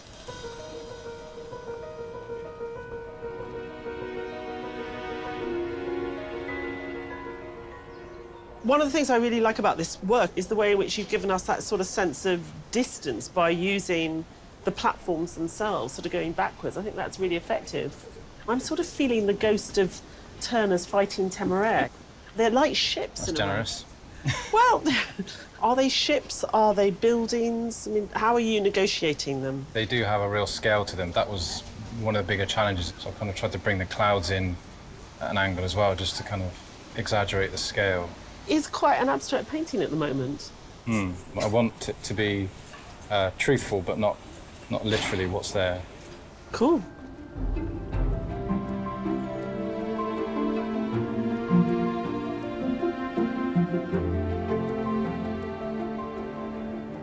What areas do you need to work on next? The rigs are still a bit odd because there are actually 3 masts over there, and really I've only got 2 and a blur. Artistic licence. Artistic licence. Well, maybe I'll. The judges can't count, so you're fine. Maybe They're I'll not here put for their. it They're not here down for their to- numeracy skills. Are they not? No. I think you don't need to worry because there's supposed to be 3 judges and there's only 2 have turned up. Thank you for that. At this point in the competition, the opinion of those 2 judges is crucial. Well, what a tough job you have. The standard is really high. Do you think so? Yeah, I think we did a good job as judges in picking these 7. They all seem very comfortable. There are a couple who've had moments of panic, but most of them are quite controlled and they're focused. OK, let's consider them one by one. Well, David is here with his flock of darling daughters. Yeah. How's he doing? He has never, ever done a seascape before. That's quite something. But, you know, fortunately, he's been able to find elements that he's familiar with in the view today. You know, you've got a very mechanical, urban scene. Funny enough, the structures look huge because the tide has gone out, so it's constantly evolving. And I think for somebody like David, who works reacting to tones and colours, it might be a bit too much for him. Patsy's is very spacious, isn't it? With really very few brushstrokes. I think Patsy's been through an epiphany since winning the heat. She's trying to paint in a very, very different way to normal, and I think she's achieving that. And at the moment, what I'm seeing is a very sort of restrained, cool rendition, very beautifully balanced composition, but I'm not quite sure whether I'm going to be happy with what she does. OK, now, James. A good traditional painting of what we're seeing in front of us. But what really excites me about James's work is the perspective, the way in which he's used the platforms to give a sense of depth on what is essentially a very small piece of board. I just love the way James puts paint on. I mean, it's got that luscious quality, but what I'm worried about with James is because of that sort of wristy, loose application, he's simplified those ladders, and it doesn't capture those platforms as I experience them. Fujico, it's the detail that makes her work so outstanding. Exactly. And I think Fuji's at a really difficult place at the moment because it's hard for us to read it. She works in planes. Everything will be sliced up in a slightly abstract way. Her work won't make sense until the very, very end, I don't think. It's very abstract and a strange design, but I think it's very beautiful. Gary's opening gambit, which is always to cover his canvas with totally inappropriate colours, completely foxes me. Although I have to say, I thought it was very beautiful. I wanted to lick it rather than hang it on a wall. From a fanciful point of view, I really love the colour combinations and I quite like the abstract nature of it. My only concern is that we're not getting these dinosaurs as much, or the character of the dinosaurs. Kathy is working in a lino cut. She had the lino in a sort of horizontal rectangle, and she'd drawn in the whole landscape, and then she changed it. So what we've got now is something that's much more brutal. She's got in there. We won't know exactly what it's like until we see the pull at the end, but now at least she's got the right composition, I think. Now, Sue is our wild card who's made it to the semi-final, and she's holding her own, and even more, perhaps. She's approaching this landscape as sort of various sort of abstract structures and colour planes, and it's just beautiful to watch her work her way through. It looks very interesting at the moment. But I think if she's going to give us that much sea, I need to see more richness, more texture, rather than these sort of abstracted lines and drips. It needs more reality, I think. Well, it is the semi-final. You're looking for 3 artists to put through to the final. So what are you looking for? We just want something interesting and surprising and great, you know, and going forward, somebody who, when given the commission, will not be fazed by it. They're very measured about the sense of competition. And I wonder whether the second part of the day, it starts to kick in. You know, this is a competition. I've got to get 4 others out of their little pods. Yeah. Well, they're all being very polite anyway at the moment. Yeah. Perhaps it'll get fierce. I don't know.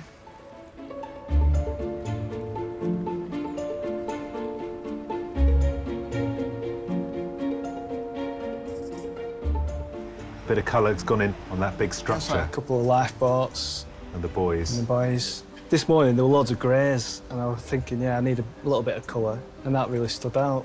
But I think the key is not to put too much in there, like overdo it, because if you put too much in there, then nothing stands out. Fujico, what's going on over here? Because we've got colour here. I've rubbed most of it off, but this was the masking fluid. So when I take some bits off, it creates almost graffiti-like feel scratch, almost like a scratched image. This is quite detailed, isn't it? It's almost like an engineering drawing. It's so exact. I wanted to add a bit of grit, so I've just tried to make it a little bit grunge. And that will be the only landscape part that puts in an appearance. There's a little bit of land. Yes, give us a little bit of land, because it throws into relief this monstrous human contraption. It needs to balance it out a bit. It does. It will be lovely. Lying 40 miles north of Inverness, Cromarty's deep sheltered waters provide perfect conditions for shipping. And in the early days of the Industrial Revolution, Cromarty was a hub of international trade, importing coal and iron ore. It was also a centre for hemp production. Raw hemp from St. Petersburg was spun into sacking at the local factory and shipped to London, where it was used in the West India trade to pack cotton. The boom in the local economy funded the construction of elegant Georgian housing. But by the mid-19th century, the Industrial Revolution had gathered speed. Britain was on the move, but Cromarty was left behind. From the 1800s, as the road networks developed, bridges were built over the main rivers, and a whole network of roads developed further inland. Cromarty went from being a thriving commercial town to being what one visitor called a miserable place in the last stages of decay.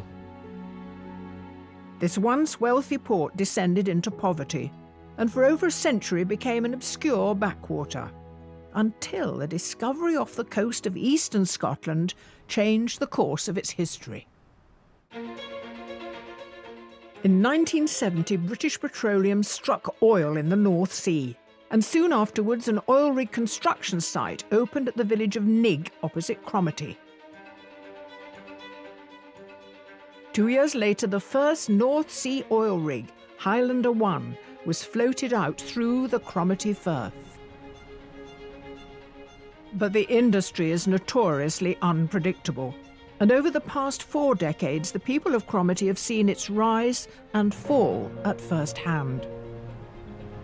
When the oil industry is in downturn, the Cromarty Firth becomes an area for parking oil rigs relatively cheaply. So the more rigs in the Firth, the less drilling for oil there is out in the oil fields. So it's almost a barometer of the oil industry. With the current trend turning to renewable energy, and with 50% of construction at Nigg now offshore wind turbines, Cromarty's fortunes may well be on the rise once more.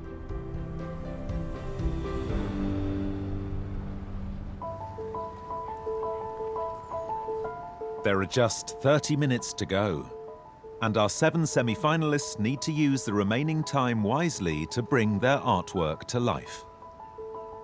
The weather's been a challenge all day, but for one artist, the tide is turning in their favour. Kathy, the lino's coming off very easily. Has that got something to do with the heat? Yes, that's the sunshine now here today shining on it, so I don't have to use my iron, so it's actually brilliant. It's cutting like butter. So you'd be able to catch up in a funny Yeah. way because it's warmer. Yes. Just want to put a few of these reflections that honestly were there earlier. So if I can get the idea that the water is watery, I should be very pleased.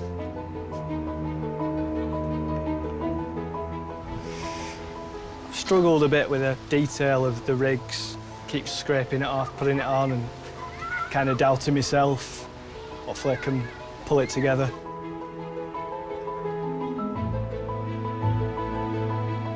I feel like the texture I have going on, like the slightly scratched kind of speckled feel, is what I wanted.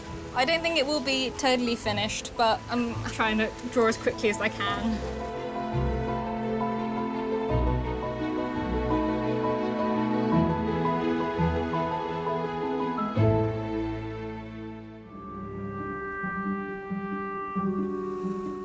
On the dramatic shores of the Firth of Cromarty, it's a critical moment for our 7 semi-finalists. Their 4 hours are nearly up, and with only 3 places in the final, there's no margin for error. The rigs are very skeletal at the moment. They are. I've gambled. I've decided to gamble on looseness. I'll try and get away with suggesting them because I don't want to draw attention away from the overall feeling. It's like walking a tightrope. I feel as though I have something here and I don't want to kill it, but then again, I don't want to be a coward. Courage, my friend, courage. I'm not going to do a great deal now. There's one little bit that's annoying me up there, and then I'm going to sit and look at it. There's a few bits I'd like to have done differently. Got a little teeny strip of land, just not the mountain behind. Artists, you have 5 minutes left. Lovely. I'm shaking now. I've only got 5 minutes left.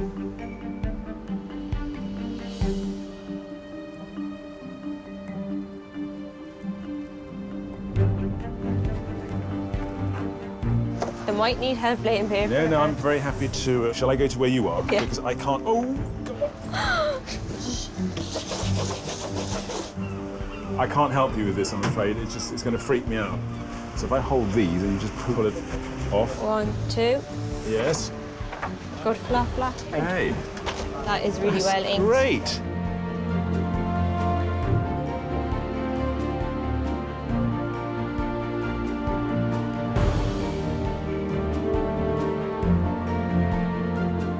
I feel like I've given my all. It's in the hands of the gods or the judges, as I know. Artists, your time is up and your semi-final challenge is over. Please put down your brushes and step away from your artwork.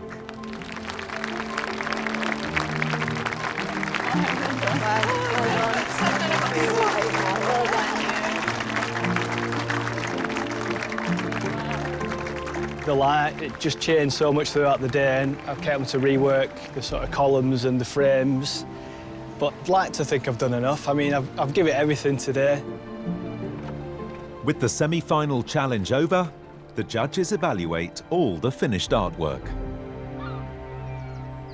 We've had a good day, haven't we? Really good day, really good day. But it was a difficult one to work with. There's a lot of information out there. But, you know, I'm looking at David's scene here, and he's absolutely, you know, captured what it was like today, and there's a certain sort of blusteriness in his brush work. I do question the positioning of the boats. Now, I know they were there, Yeah. but they just tipped the picture into being a little bit too sweet. What I do like about David's inventiveness is that it's just a jumble of abstract marks, but it really gives us a sense of the complexity of that bit of engineering out there. Patsy was really intent to do something that was completely different to her normal way of approaching painting. You know, it's got a volume to it, but she's made everything also very beautiful. I was worried about Patsy's reticence because there is a weight to that out there. But what I always like in an artist is when they show me something that I wasn't aware of. And as I look across the water, I would have never seen yellow. And now Patsy's shown me, no, there is yellow there. And I'm suddenly seeing it through a new lens. And that's what I want an artist to do, is open the world in a new way for me to discover. So very slight, but very well constructed. Yeah. For me, what James managed to capture today is a sense of otherness with these structures. They are so weird, they are so strange if you've not encountered them before, and he's got that. And he's also coupled it with a really nice sense of distance. Works with quite large brush marks. So when I'm standing in front of the painting now, it seems rather crude. But as I step away, you do get that menacing broodiness of these giant structures, and that space, for its size, it packs a punch. So Fujico's almost taken us down to the bulrushes.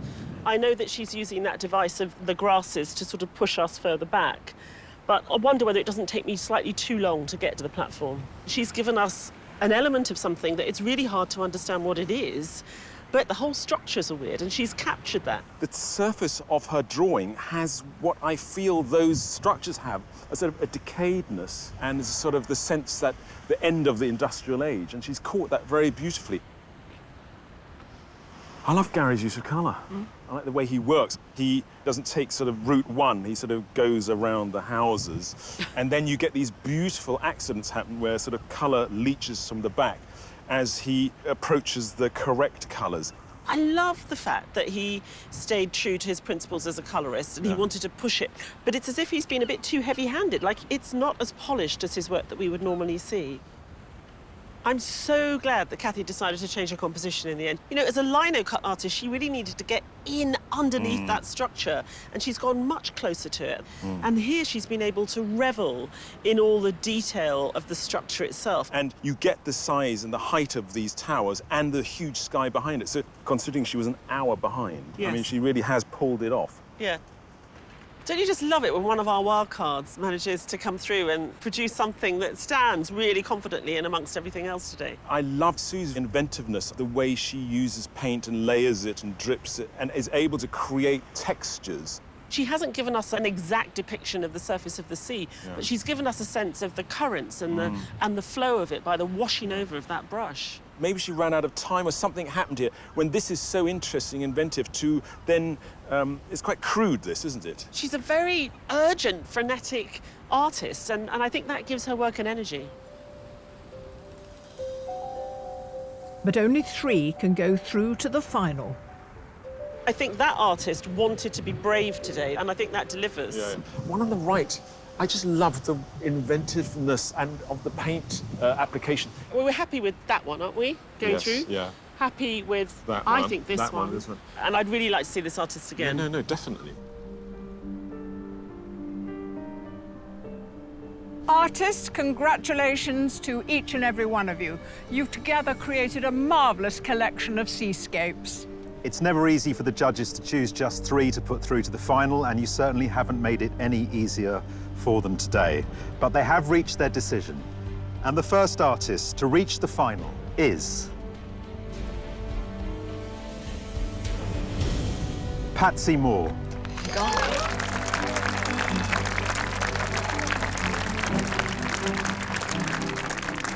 And the second artist chosen to go through to the final is Fujico Rose.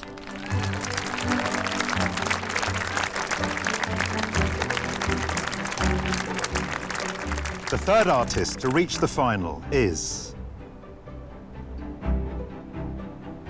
Sue England.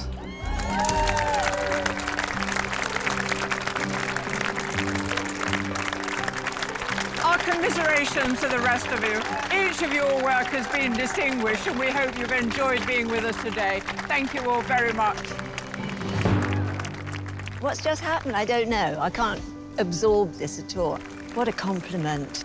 I feel like a little girl, which is ridiculous at my age, but it's brought so much joy.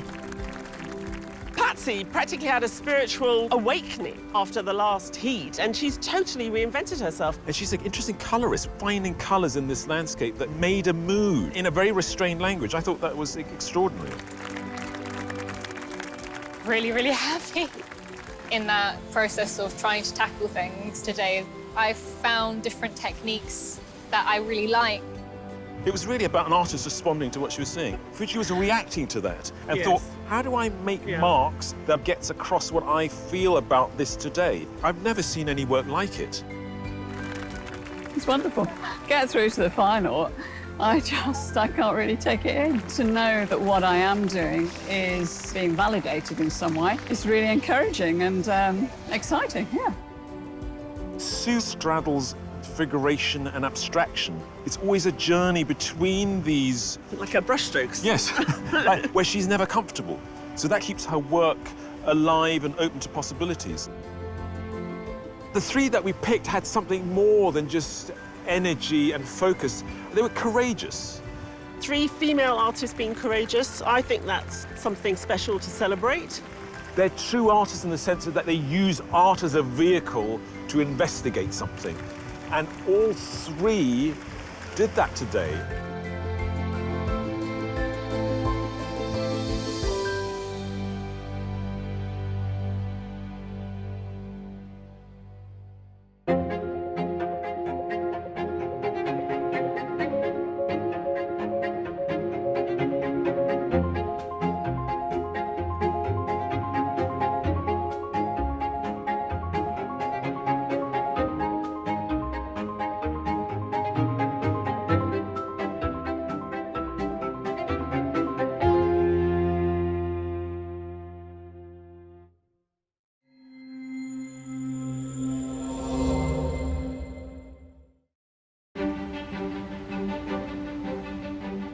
Hello and welcome to the Royal Institute of British Architects in London, where you find us in a state of excitement and anticipation. Yes, because the winner of Landscape Artist of the Year 2019, Fujico Rose, has completed her prize commission to create a work of art, the city of Venice, and it's about to be unveiled for the very first time.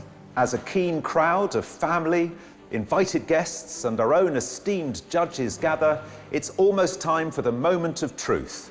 We can't wait. This year, over 1,000 talented artists applied to compete for Landscape Artist of the Year. Just 48 were chosen to take part.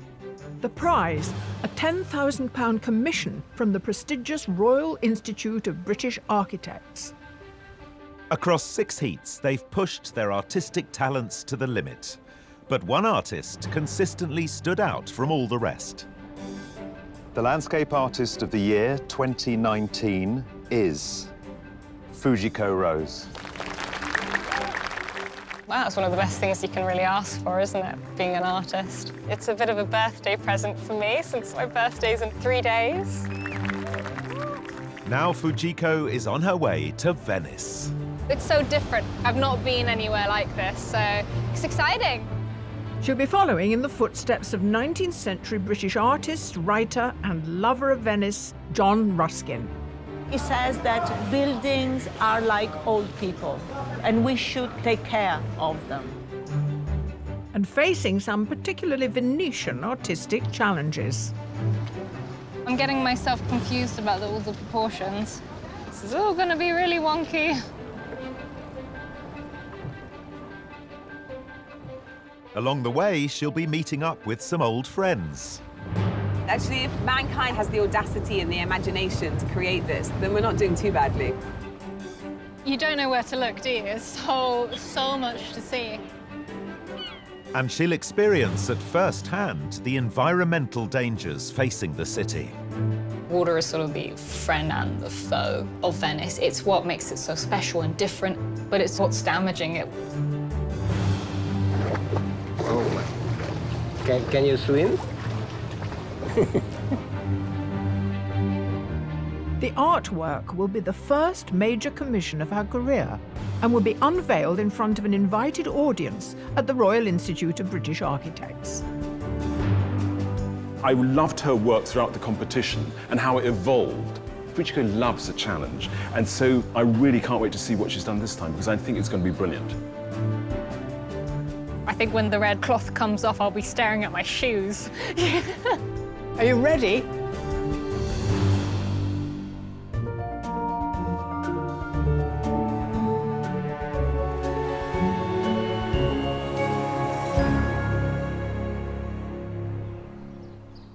It's 3 weeks since the final of Landscape Artist of the Year, and winner Fujico Rose is at home in Welwyn Garden City.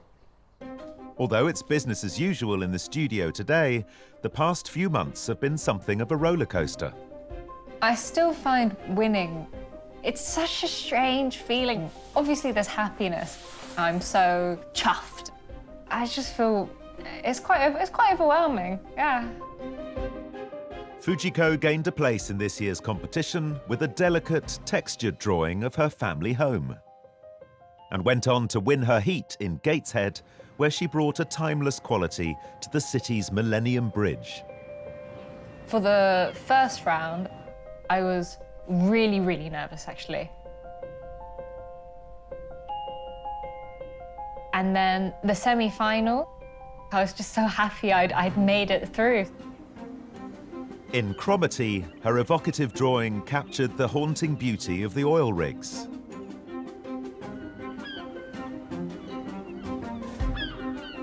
And then going into the finals, just the idea of winning made me feel like I really, really want this.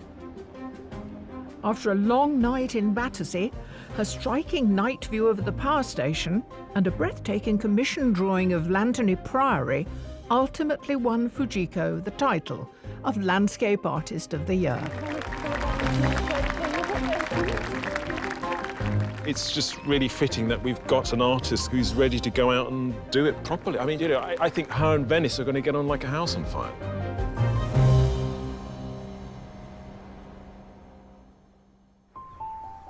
A few weeks on from the excitement of her win, and Fujico is preparing for an upcoming art fair. She's a full-time professional artist and currently divides her time between her own artwork and the design company she runs with her mother, Kari. My mum has been a big influence in terms of the arts and design side. I hope this has gone through okay. Because she's Japanese, a lot of the heritage and the kind of culture that I'm exposed to because of this has definitely been very influential and something which I like to bring into my work. Fujico has just turned 22 and lives at home with her mum and dad, Richard. She was always scribbling, crayoning. From the time that she could pick something up and draw with it, she loved it. She works more hours than most people, and that's a testament to the love she has for the work. I was, of course, so pleased for her, and it's just amazing. What Fuji does is she sees something she likes, but it has to be her own style. That made her own type of art, really. Fujico's prize for winning Landscape Artist of the Year is a £10,000 commission from the Royal Institute of British Architects. Today, she's come to their headquarters in central London to find out the details of her brief. Whilst there may be some nerves about creating a piece for, you know, such a kind of a world-renowned establishment, I think it's more overwhelmed by the kind of excitement. The RIBA was established in 1834 to promote excellence in architecture, both here and abroad. They've commissioned our winner to produce a work which captures some of the most celebrated architecture in the world. Fujico's here to meet the Institute's president, Alan Jones. Welcome to the Royal Institute of British Architects. Fabulous to be here. Well, can I tell you a little bit about the commission? Yes, please, that'd be great to hear. Okay, you will be going to Venice because it is the bicentenary of the birth of John Ruskin. John Ruskin was the leading sort of critic and theorist of the Victorian era, and he was a painter. And he had a particular interest in Venice. I don't know that much about him as a person, but I've seen like some of his work, which is like his drawings are beautiful. John Ruskin was one of the most important cultural figures of 19th century Britain. A critic, writer, and also a talented artist, Ruskin fell in love with Venice when he first visited the city as a young boy. He returned many times during his lifetime to document its architecture in his writing and in countless sketches and paintings. Yet despite the majesty of the Venetian architecture, by the late 19th century, the city's buildings had fallen into a state of disrepair that horrified Ruskin. He wrote to his father, describing Venice like a sugar lump in a cup of tea. He was concerned about the condition and the decay of Venice, mostly through poor conservation and poor repair of buildings. And that agenda is still there. But it's also about the environmentalism, and Venice is right up there in terms of what happens if we're not careful about how we treat our world. A lot to take in. Or is there anything that you quite want to see represented in the commission piece? In a way, we leave it to you in that you've got Ruskin, and in his time, it was about the deterioration of the fabric. But now we have a greater, bigger risk, if you like, of the rising sea. It's perfectly timed, and for something for you to explore. So, Fuji, can I show you where your work is going to hang? Right here. Front and center, huh? That's... No pressure. Yeah. Yeah, no pressure. With the scale and significance of her commission now becoming clear, it's time for Fujico to turn her thoughts to Venice and the challenge ahead. Well, I mean, I can't really ask for a more glamorous spot, can I? This has made it more exciting for me. I'm really excited to go. It's like, I'm ready. Let's do this. With just a few days to go until she leaves for Venice, Fujico's in her studio and has started on her packing. There's boxes with labels, but the labels don't mean anything because you go in, it's like, oh, this is a box with pigments in. No, it's sellotape. During her trip, she'll be working on several preparatory drawings. I'm basically putting this whole pack in here, fit wherever I can in. Charcoal. Fujico works mainly in Indian ink, using a dipping pen and brushes on handmade paper. I don't plan on working on white. With the coloured papers or textured papers, they kind of give us like a romantic feel to it. There is a bit of that kind of romantic sense to Venice. Also, you know, if I'm looking back at having an eye on the past as well, it's quite nice. I'll try and fit the paper into this. So if it's this, and essentially a pencil case, then I'm pretty much set to go, yeah.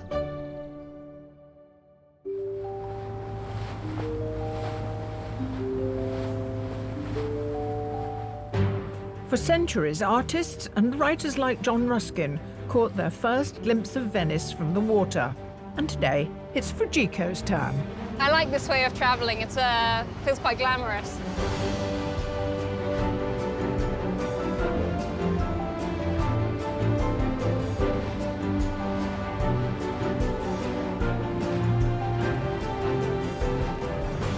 Just got out of the airport, straight onto the taxi boat, which is very cool. It's so different. I've not been anywhere like this, so it's exciting.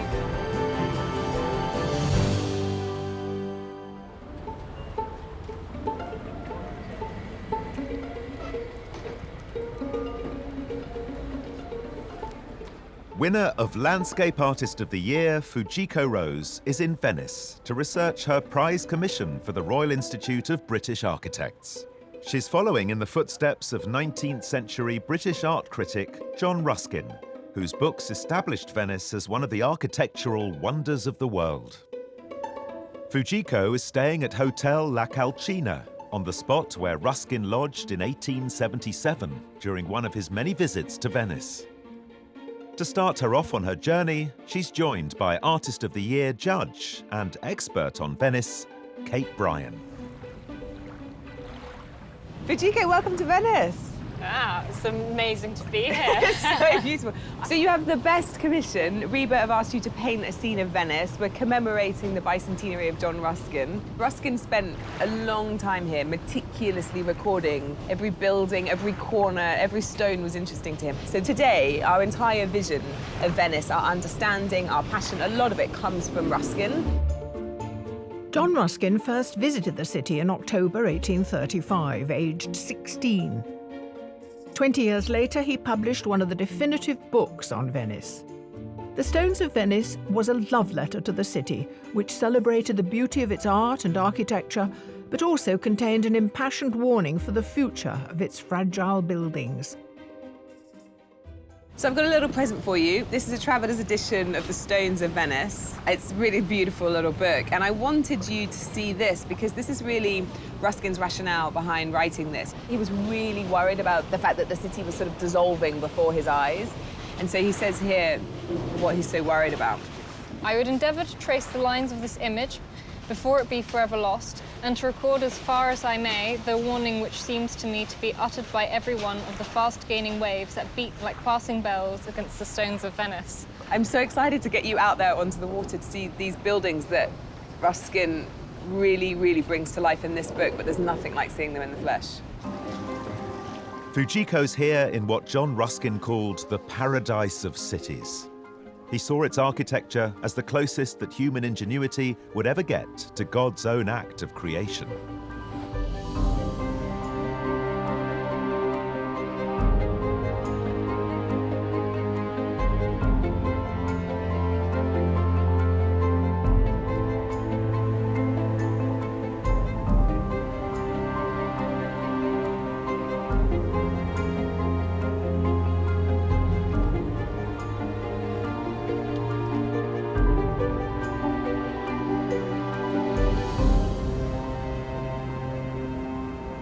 I think the thing I like about Venice is every time you come, you're as thrilled and as excited and surprised and gobsmacked as the first time you came. That actually never goes away. The architecture Ruskin described so vividly in The Stones of Venice was built between the 9th and 15th centuries, when Venice was one of the richest cities in the world, an independent republic with an empire stretching across the Mediterranean. They were hardcore bankers, they were mercantile. If you think about it, this was a melting pot for the entire world. So really it's an intersection between the East and the West. It's just so different to like anything, isn't it? So look, this is one of my absolute favourite buildings anywhere in the world, Cardoro. This building got Ruskin so excited. The Venetian Gothic architectural style is characterised by elegant waterfront colonnades, delicate stonework and distinctive pointed arches. You see the height of these windows, just how exaggerated they are. And it's this idea that you're kind of like shooting up, it's like the glory of God. But can you see just the level of detail and ornamentation? There's some really lovely windows and glasswork. My favourite quote about Venice is by Anthony Burgess, and he says, "If you despair of man, go to Venice. Because if he can build a city like this, his soul deserves to be saved." And you think, yeah, actually, if mankind has the audacity and the imagination to create this, then we're not doing too badly. We just now got to save it. Hey, look, there's the Rialto Bridge. Wow. Oh, my goodness. That is amazing. And so now, look, Fuji, this is just one of the most exciting views in the world. This is the Doge's Palace, the Campanile, and San Marco Square just through there.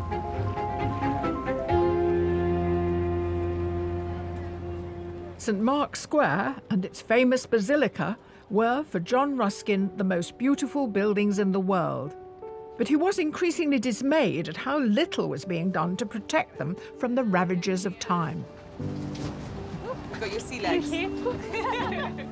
Nearly 2 centuries later, this fragile city is more vulnerable than ever. So this is where you can see the flooding problems.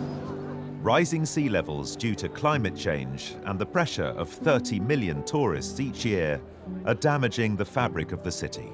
Now Ruskin's fears seem more like a prophecy. Wow, it's packed, isn't it? I know, we're slightly constricted by the water.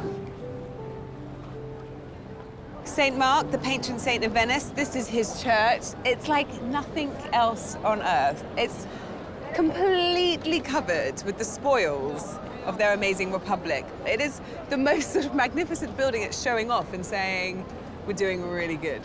I mean, you don't know where to look, do you? There's so much to see. So you can see all the different tracery, the stonework, the marbles, the columns, the amazing arches, the horsemen. I mean, it's just endlessly interesting. There's so much to look at.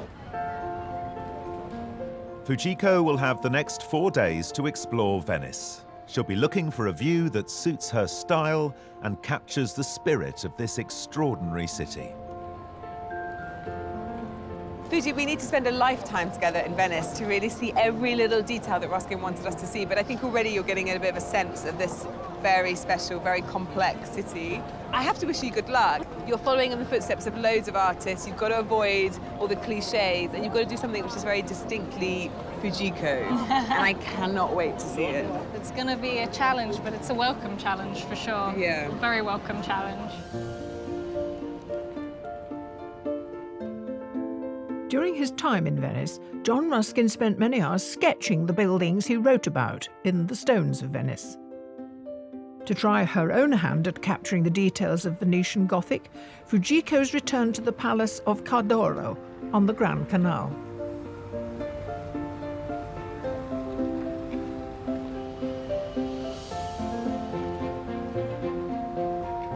I've got a picture on my iPad of John Ruskin's sketch. It's more colourful than I expected, actually. Watercolour, sort of kind of half-finished one. I love John Ruskin's drawings. Cardoro, or House of Gold, is the best surviving example of Venetian Gothic architecture. Completed in 1430, it was once home to one of the great aristocratic Venetian families. I'm getting myself confused about all the proportions. This is all going to be really wonky.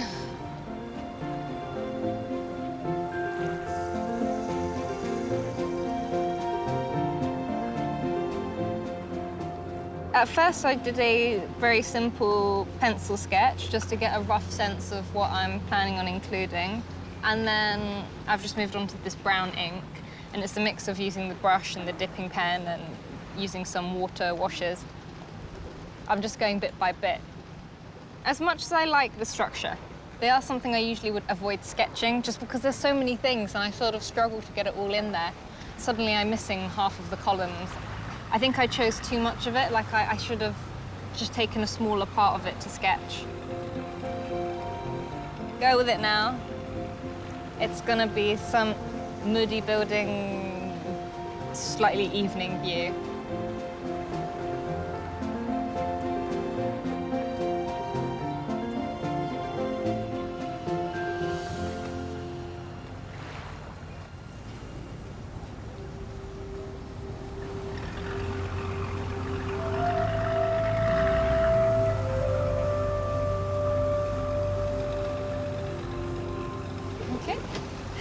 Grazie. With her first preparatory sketch complete, Fujico returns to Hotel La Calcina to reflect on her first day in Venice. It's interesting to be here and the location that Ruskin stayed himself, and to try and go to these places which he himself visited, and the fears of his time are still very much prevalent today. So rebranded my discussion with Kate and how Venice is incredibly vulnerable to things like the rising waters. It's interesting looking at the problems, knowing I'm sort of part of the problem coming here on plane. And it's, you are aware of it. It's sort of like an ironic, it's going to be a slightly ironic drawing.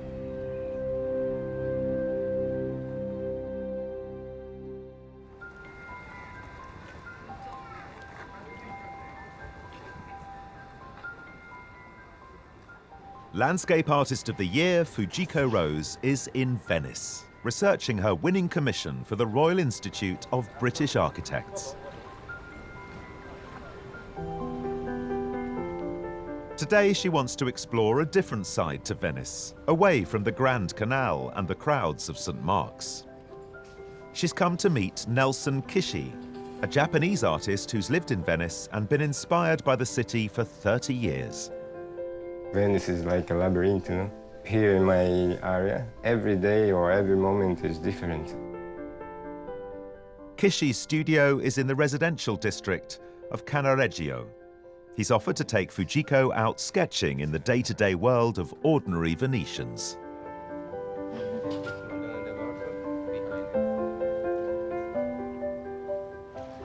I might sit on the driver. Look, the woman came to hang the clothes. I like these things. Just as part of the life.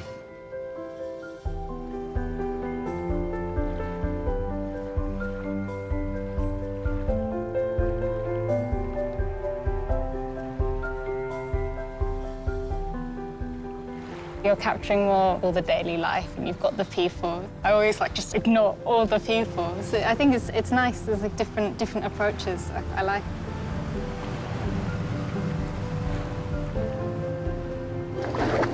Oh, can you swim?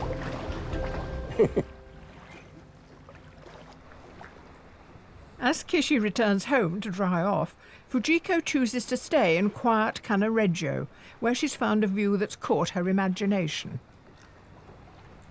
One of the interesting things with meeting Kishi today was walking through some less postcard areas, in a sense. They're not what you would normally see in the photos. The view that I found is sort of peeking through this rather open rail, and it has all the different sort of components, which I think you can find in Venice, of the boat and the water and the posts. And there's this sort of weathered wall and the Gothic arches. It has that sort of romantic vibe, but I think you can see the effects that you have being next to the water and how much that kind of damages the structures. Today's a bit calmer because, in a way, I'm not trying to recreate something like a Ruskin drawing or thinking about the different kind of masterful pieces of Venice. So with ink drawing, whatever's in the foreground I'll do first. Then the second layer is the foliage. And then the third layer is going to be the building behind with the Gothic arches, because if I draw the arches first, if I want to do a wash or anything, it just becomes a whole big mess. You've got to work the opposite way around to paint.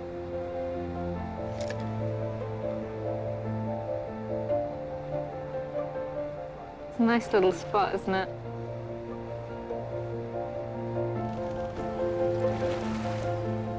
Back in the centre of the city, the environmental issues facing Venice are unmistakable. But there are campaigns to limit the number of tourists, and flood barriers are being constructed to protect the city from the rising tides. John Ruskin was one of the very first to argue that the great buildings of the world, like those in Venice, must be preserved for future generations, an idea that was to become the foundation of today's attitudes to conservation. Fujico's come back to St. Mark's Square to meet up with historian and Ruskin expert Emma Stenyo. One of the things that was mentioned to me as well was Ruskin's concern about the damage that was being done to Venice, how to deal with that. You find in Ruskin a perspective which has to do with buildings but can be easily translated into a lesson about life. He says that buildings are like old people and we should take care of them. The sense of this was that we have to preserve them, to be healthy, to be well, to be happy, and so on. In metaphorical terms. As long as possible. Exactly, exactly. And taking care was not to damage, of course, but also to know the story of it. Because when you start knowing the story, it's an act of love. Love is a very strong word for Ruskin. The sense of loving, of taking care, of sympathizing, and all this. As I'm learning more, when you know those kind of extra details, when you look at them, you do appreciate them more and you see more of it and you enjoy it more. And I think you care more as well when you know. This is what Ruskin meant. It was this great love for the city of Venice that made it so hard for Ruskin to witness the neglect he saw before his eyes. But he wasn't the first artist or the last to fall for the Venetian dream.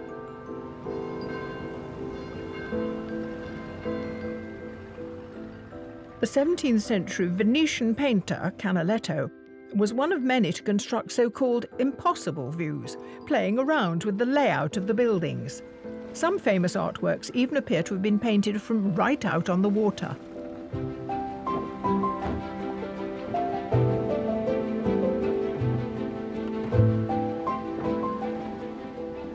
Ruskin also tried sketching in a gondola, and he struggled with it. So I'm not expecting to be creating any masterpieces here. This is going to be the dodgiest drawing I've ever done.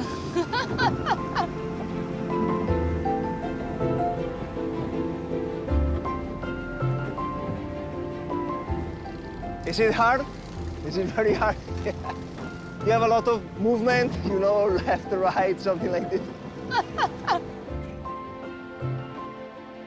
But for today's artists, there's a slightly easier way of capturing the view.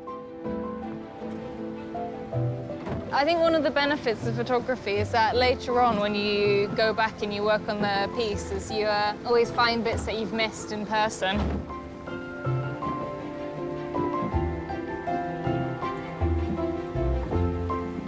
They're two separate sketches, but I've sort of made them into one with the addition of some random bridge. Just a little quick sketch.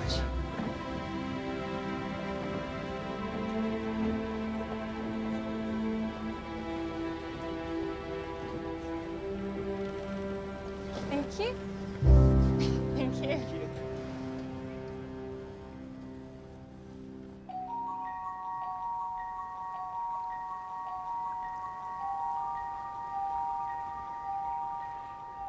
As Fujico has discovered, the rise and fall of the water is the heartbeat of Venice.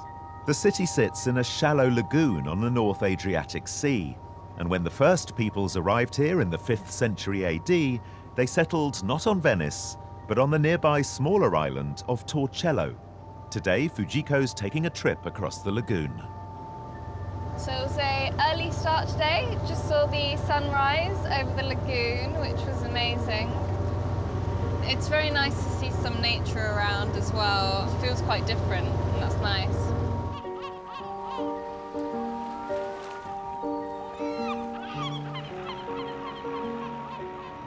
This is the next Ruskin stop, as he also visited Torcello and wrote about it in the Stones of Venice. Don Ruskin called Torcello the mother of Venice. Its first inhabitants were refugees fleeing the barbarian forces of Attila the Hun. Fujico's come to their cathedral, Santa Maria Assunta.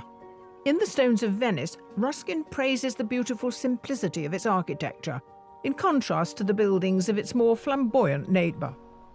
It has evidently been built by men in flight and distress, who sought in the hurried erection of their island church such a shelter for their earnest and sorrowful worship, as, on the one hand, could not attract the eyes of their enemies by its splendour, and yet, on the other, might not awaken too bitter feelings by its contrast with the churches which they had seen destroyed. Torcello's ancient cathedral stands on a stretch of low marshland overlooking the lagoon. Taking advantage of the tranquility, Fujico's found a quiet spot down by the water. Coming to Torcello, you do really feel the difference. It's a very calming, quite serene place. There's a lot more like open space. So the view that I'm drawing is very simple little jetty, but there's a couple little posts and there's a little red gate. What I find really appealing with drawing like an intimate view, and it's this feeling of taking away the kind of distance between yourself and the painting and the scenery inside it, and that feeling of being able to go through and almost touch it. You can walk through or walk into it. I'm just taking my camera out. I'm just going to grab a quick photo as it's starting to rain. With water a continuing theme, Fujico returns to her room at La Calcina to finish her drawing.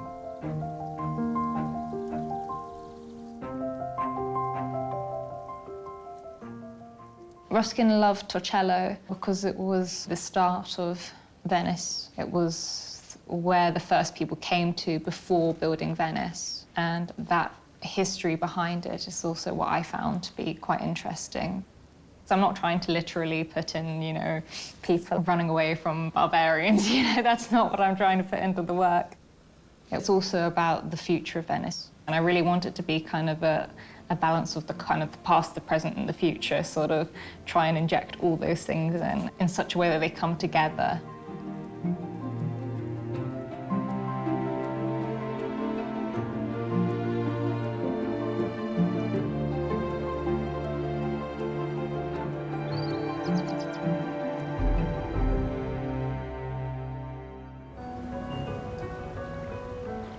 Landscape Artist of the Year, Fujico Rose, has spent 5 days exploring Venice. From small canals and shaded alleyways to magnificent palazzos.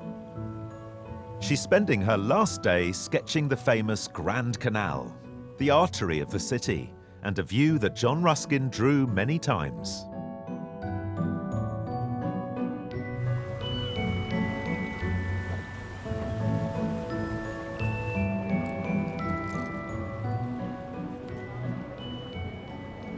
I've decided to draw the Grand Canal in this direction.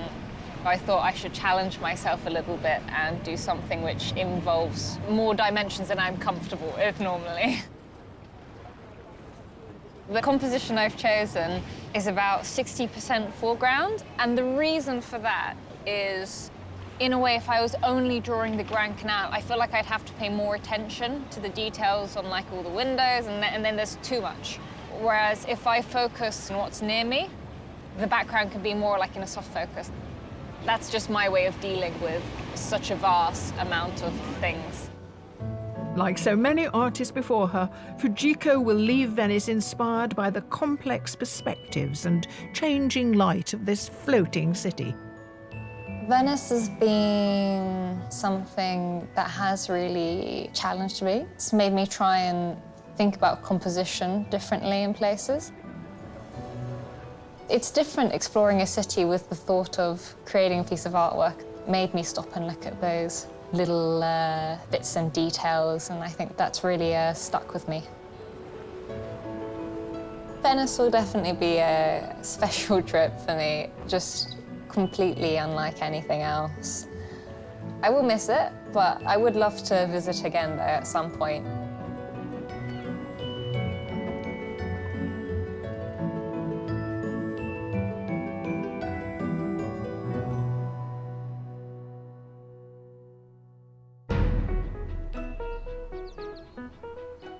Back home in Welwyn Garden City, Fujico is working hard on her commission. She's using the preparatory sketches from her trip to Venice, plus some inspiration from John Ruskin himself, to create her final composition. I chose this building which is sitting on the water, and it has the Gothic arches, and it has these beautiful details, and it also has that sort of wear and tear that you get from being so exposed to the water. All of the drawings I did, it's quite funny when I look at it, actually, there's little elements of each one. So in a way, actually, in some ways, the balance is more similar to the one that I did on the first day.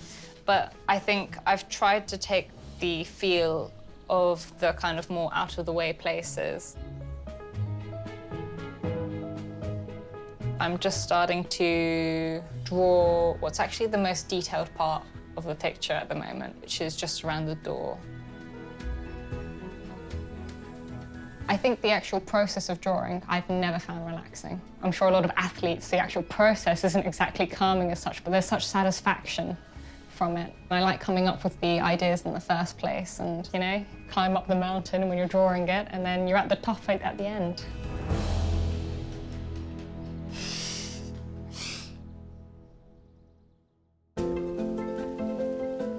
As the artwork develops, Fujico's made some decisions about the kind of story she wants it to tell. She's keen to evoke the history of Venice, but also to reflect the contemporary city and fears for its future.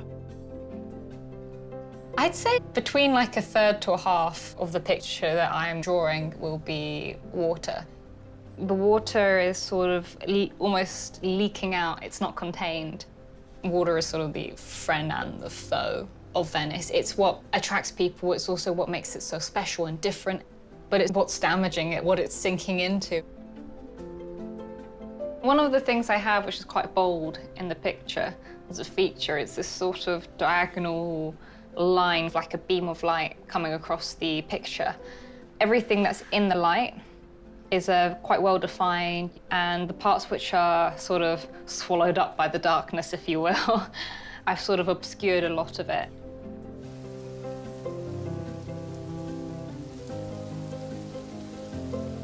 The really scary part is just how it all sits together. I think commissions can be scarier And you really want to please the people you're giving it to. And that's quite intimidating, actually.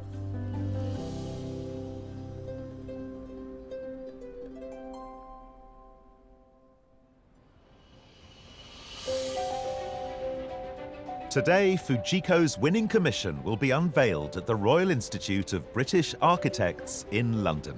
It's 6 weeks since she won Landscape Artist of the Year, and 6 months since she first submitted her drawing to the competition. And the work is finished.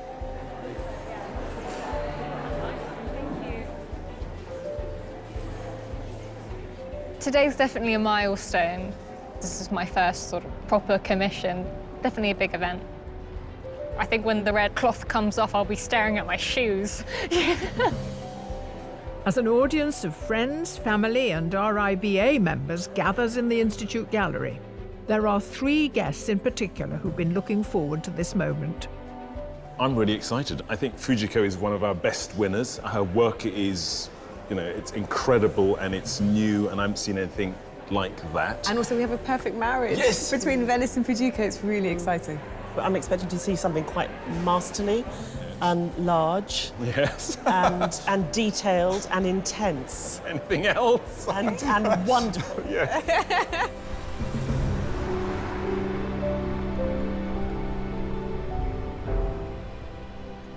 Welcome, everyone, to this very special occasion. We're here to celebrate the winner of the Landscape Artist of the Year 2019, who's going to unveil her work. Here she is, Fujico Rose.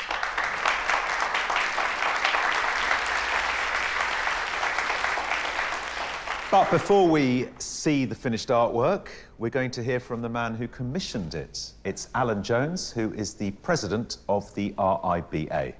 Welcome everybody to the RIBA for this very special event. The RIBA has over 4 million pieces in its collection that are shown here publicly in this building and also around the world. So Fuji's piece of work will be in very good company. So I'm very, very interested to see what Fuji has created for us. Are you ready? It's a great moment for you and for us all. Here we go. Oh!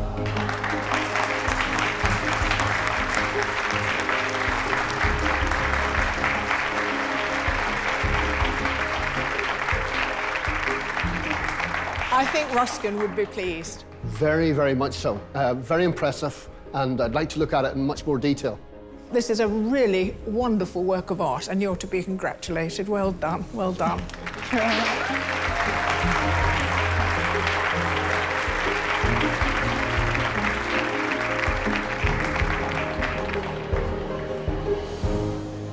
I know you're a good artist, but I've never seen, you know, I didn't think you could do monumental. This is really monumental. And as I look at it, the drawings are drawing me in closer. There's more and more stuff to look at. There's just so much there, and it's magical. I really feel like you and I saw this together on the Grand Canal as well, so I feel really special that I was there.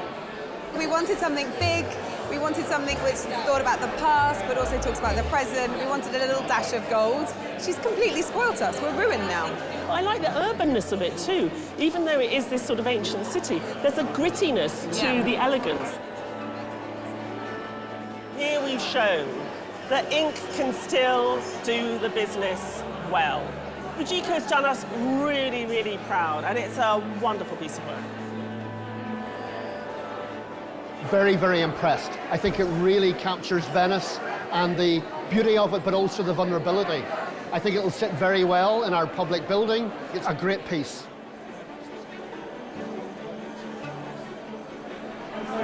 What exactly I won didn't really sink in, and being here, I just feel the scale of it, and it's amazing. Getting such a positive response is definitely something that's going to stay with me. It makes me want to push myself more and try more, and do more, and so I'm looking forward to that.